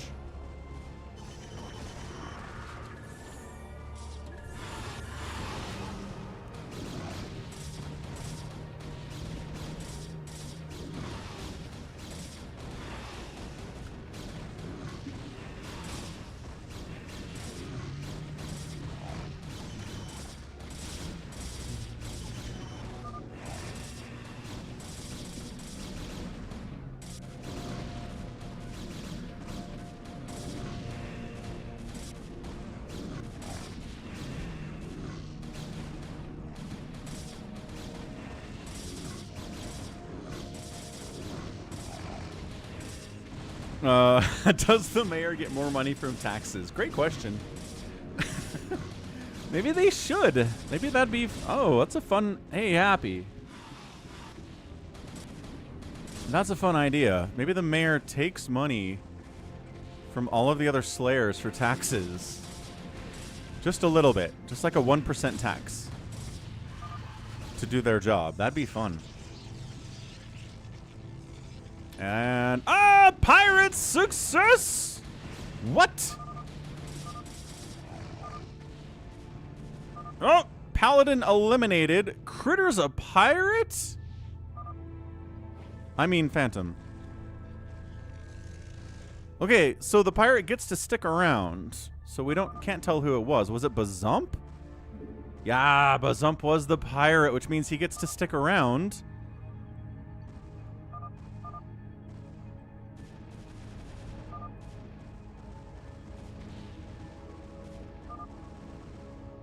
Wait, what? G22's a pirate too? We had 2 pirates. Oh, he's got his hero, Tom Kazansky here. 80 damage per shot on this hero unit. Wow.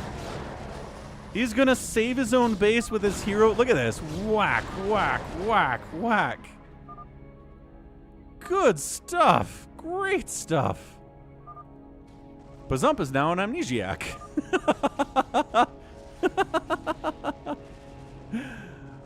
Oh, man. That's amazing. Pirates, if they get a bank of 15,000 minerals, it drains all the minerals out of the rest of the map. See? No more mineral patches anywhere. They're all gone. All that's left is gas.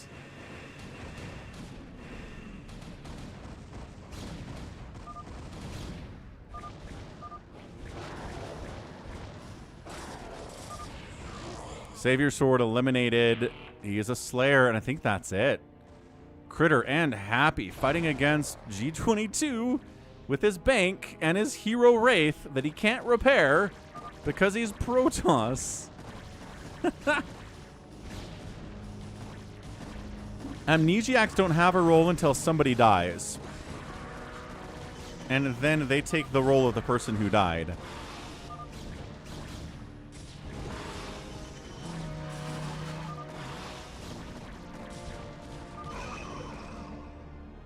Pyro with no minerals on the map is supposed to turn into an amnesiac. Interesting, I guess. Yeah, we're done. That was crazy.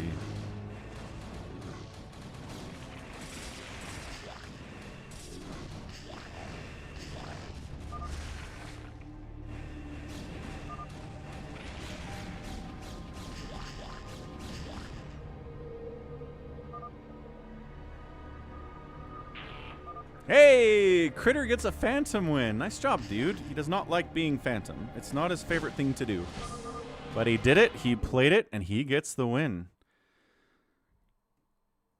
Nice. Pirate, in this new version, the Pirate gets a Hero Wraith.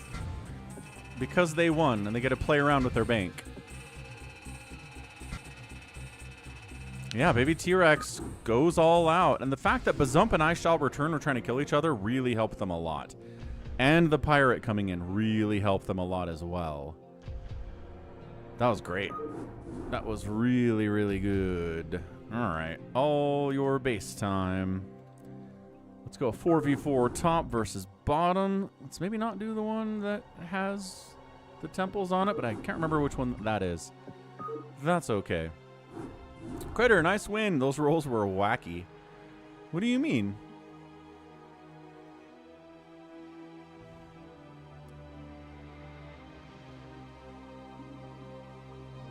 Mixing it up, mixing it up, mixing it up, mixing it up.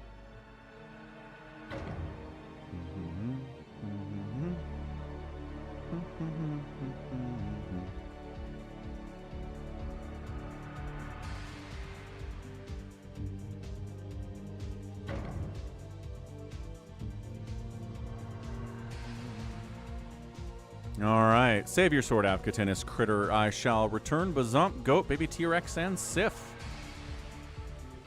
Seems reasonable.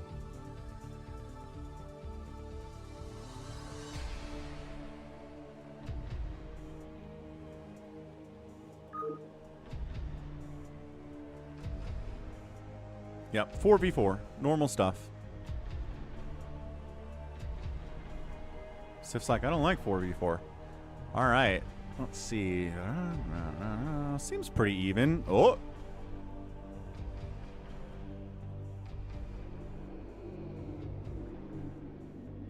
Happy takes Muta spot. Muta doesn't want to play.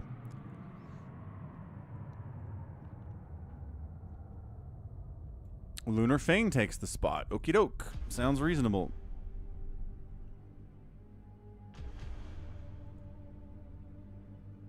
All right, let's do it. 4v4. Savior Afghatinus. Lunar Fang playing with us. I shall return Bazump, Goat, Critter, Sif. Let's do this thing. Happy Saturday, all. Hope you're having a great time here on the stream. We're having a good time. Some good games. Doing some troubleshooting with the new version of Happy, which is interesting, but... Team Topside, we're not doing that anymore. Now we're doing 4v4 all your base. We've got I Shall Return. We also, Topside, have Lunar Fang playing with us for the first time. Savior Swords here. And so is Afghatinus playing a Red Terran. South side, we got Godacabra tearing it up. We've got Sif playing Protoss. We also have another Protoss Critter, yellow as always, and then Bazump, who's playing Dazerg. Sounds good, baby T-Rex. All right, Goat says, let's wall. So the thing about this map is there's one narrow path from top to bottom here. So if you can deal with that ground attack, you're fine. Critter says there are temples at mid. Are there on this version? Oh, yeah. Oh, there's the creep.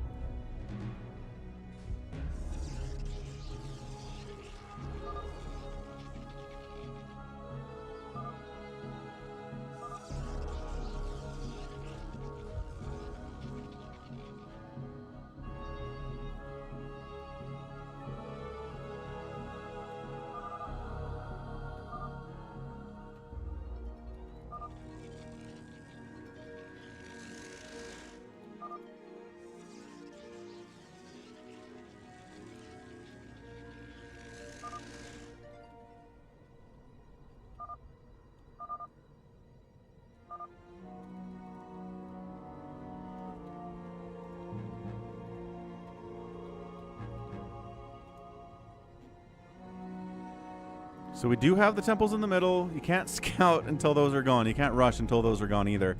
I really thought I picked the right version here.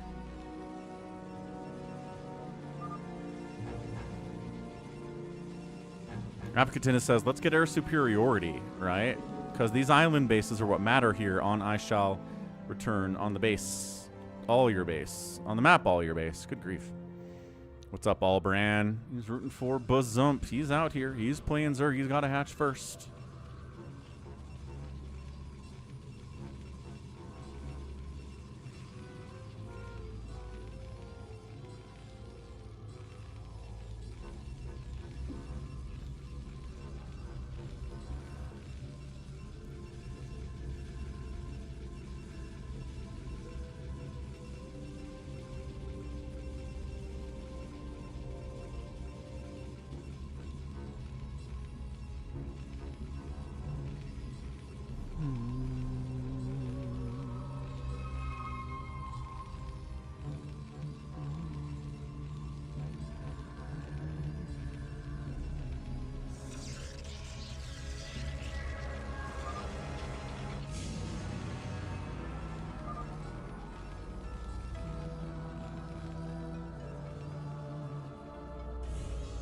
Interesting supply depot placement. What is that all about? Ooh, Happy figured out what happened to Bazump. What happened to Bazump?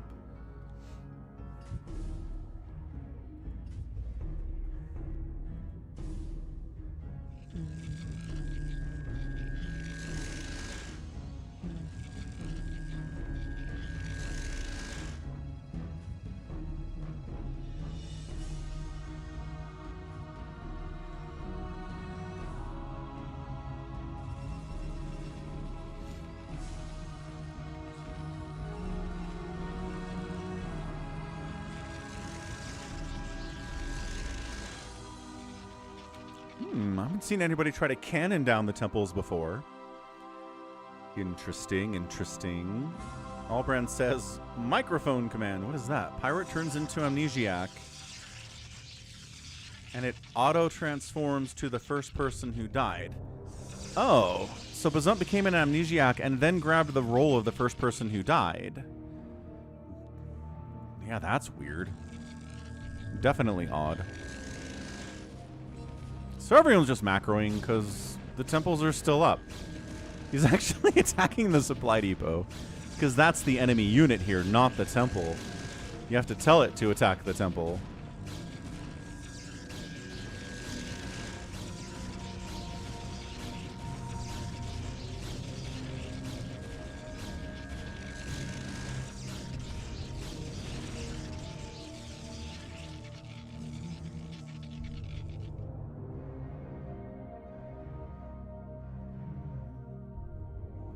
We're not going to kill the temples, huh? We'd have like a no rush 20 here? What are we doing?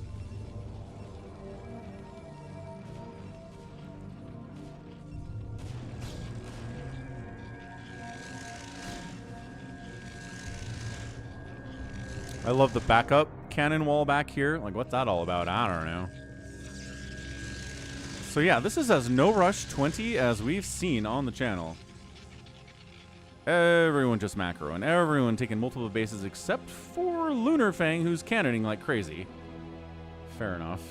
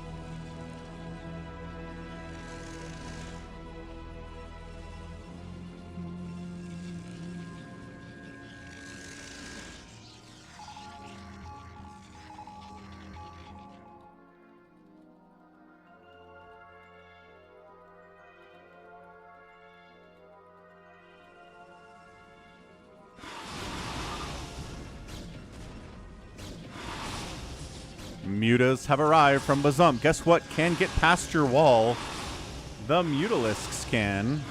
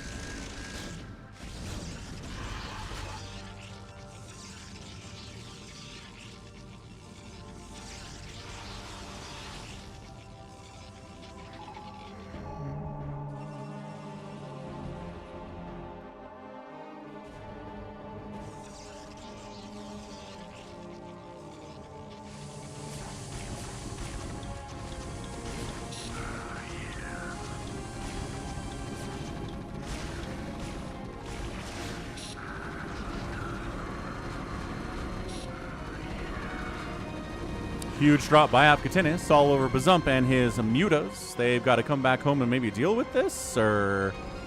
That's a huge drop. Again, how do you deal with the fact that there's a giant wall in the middle of the map for ground? Go through the air.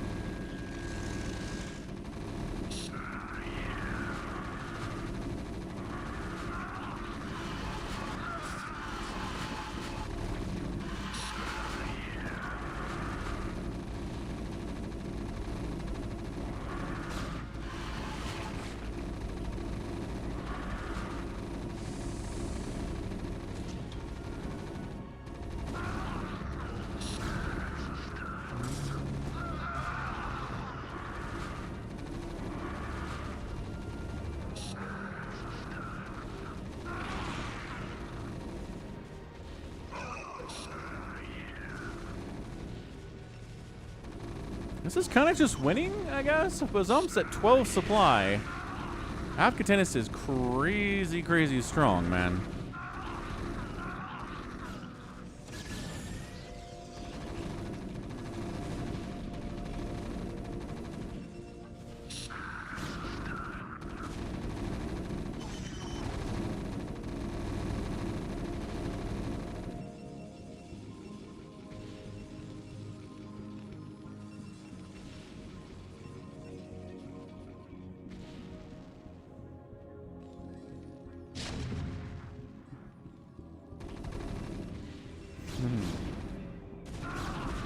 Medic's getting some value here.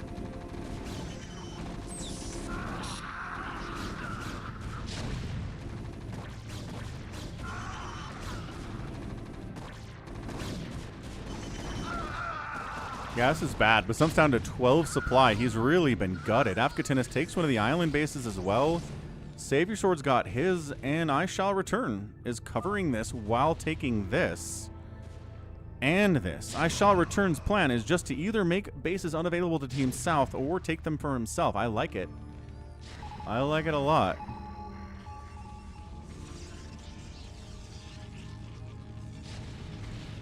Goat's trying to take a base of his own. Critter's trying to take a base of his own down here, but Team Northside doing a much better job with the aggression and with the island taking.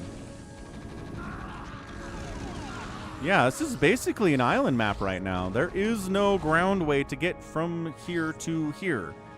They never knocked down the wall.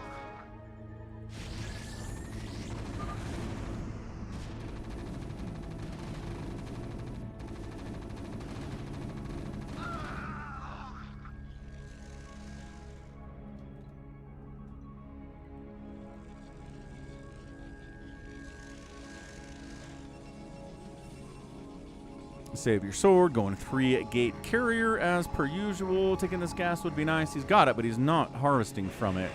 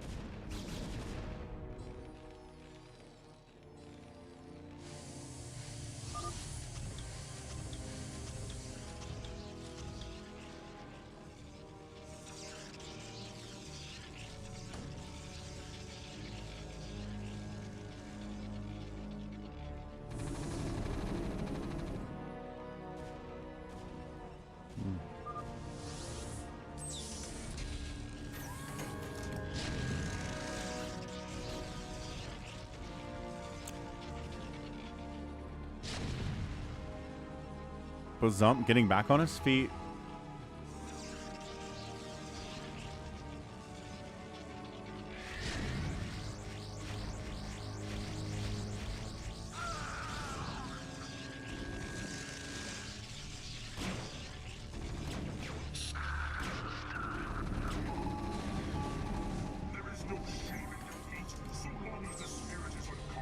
That's right. Not even defeated here. Spirit unconquered.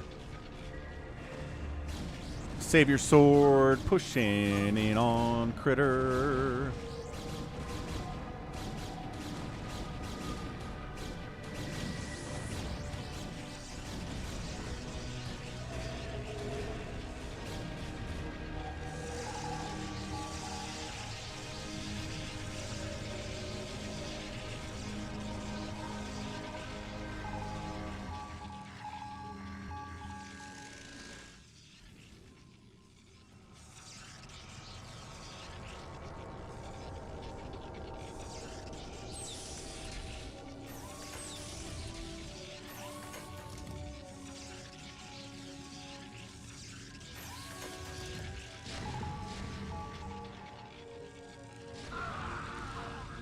Yeah, I don't know if Team South can keep up economically here, man. Sif's struggling, Bazump's struggling. Critter and Goat are doing pretty good at their supply at 111, 115 each. But they just don't have any bases available to them. They don't have anything.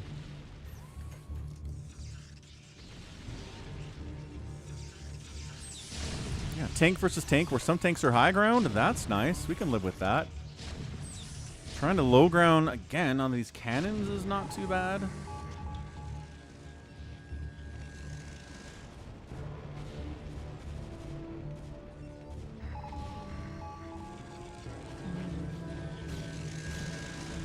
Goat's trying to wraith his way in here, but that's what the cannons are for. Cannons are protecting that base. The carriers just having a hard time dealing with this many cannons and Corsair support. Can't quite take the space out of critters, which I don't think they need to do. I don't think they need the space from critter to die to win the game, because everybody else is going to mine out pretty quickly here in the next 15 minutes or so, and then Team North is going to have the money and Team South won't, and that's going to be it, man.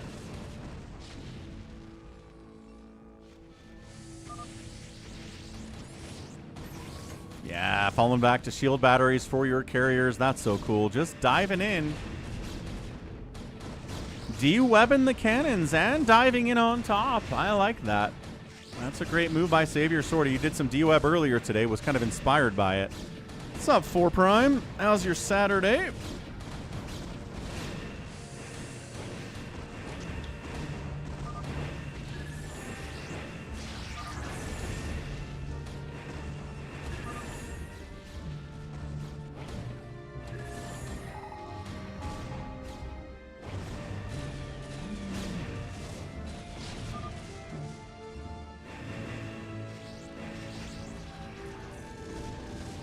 Yeah, Critter's cannons are depowered. Critter's holding. He doesn't like the state of the map right now, and he really shouldn't. Look at the red taking these islands. It was a good strategy. Again, it's I Shall Return's base. That's his guy. Glad you're enjoying your Saturday.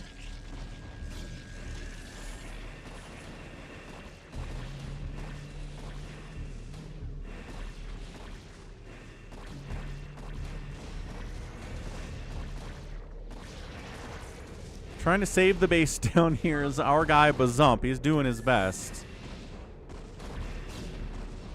It's like, hey, Critter, build some pylons for these cannons. Repower these suckers.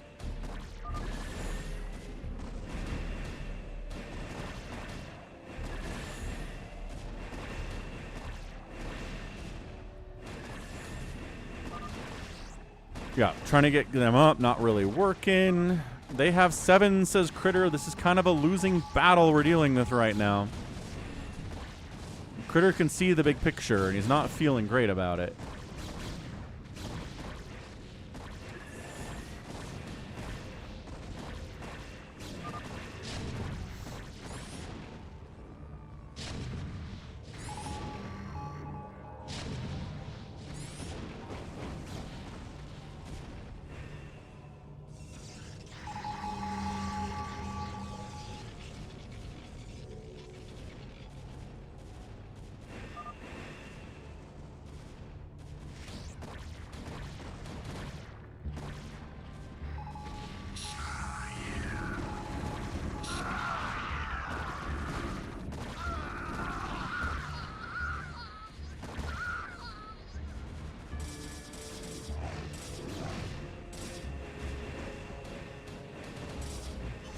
And at 17 minutes, Critter decides, let's maybe open up the pathway, the ground pathway across the map. Finally, we can walk across the map to the enemy bases now. It's not an island anymore. Wraiths are in here. Oh, Wraiths getting obliterated by Valkyries is one of my favorite things. Oh, gosh. Yeah, Avkatinus was ready for that. They're gone. Don't worry about it. We got this taken care of. Carrier ball for Savior Sword is big. He's got 2/2/1 upgrades on those suckers. It's at least 12. It's probably more than that. Hydras with the Dark Storm would do it, but Bazump's not in a position where he can quite do it. I mean, we got our own carriers here, right? Critter's like, we're not in a winning position right now. They have the money. You're still mining down here. It's not over yet. If you can win this thing or take some bases away in the next 5 or 6 minutes, you can do this.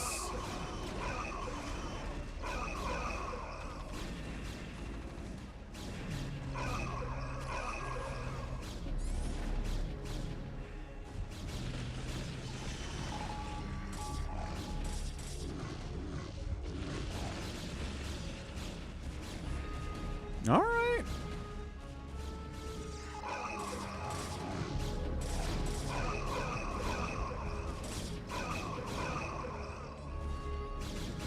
Critter's trying to wander up there, but I don't know, dude. I do not like what we're seeing here.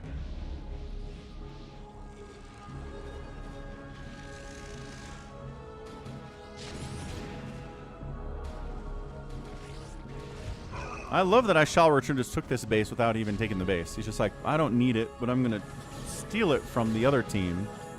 Make it impassable for them.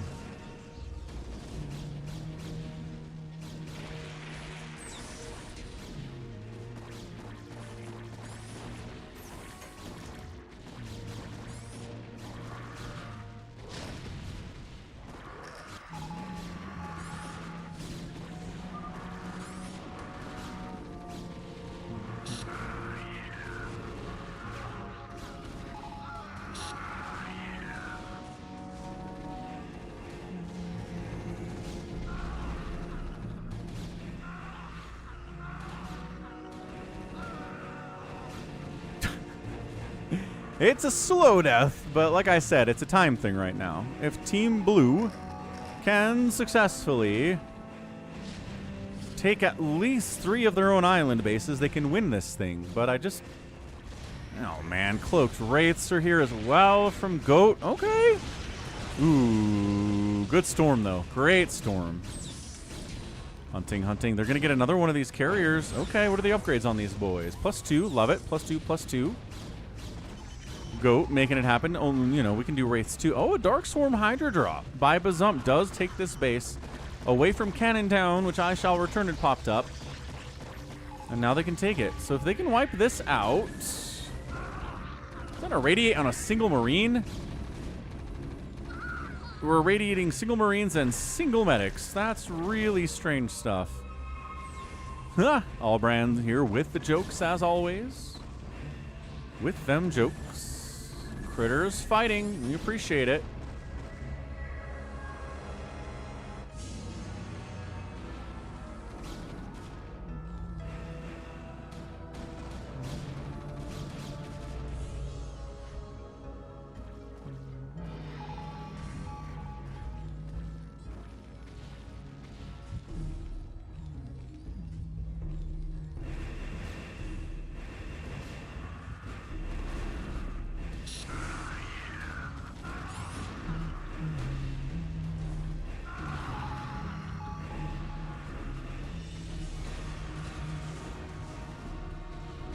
They're kind of making a move here.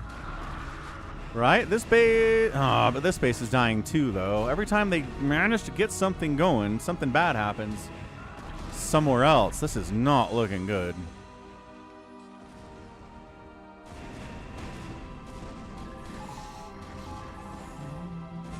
Good stasis, though.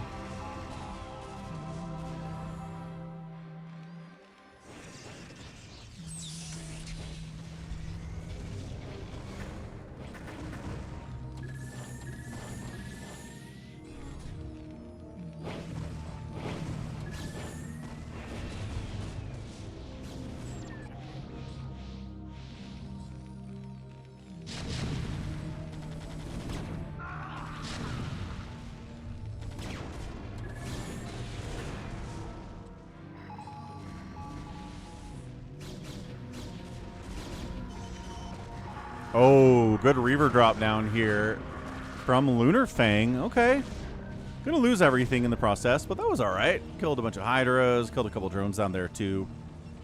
Hopefully. Anyway, Critter pushing center by himself is not going to get a lot done, but he's here to fight anyway. I Shall Return as his own carriers. It's a very carrier-centric map today.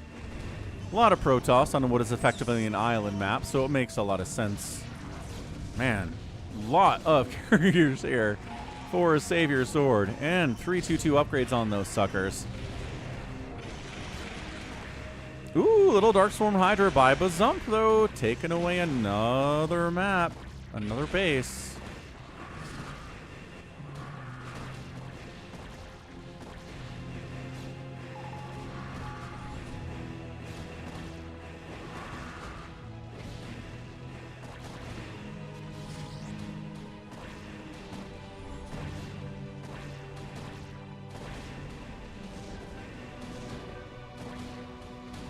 Okay, but I shall return. Maybe back it out. There you go. Bring some High Templar into that party if you can.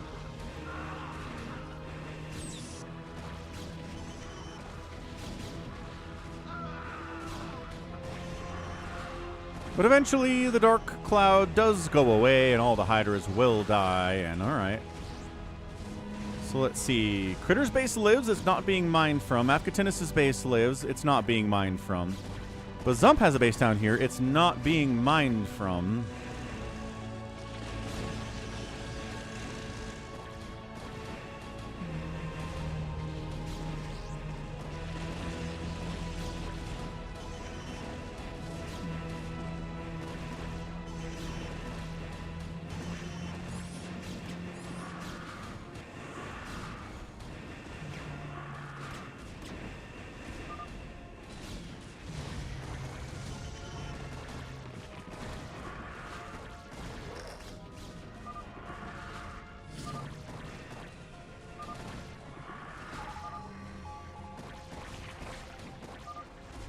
All right, Critter's out and Goat are out.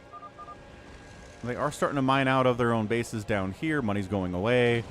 Team Red has access to way more than they do. And that's it. GG, 25-minute.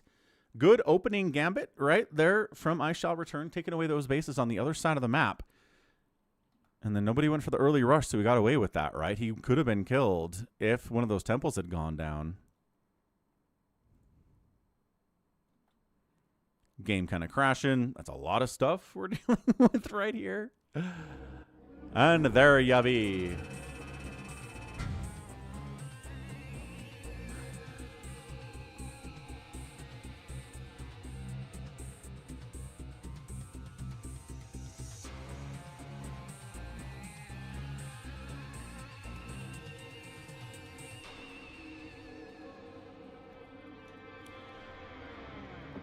All right, nicely done. Savior Sword outproducing everybody. Interceptors are part of that number. I Shall Return killed the most stuff today. Good job by him.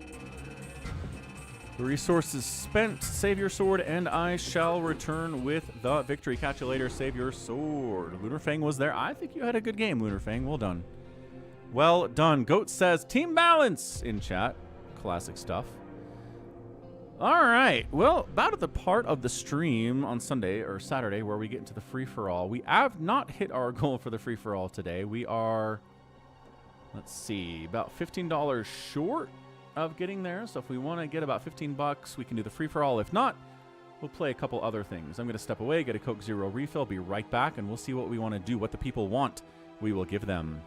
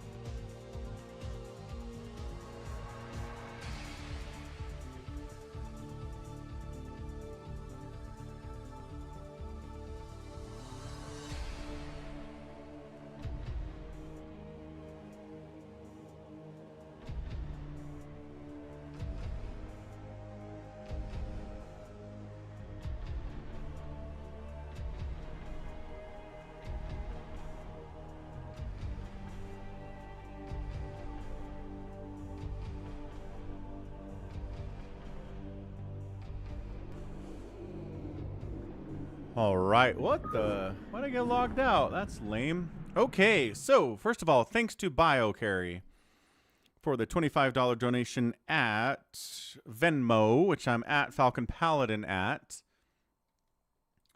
Yeah, if you want to support, is that still up there? If you want to support Falcon on Venmo, you can. I'm simply at Falcon Paladin out there. So check me out. Thank you, BioCarry. You're the best. We're back. Sif says, next time I play, I'm just going to play free-for-all so I die by myself. Aw, you'll be fine, Sif. It's all good. No problems that way. All right, so we did hit the goal for the free-for-all. Again, thanks, BioCarry. Did you want that to go to the red dimension or the purple dimension? Did you say what you wanted? Did you leave me a comment with that? Let's see.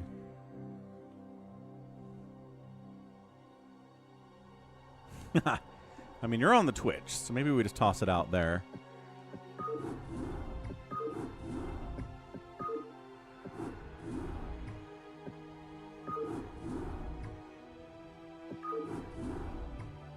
All right, let's head on down to the downloads folder, see where we want to go.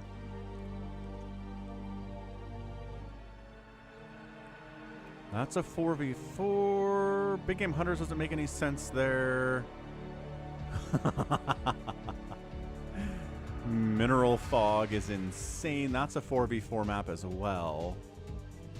Abbadon. Maybe we do Abbadon. It's a Dead Infested map. Remember Dead Infested? I miss that guy. I hope he's doing okay. Let's give it a shot. RJB comes back in with a request for a fastest map free-for-all, which we do sometimes, and then it takes 2 hours, and then I never want to do it again. I think that's generally how that works. Yeah, it's an old dead map. It is 256 by 192. It's ginormous. It is the Cinder tile set.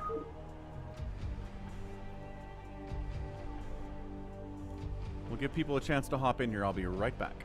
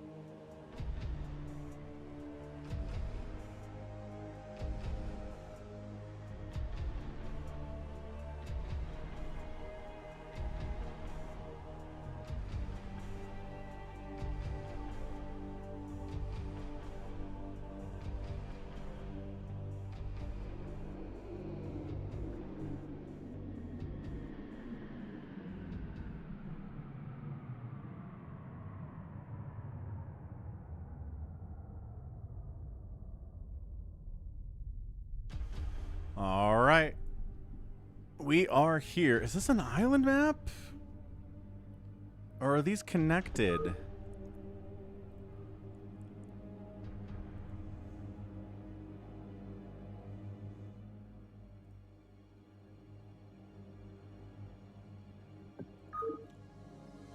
This is crazy. We'll see what we can do here, man.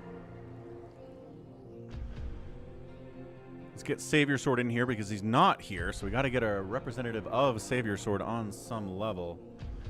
Let's see what we get. It's a bad map, but that's the point of the free-for-all. We don't put good maps out here.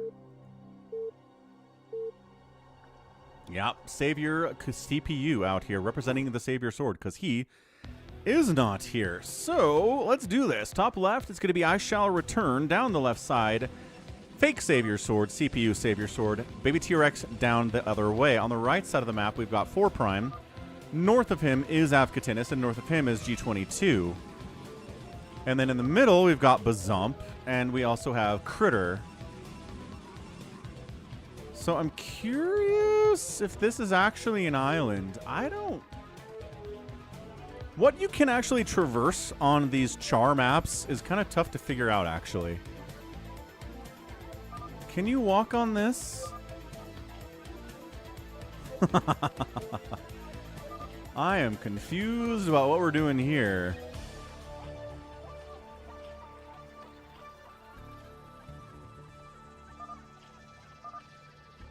Man, can you go south? If you can take this, that's huge for top left spawn. And I'm just not sure if you can. Okay, so yellow can get all the way down here. Oh, there's a computer this time.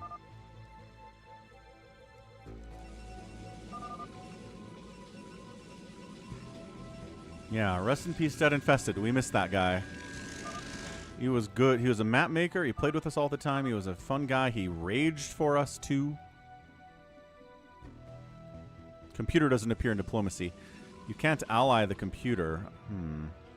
Yeah, this is everything. If this is gonna be accessible, that's... It's Dead Invested, though. He played Zerg. He wasn't gonna make a base where you couldn't get a second at all until you got drops, because that kills you. Good old Mateo Lee.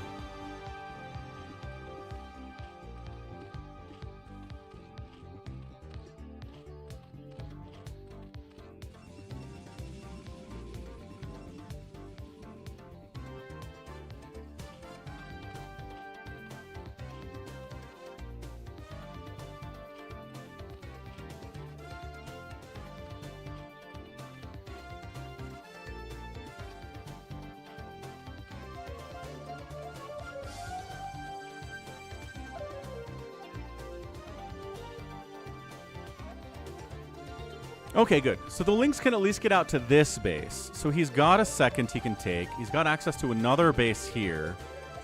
So yeah, I don't think these are islands. I think we're okay. Again, Dead made this map. I don't remember it.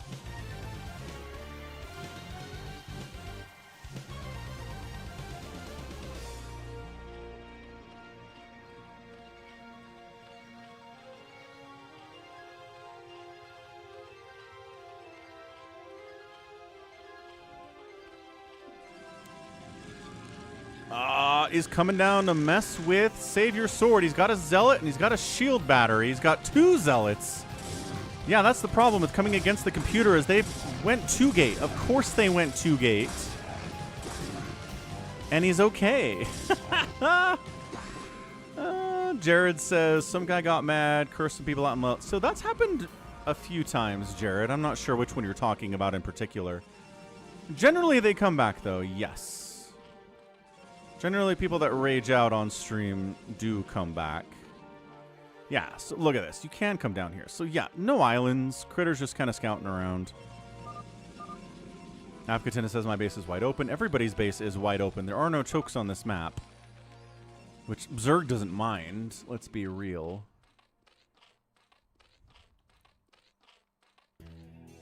Alright, we're going camera off for a second.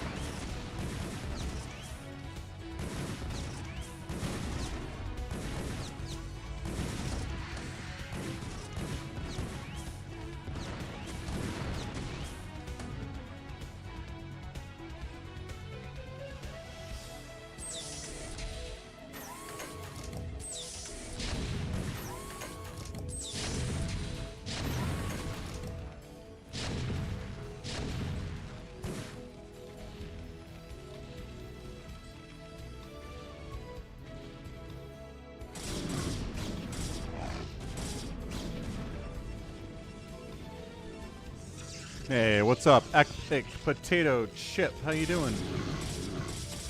What's up? I'm Falcon Paladin. We're here doing a free-for-all on a map made by a user called Abbadon. Good to see you, Potato Chip. StarCraft is the greatest game of all time. Been playing since we could spawn on LAN, which is 1998 when the game came out. Did have a LAN support, just like Warcraft 2 did. That came out before StarCraft. Yes, the computer player is murdering baby T-Rex with the classic 2-gate harassment. Decided, for some reason... Oh. Also, 4' is getting absolutely murked by some Reaver stuff from... Wait, no, what? What happened to him? Oh, Afghanis killed him in a TVT. That's right. Okay. So 4' gets knocked out in a TVT against Afghanis. That's bad. The computer's trying to finish off baby T-Rex instead of trying to kill... I Shall Return, who attacked him earlier. He just doesn't have any revenge concept at all. It's a big map. It really is. So 4' loses TVT to Afghanis. Baby T-Rex is, oh my gosh, kind of super losing here to the computer. Probes, kill it. Good job, Probes. Okay, he's alive. He's alive, but he's on one base, and the computer's on 2 bases now. Ah. Epic Potato Chip Jared says, welcome to the channel.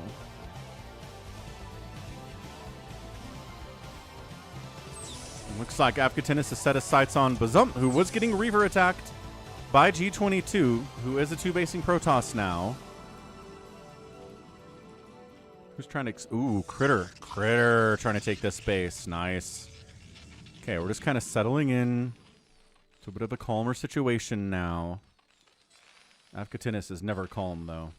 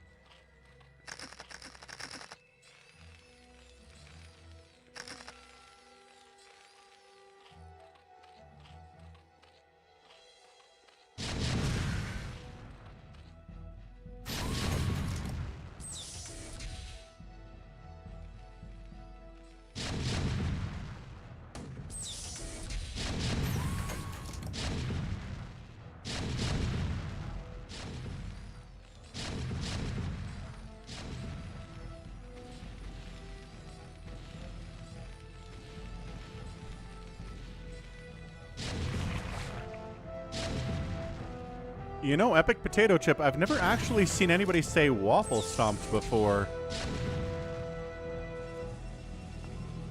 It brings to mind an old meme of a waffle stomping, which is a disgusting thing from the mid-2000s. Maybe not appropriate for current audiences. At least my understanding is that the term is raffle stomping. R-O-F-L, rolling on the floor laughing stomping, where you just stomp someone so hard you're laughing about it. Which I think is the intent in that sentence. Yeah, if you try to rush carriers in a game, then a lot of times people will just come kill you. That's true. As Day9 once said, if the enemy is doing something weird, just go F and kill him. That's it. That's all he's here for. Bazump getting Reaver harassed pretty badly, actually. Again, G22 loves him some Reaver. If he goes Protoss, he's going to Reaver you with shuttles. Oh, really? You come from a server that calls it waffle stomping? Holy crap. Question, what's the average age of the people in your server? If you had to take a guess. I'm really curious about this. But yeah, from what I understand, waffle stomping is somebody who takes a poop in the shower and then stomps the poop into the drain. As disgusting as this concept is, I'm wondering if somebody told you it was waffle stomping and they think it's funny that you guys are calling it waffle stomping. Again, mid-2000s disgustingness is real. Bazump is trying to counterattack G22, but it's not going very well for him. Wait, are these cracklings? No. Yeah, if they were cracklings, they might have won that. But as it stands, Afkatinus is getting big. He's all down this right side. Nobody else is getting this big. I guess Critter's got a bunch of bases. He's taking this now, too, which is awesome. So, yeah, Potato Chip. I'm just saying, maybe somebody's playing a prank on you that's been going on for a while now. And they think it's hilarious. Because I think it's kind of funny.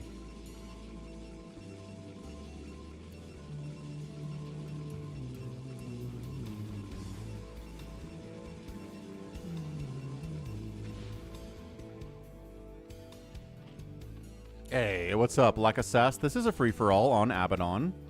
Big char tile set map. Dragon Maw server. Everyone's in their late 20s, and I was a healer. Oh, you're talking about a World of Warcraft server. You're not even talking about a Discord server. Oh, man. All right, now I gotta Google this. Yeah.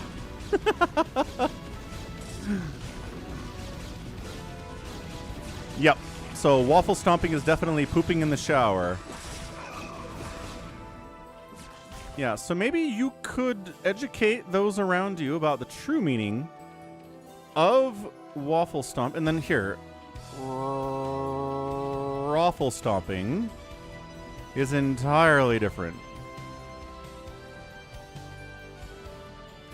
You may have been getting trolled for 20 years. Mr. Potato Chip, yes, or Ms. Potato Chip. Critter's pushing up on I Shall Return. He's got way more supply than he does, 143 to 68. Could probably wipe him out pretty darn easily. Computer Player might actually get a third base, by golly. Computer Player, if left alone, and their Protoss can actually be a little bit scary at times.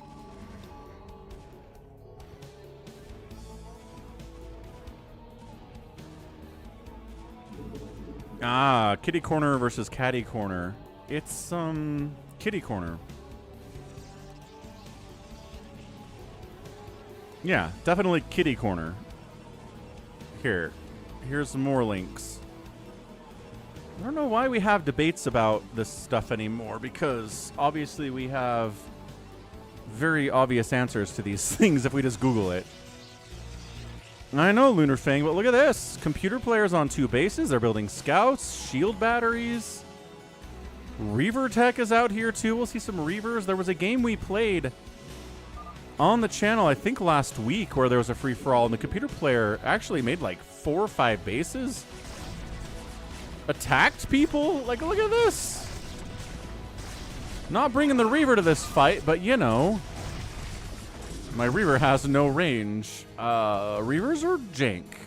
Reavers, if they worked as they were supposed to work all the time, Reavers would be the best unit in the game, but they don't.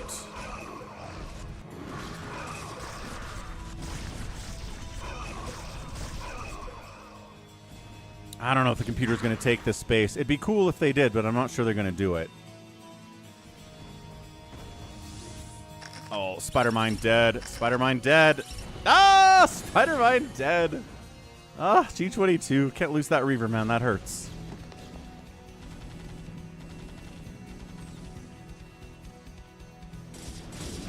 All right. Critter says, enough of these computer shenanigans. We're just going to kill you now, if you don't mind.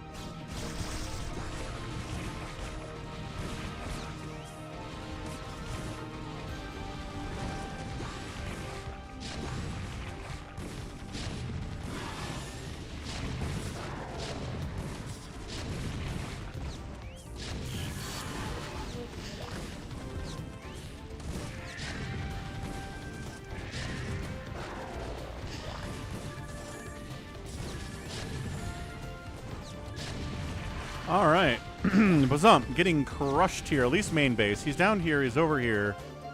He's going to cockroach. Speaking of cockroaching, yes, the computer has rebuilt somehow, Lunar Fang. I was told once if the computer loses their main base or gets attacked there, they can't really recover from that. They don't really know how. But it seems to be doing all right, at least mining over this way. I mean, not spending the money is the problem, right? If the computer actually rebuilds a gateway or like a Stargate or something, that'd be cool, but I don't think it's going to do that. Not at all. Abbadon is doing what he does in free-for-all. Being a menace to society. He's so big. He's got this base down here. Bazump at 74 supply feels okay, but it's 174 for Abbadon. The Guardians are out, though. You need a little bit of support against those guys for sure. Critter, another round of macro comes up to finish off I Shall Return. And that's the play.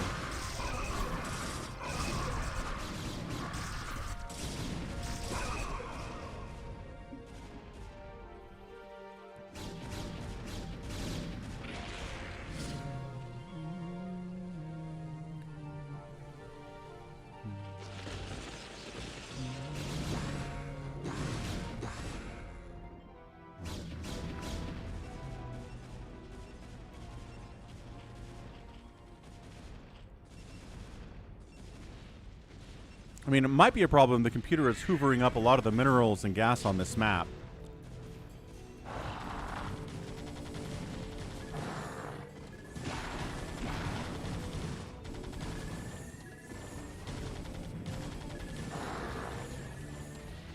Bazump still fighting. Carriers of G22 are making a move on Abbadon to the south. That makes a lot of sense. Abbadon has been playing against Zerg, not against carriers. He doesn't have a ton of anti-air. And then here comes a maxed out G22 ready to do some harm. Baby T-Rex, carriers too, getting pretty big out this way. I think I Shall Return might be dead. He's still mining down this way, but I'm not sure he's going to be able to come back. Yeah, not enough Goliaths at all to do this. This is not happening.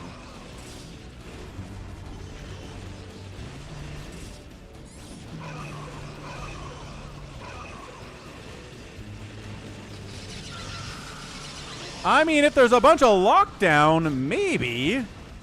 You still only have one Goliath down here in, like, a turret. Lockdown is very cool, yes. But you still need something to kill the things in lockdown. Like Maelstrom, same story. Critter, yeah, going after the income takes a plague. Doesn't really matter. There's too much Protoss for the plague to even make a difference here. Scouts are just not good for the cost, Potato Chip. You're not going to want to make mass scouts against anybody, really. Carriers are much better. Not that they're not counterable, because they are. They're counterable. But they're much better than scouts are. Oh, and then hit on the other side by Baby T-Rex. Abbadon gets free for all, then rage quits. Okay, that's a Terran down, which means we've got Protoss, Zerg. This Zerg doesn't count. He's dead. Baby T-Rex is like, what happened? I just moved out, man. It happens sometimes. But yeah, Zerg is dead.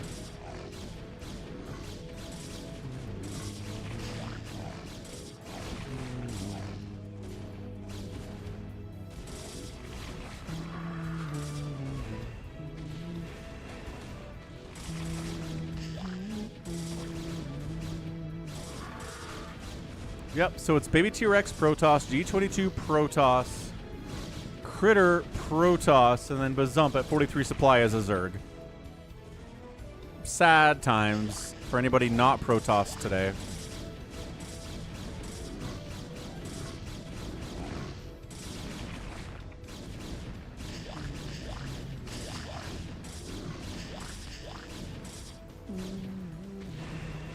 Hey, Baby T... Stasis. I was going to say, Baby T-Rex is hitting on Critter now, but Stasis catches most of the carriers. Going to slow that down for sure.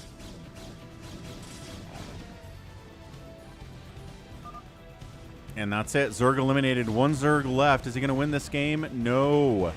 Maybe. It is Bazump after all. Right? It is the Bazump.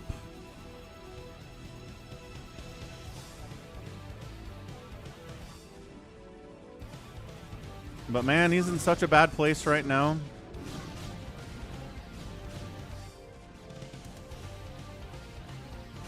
He does need to come down here and take these bases after Katinas had. But I really worry that G22 is just on his way down here too. Gonna run into him. PvP shenaniganeries doing what they do, which is be shenaniganery-esque.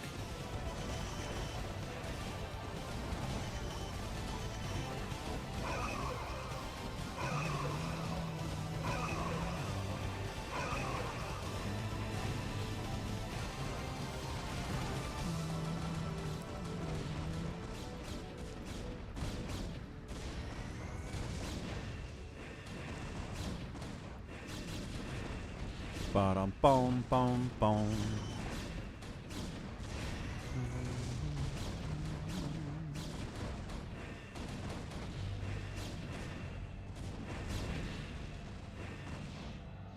Here comes G22, wrecking what's left of Bazump. He's trying to expand over this way, but like I said, G22 coming down this direction is just death. Carriers versus carriers versus carriers. Nobody was ready for carriers, it would seem. Surprise carriers are the best kind of carriers. He's trying to expand down here. Afghanis was setting this up, but didn't quite get it online yet. He's got 4,000 minerals, dude. Just no gas is the problem.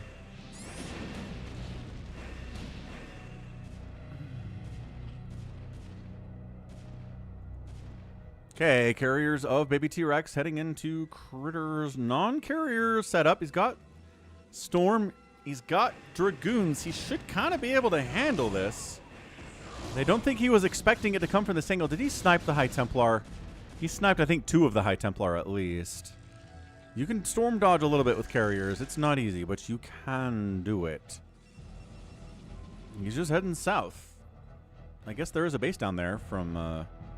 Baby T-Rex.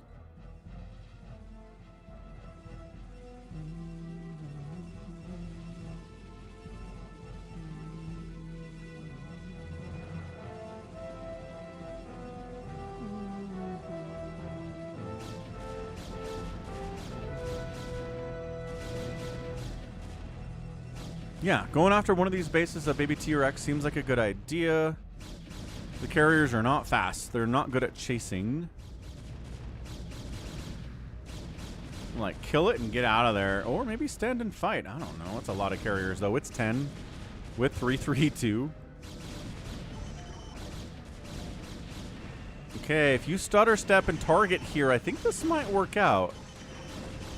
Ooh, but some zealots from Baby T-Rex coming in. That's really smart. That means the Dragoons have to fight against those as well. He's not really targeting... He's just attacking interceptors. Ah! Critter, it's not a bad idea. It's really not, but it's not going well for you right now.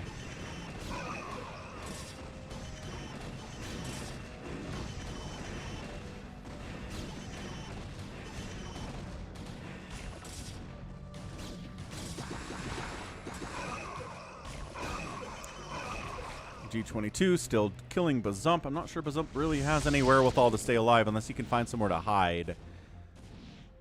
And yeah, T-Rex just has the biggest bank in the game by far right now.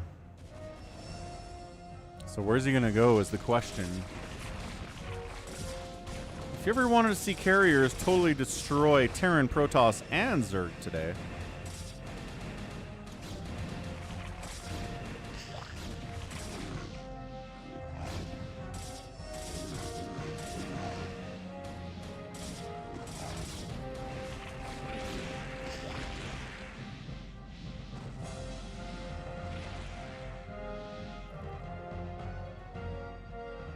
Critter moving on down again.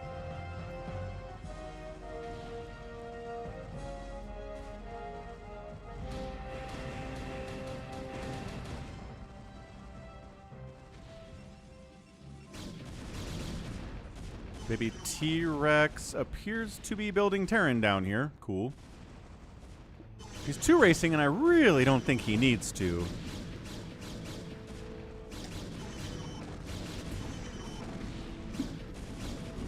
Really don't believe he needs to do that at all.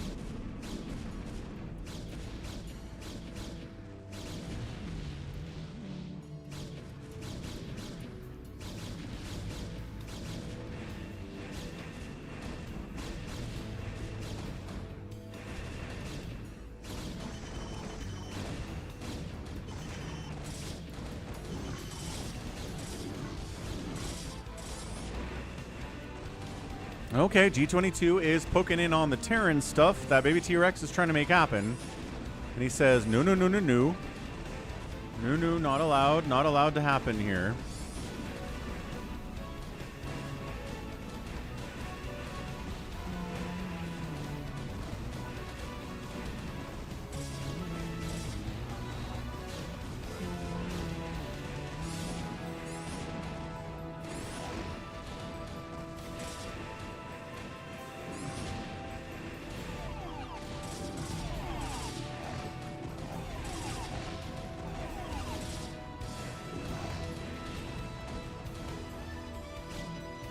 A little bit of critter poking in here. That's a bunch of money. He's expanding up to the north, which is great for him. He needs to be doing that. But Zump's trying to relocate somewhere up to the north. I don't think there's a base he can take anywhere is the problem. I think every base is either occupied or mined out.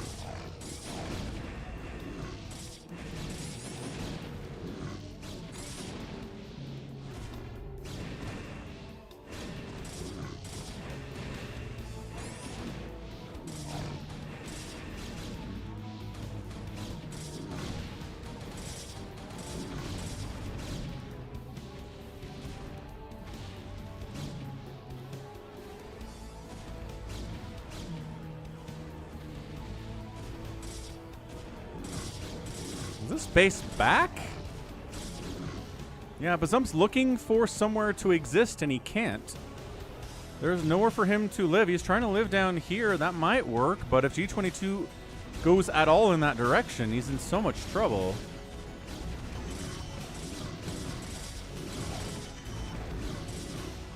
I don't know if he has any Hydras in these Overlords or what, but yeah, this base is taken. This base is taken. You could maybe go in on Shao Return's main, but Shao Return's main is just not anything. It's basically mined out.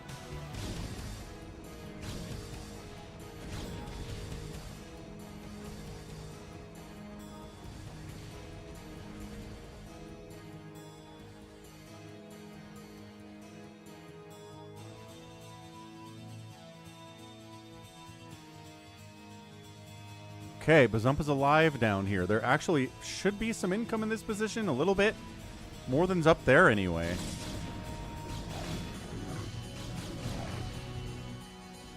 Ah, the stasis. The answer to all of carrier problems.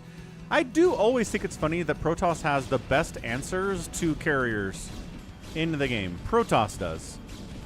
Which is why you never see carriers against Protoss. Because they've got all the answers in the world for it. You just want to stasis him again?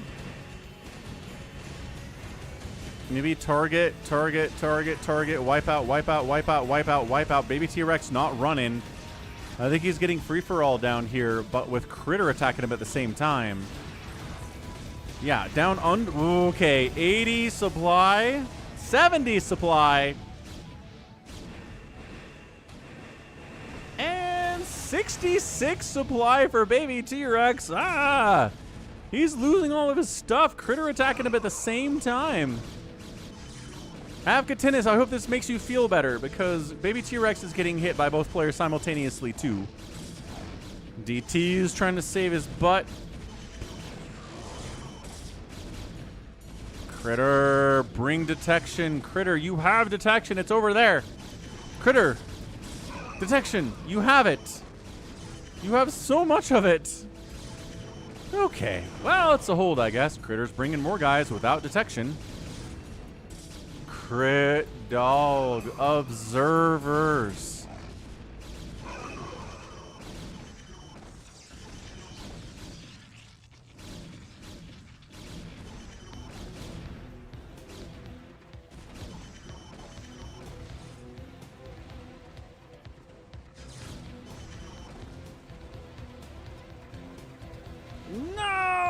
got discovered. Those are T-Rex observers, you're right.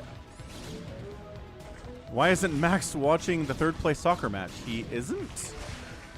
Is Max here? I don't think Max is here. Oh, you think Blessing and Love is Max. Blessing and Love is Apkatinis.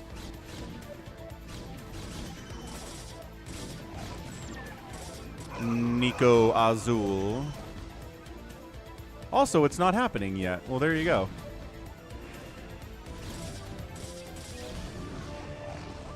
The Zump is technically alive on I Shall Return's Mined Out base. There's like 6 minerals here, man. I don't know, but it's a place to live, I guess.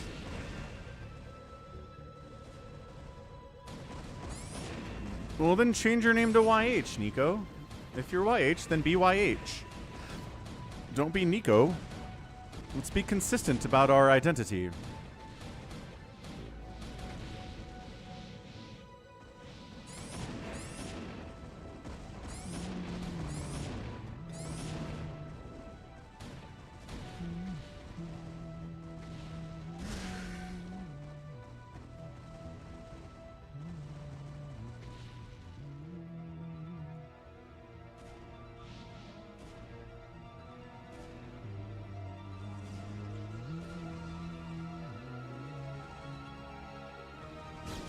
Yeah, I get that.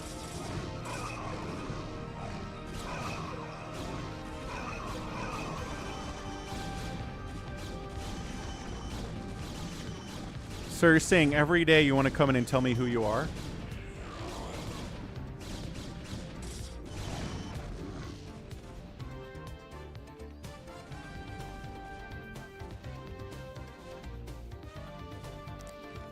G22 is going double race. And Baby T-Rex just lost all of his double race. So Critter's out here honorably playing Protoss, not double racing.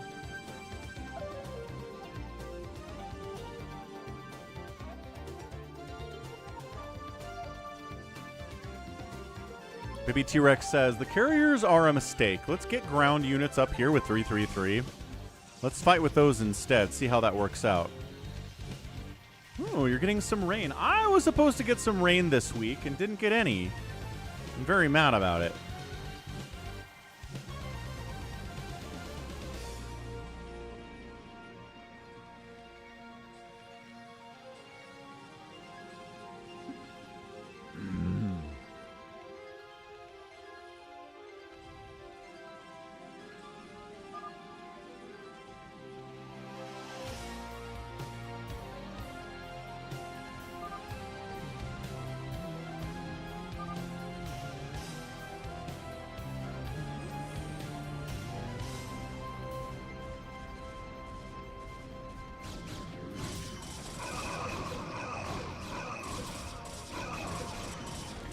Yeah, I wish we got more rain, but I live in a desert, so I can't really complain about that. I knew what it was when I picked it up.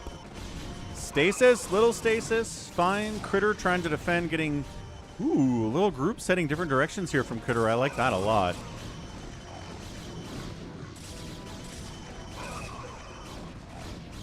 Okay, so this is what happens. Critter fights Baby T-Rex. They both drain their banks. G22 keeps getting bigger. He's on 400 supply. He wins.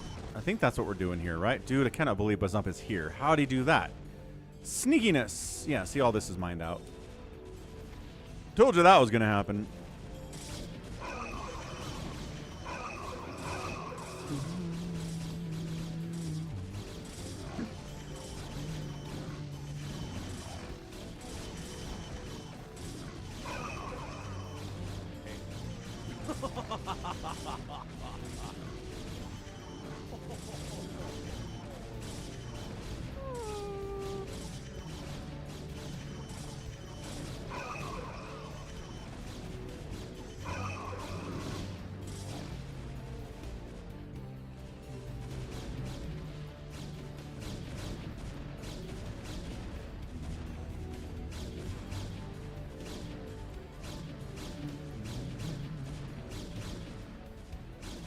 Ah, dang it, G22. He is covering these angles very, very well. Critter does have an obs on this, but he's got bigger fish to fry. Yeah, computer's alive, just kind of not doing anything with his 11,000 minerals and 8,000 gas. Like I said, if you wipe out the main base of the computer, they never recover. They don't know how to rebuild a gateway if all their gateways are dead. It's weird. I don't know why the scripting always breaks.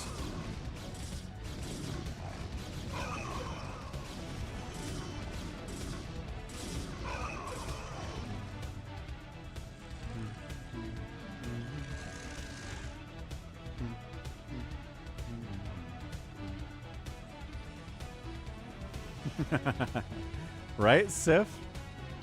But if their main base is alive, they will continue to produce off of it. They will. At least the Protoss one will.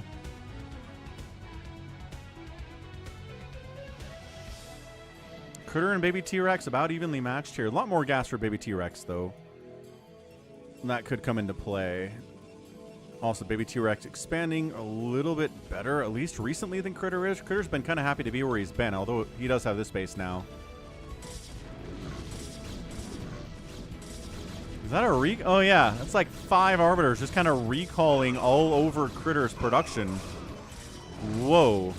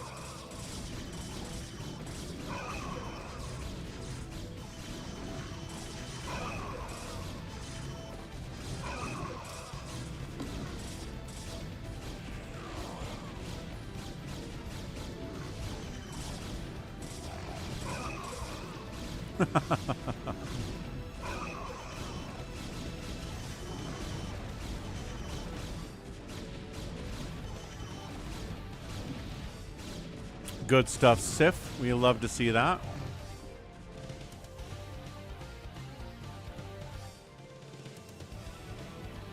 Yeah, this is just classic 3 people are left in a free-for-all type stuff. One person doing whatever they want. The other 2 fight to the death, and then person over here wanders over and wins. You could probably do it now if you wanted. He's got more supply than both of them combined. It's a pretty good PvP though, right?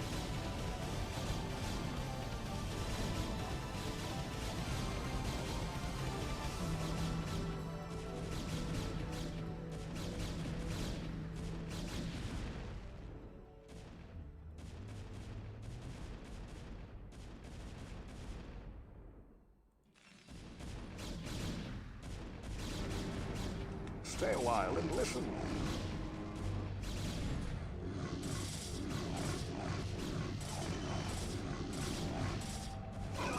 Yes, little Archon play. Haven't seen much of that. They're just kind of throwing random unit compositions at each other. It's just too much. Neither of them have crazy high APM either. Right?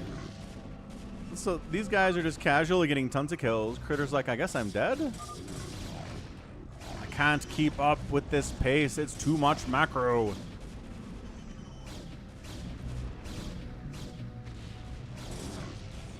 Yeah, Bazump says they can't see high ground, right? Ah, crap, obs.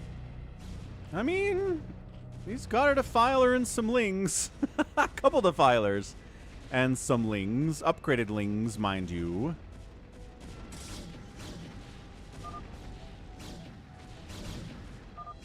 Critter with the GG, and he's out of there. Okay, so that means any Critter bases can now be Bazump bases. T-Rex is like, I don't have anything left. I have 600 minerals left. He had something like 20,000 minerals at some point, and fighting Critter drained him. Bazump's like, G22's massive, actually. It's really bad for us. Hey, what's up, Wander?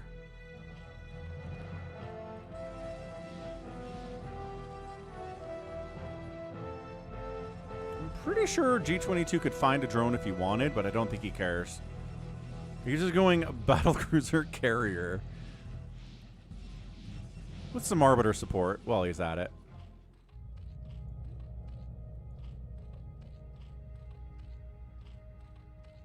The worst thing that could happen here is for somehow Baby T-Rex and Bazump to fight each other. Again, there are bases up here that you can take Bazump. Remember, there are critter bases, and he left. You can have them.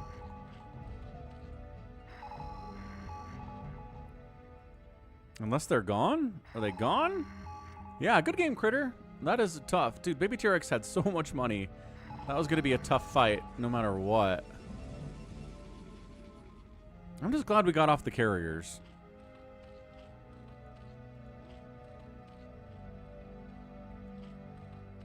Actually, I'm not sure if there's any money left at these bases.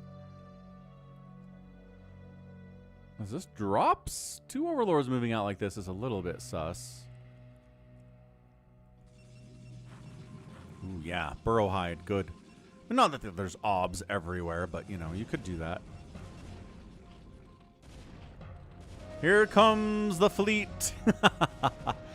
Here comes the carriers, and the carriers, and the battle cruisers are on the move. Ready to ruin everyone's day. I don't think he's even microing. He's just A-moving everything he has in an effort to, wow, just to mimic the UED's arrival in the Kaprulu sector back in the year 1998. Look at this. It's just...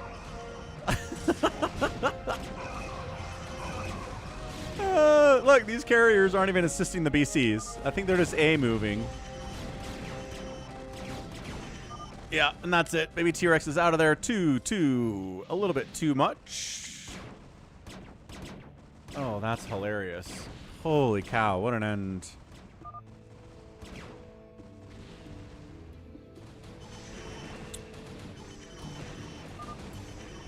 If everybody else leaves, does the computer win? Bazump is out of there, and G22 gets the win. He leaves, and Computer Player is victorious! He wins 2 free-for-alls in the last week. What a baller. Amazing stuff there. But GG G22, he fought against Afkatinis. He fought against 4 Prime. I think. No, he didn't. He fought against Bazump, that's for sure. Fought against Baby T-Rex. Made sure that Bazump could not rebuild in the bottom right-hand corner of the map. That was important, and he did it. Hey, what's up, Abraxas official? How's it going? Hello, hello. I'm glad you enjoy the StarCraft on the YouTube while you work. The live streams are also pretty good for putting on the background. Those are longer as well. You know, 5 hours, 6 hours, sometimes up to 8 hours of Falcon if you want to watch those too. But good to see you. And good to meet ya. So, end of the day, Critter out, killed everybody. Nice job, Critter. He was fighting. He was fighting the whole time. G22 raised the most buildings. Baby T-Rex outspent everybody, but fought Critter so much. Drained his whole bank out. That was good. That was some really epic PvP stuff. All right. That's going to be it for me today. Thank you so much for the support today. Thanks to BioCarry for the $25 at Venmo at Falcon Paladin. Thank you for Sakre for the super chat of 10 Romanian luz. Thanks to Bovine for resubbing at Tier 1 for 37 months on Twitch, and Bovine for re-upping his membership on the YouTube for 47 months. We'll be back tomorrow with the Sunday stream. Don't forget about the Sunday stream. Go check out the schedule, see what it's all about. You're welcome, Lunar. Thanks for being here. Appreciate y'all. We'll get a raid going, and we'll be back tomorrow for the Sunday. Don't miss the Sunday. Sunday's a big blowout. We usually get to at least 6-7 hours on the Sunday stream. It's a lot, but it's very, very fun. Go ahead up Fire Phoenix. Give him the raid, and we'll catch you tomorrow. Falcon out. Love you all.